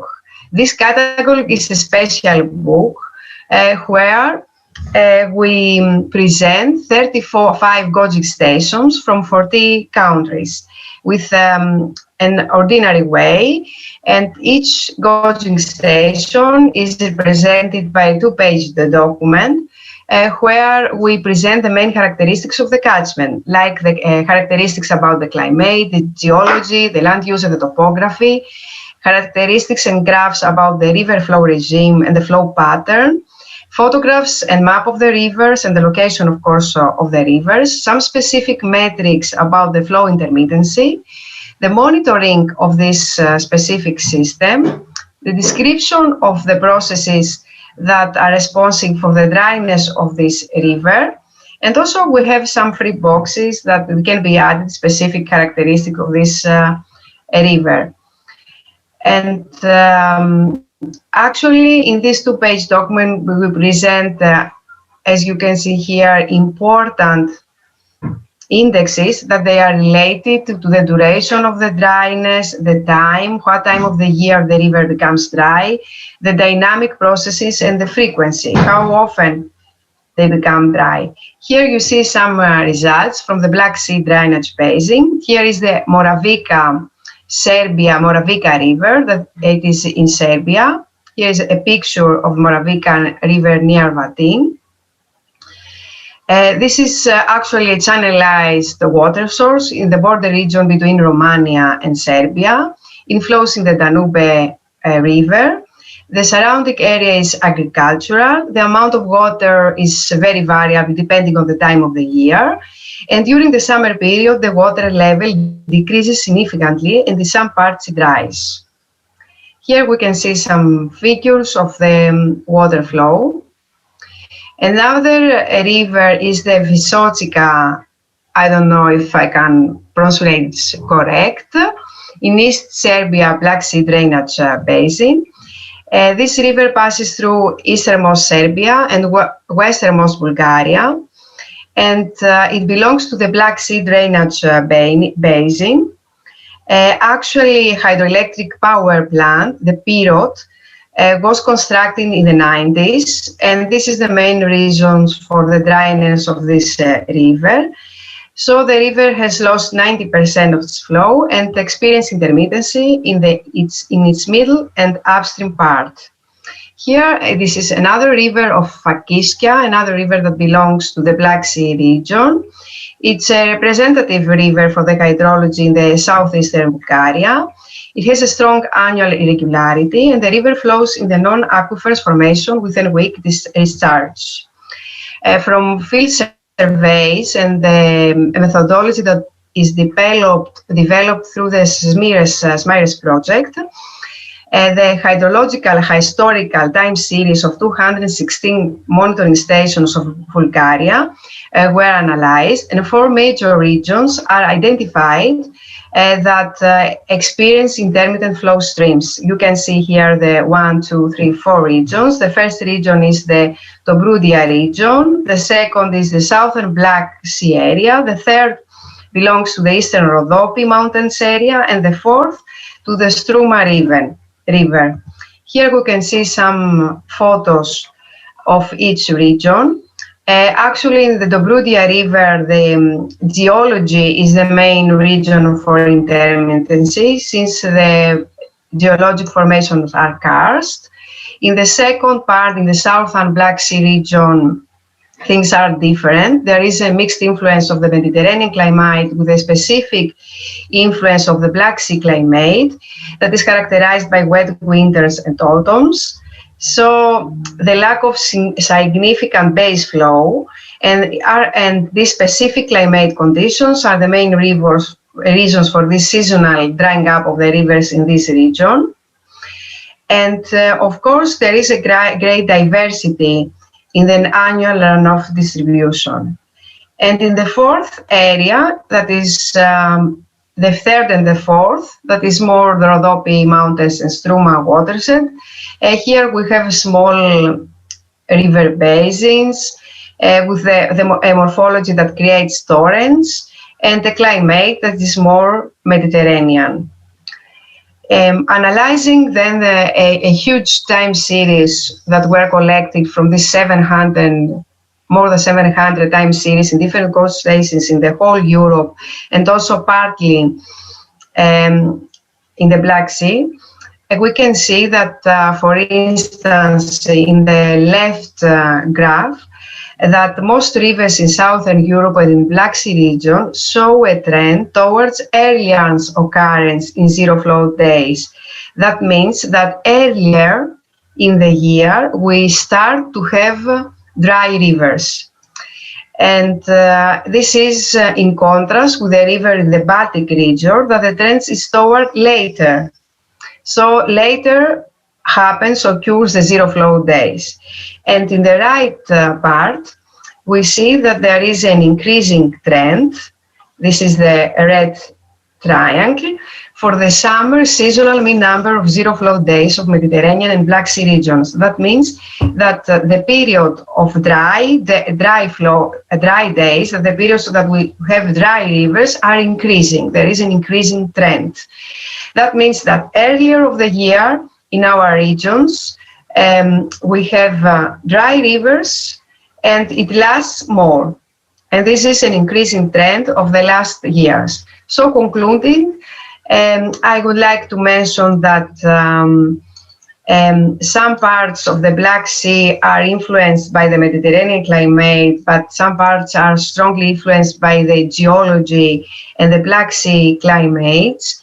In lowland areas, due to the small drainage areas of the streams and the water exploitation, there is a high experience of intermittent flow streams.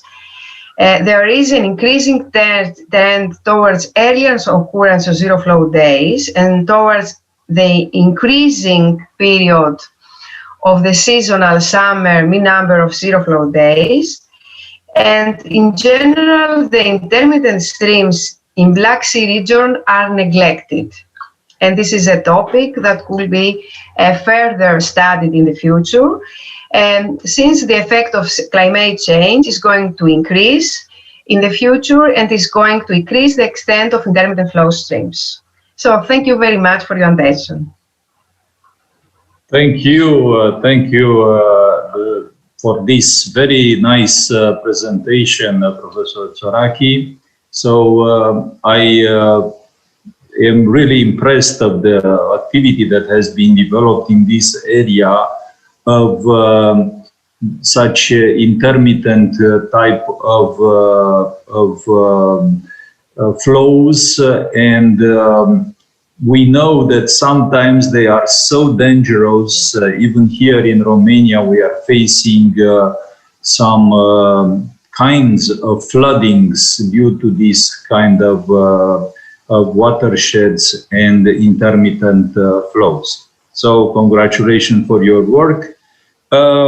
With this, we are concluding the presentations, and we have seen, even in such a very condensed program, that there is a very broad variety of knowledge on behalf of universities, on behalf of research institutes, and even, as you have seen in the presentation, on behalf of citizen science and the cultural aspects.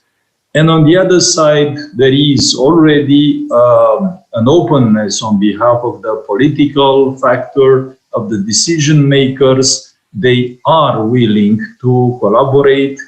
And to my opinion, I would invite our colleagues from Kiev. I see Professor Sidorenko, that is close to the microphone, and also Professor Polishuk.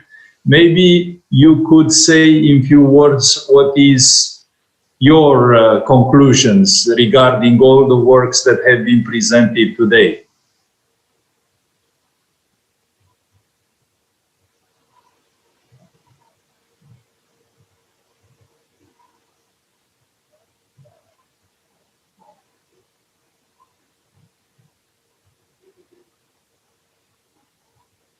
We can't hear you. Just 1 second. I shall unmute.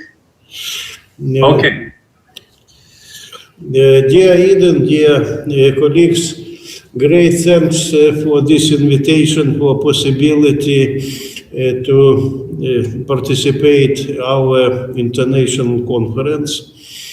During many years, this subject is in focus of our attention in KPI, and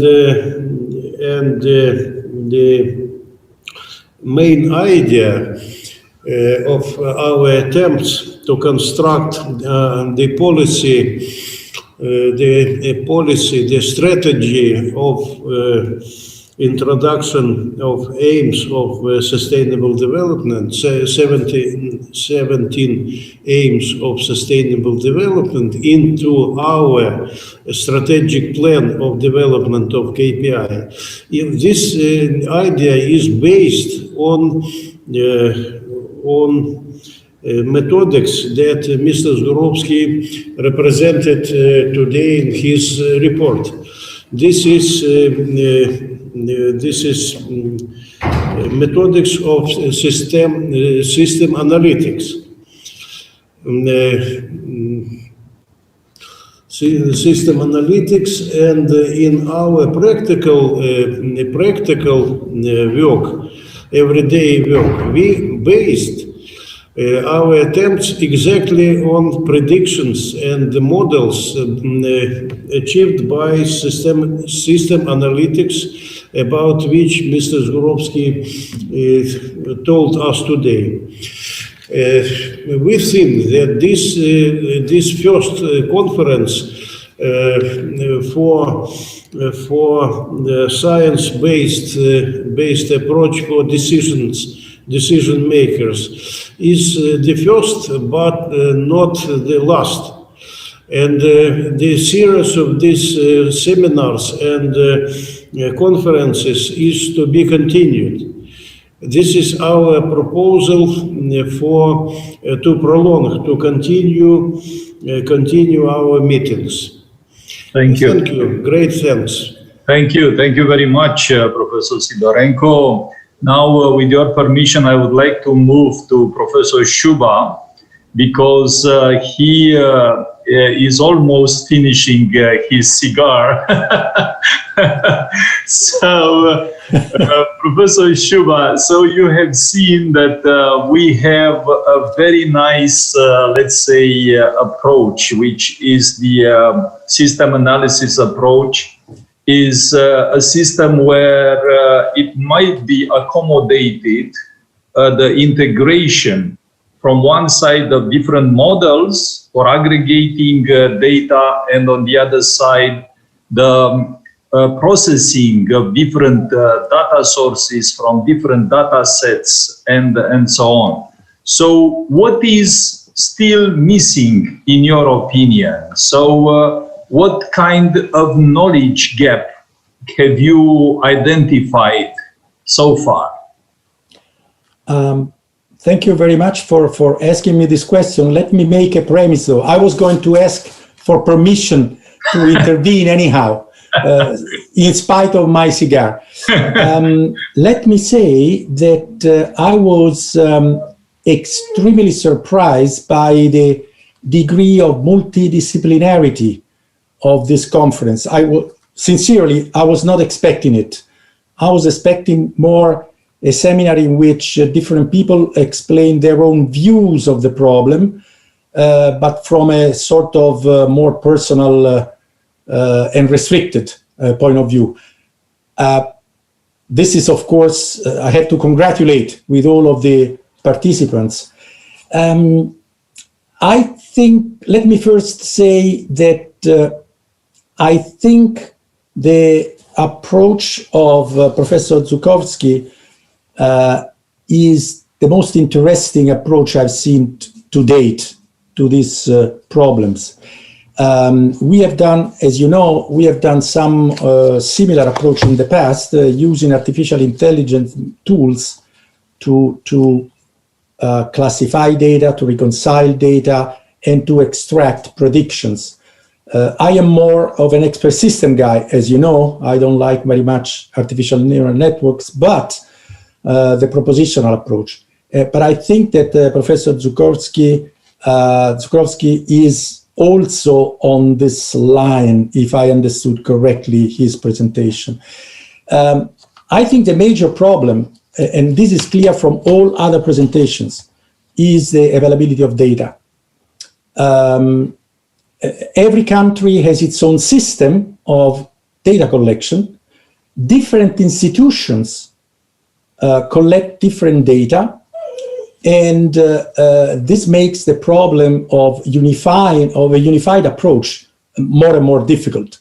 And Professor Mahmoud knows very well, because we are trying to apply some methods that we have used for Italy to Romania, and we already have problems between these two countries, which are in a way very similar to each other in the database organization. So I can imagine that there are more and more difficult problems when we extend the treatment to other countries which have different agencies collecting data, different data structures, and different goals for collecting each set of data. So this is a major problem I see. And I think the participants here are very well qualified to overcome this problem, because we know in principle what we have to do. Doing it is a different story, but we know where we are aiming at. This said, I have a proposal. As some of you may know, I am the editor of a journal, SDGs, an open journal publication on problems in energy. And by listening to the presentations today, I came to this idea. I can propose to my publisher to set up a special issue containing the interventions that we made today. Of course, not the slide presentation, but an organized series of papers. I think that we have at least, if I counted correctly, 11 to 15 papers that can be produced in a relatively short time. They cover all of the issues that pertain to sustainability goals, okay? From the very broad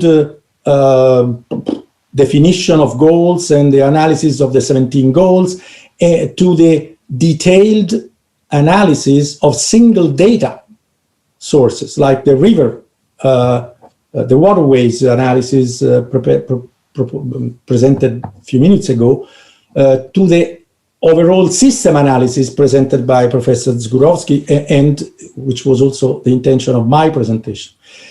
So if you agree, I would propose that I will send to Professor Mahmoud a pre-proposal, and then you circulate it among the other participants so that we get the availability of each participant to produce his own paper.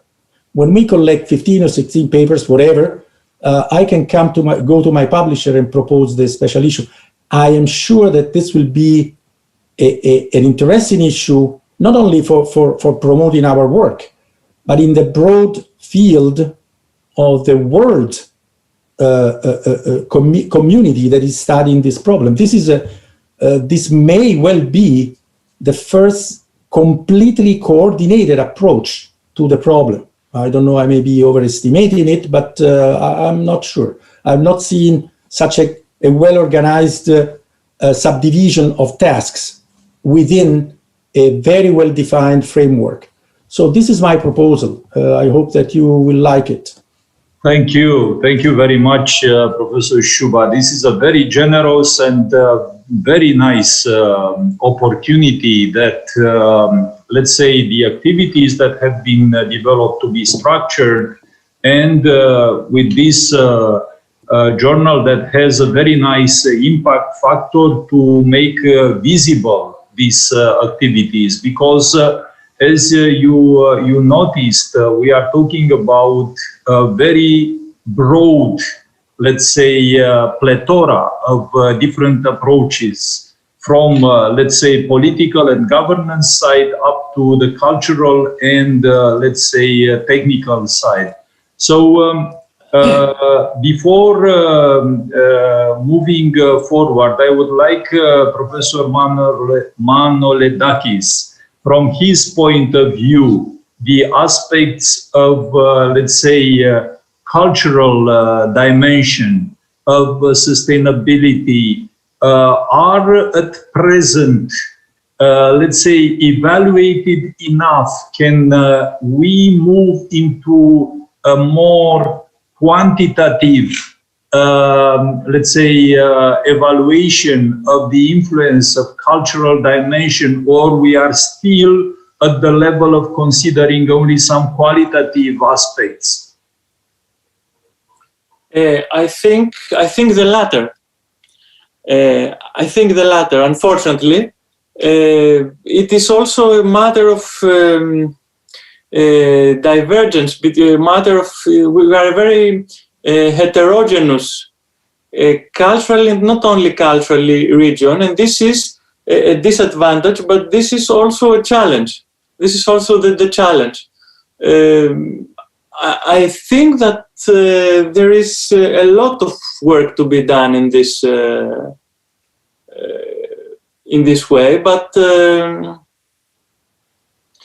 it would be a good idea if there was another publication on that topic, most probably. And I think that it would be very interesting to collect the experience and the opinions and research, because there is a lot of research that has been done, but usually in local languages, which makes it difficult to circulate between international scholars. But it could be maybe a good idea to also initiate such a thing, because the Black Sea area has indisputably a lot to offer and a lot to say in such a domain. Thank so you. You want a special issue all for you? Another special issue all for you? No,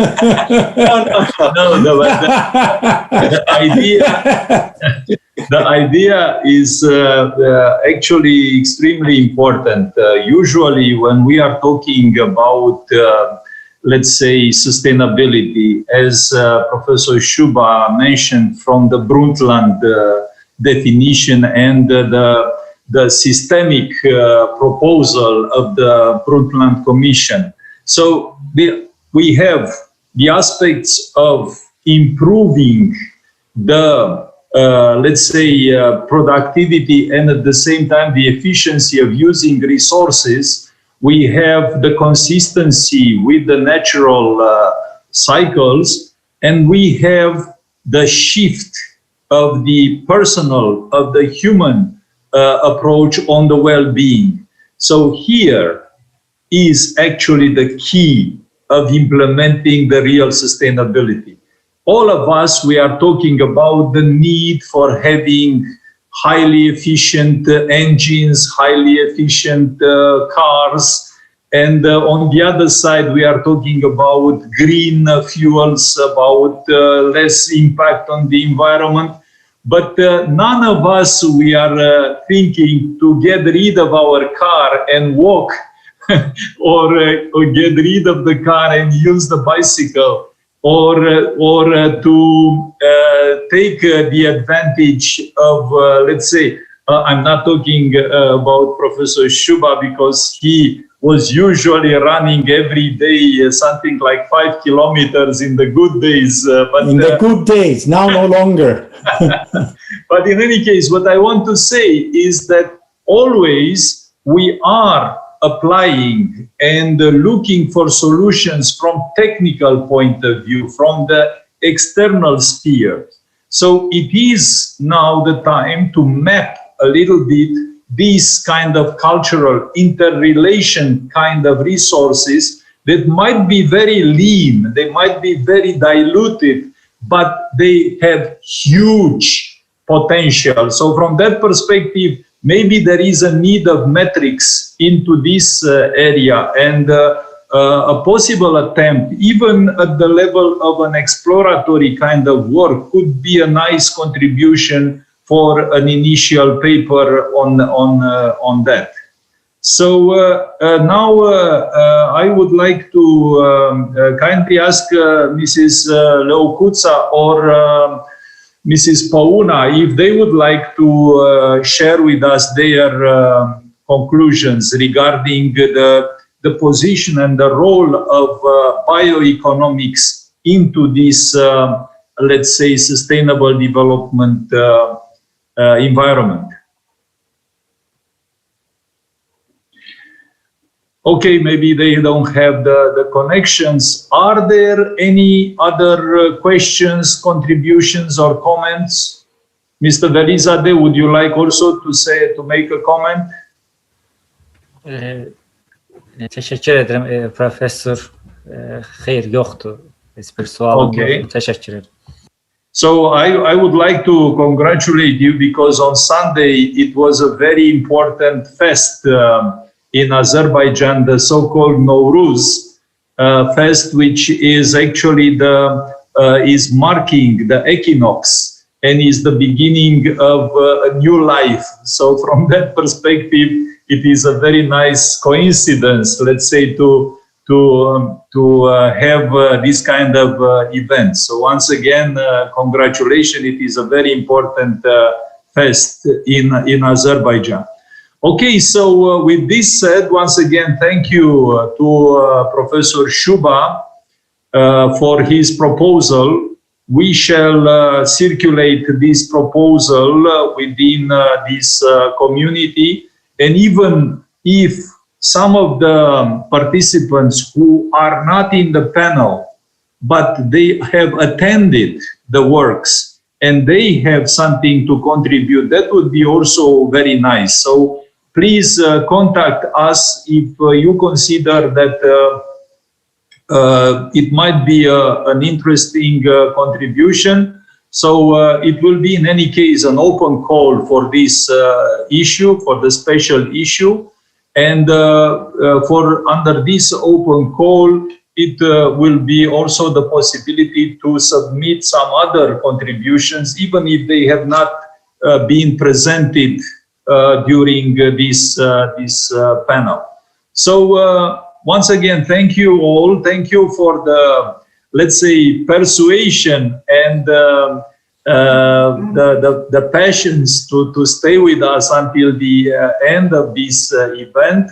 It is sometimes it is not that easy, even if you don't need to travel to airport to take some trolleys to change planes and so on.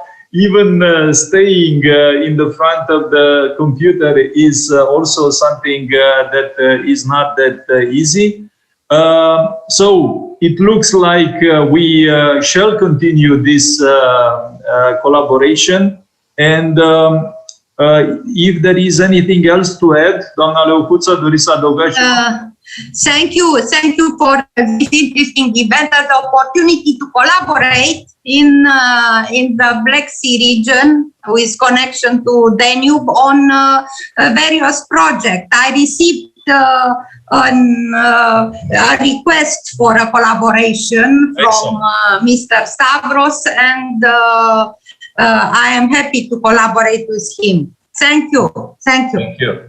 Professor Tsoraki, the last word. I would like also to thank you and for this interdisciplinary meeting. It gave us the opportunity to have a broad and more general approach in all the important aspects of sustainable development in the Black Sea region, of the activities that take place and of the progress that has been taken. And I am sure that this event is going to initiate further collaborations. So thank you very much. Evharisto, thank you very much. So once again, thank you all. We'll be in touch. You will send you also it will be a link for the record of this event. And if you want to follow some of the parts that you missed and so on, you can use the link. Once again, thank you, goodbye, and good luck. Goodbye, thank you. Bye. Thank you.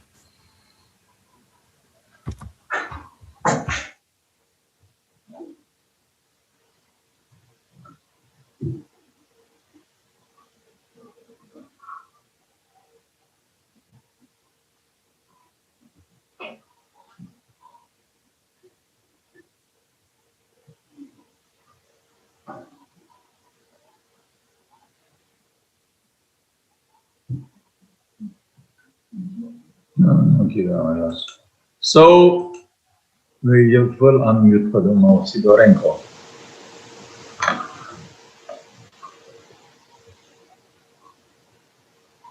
So, Professor Sidorenko, can you hear me?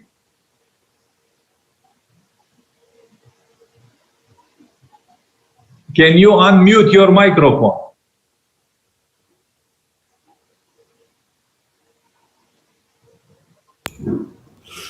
Hello. So I switch on my microphone. Yeah, so also many greetings to Mr. Polishuk for all his support. Thank you very much, Edom.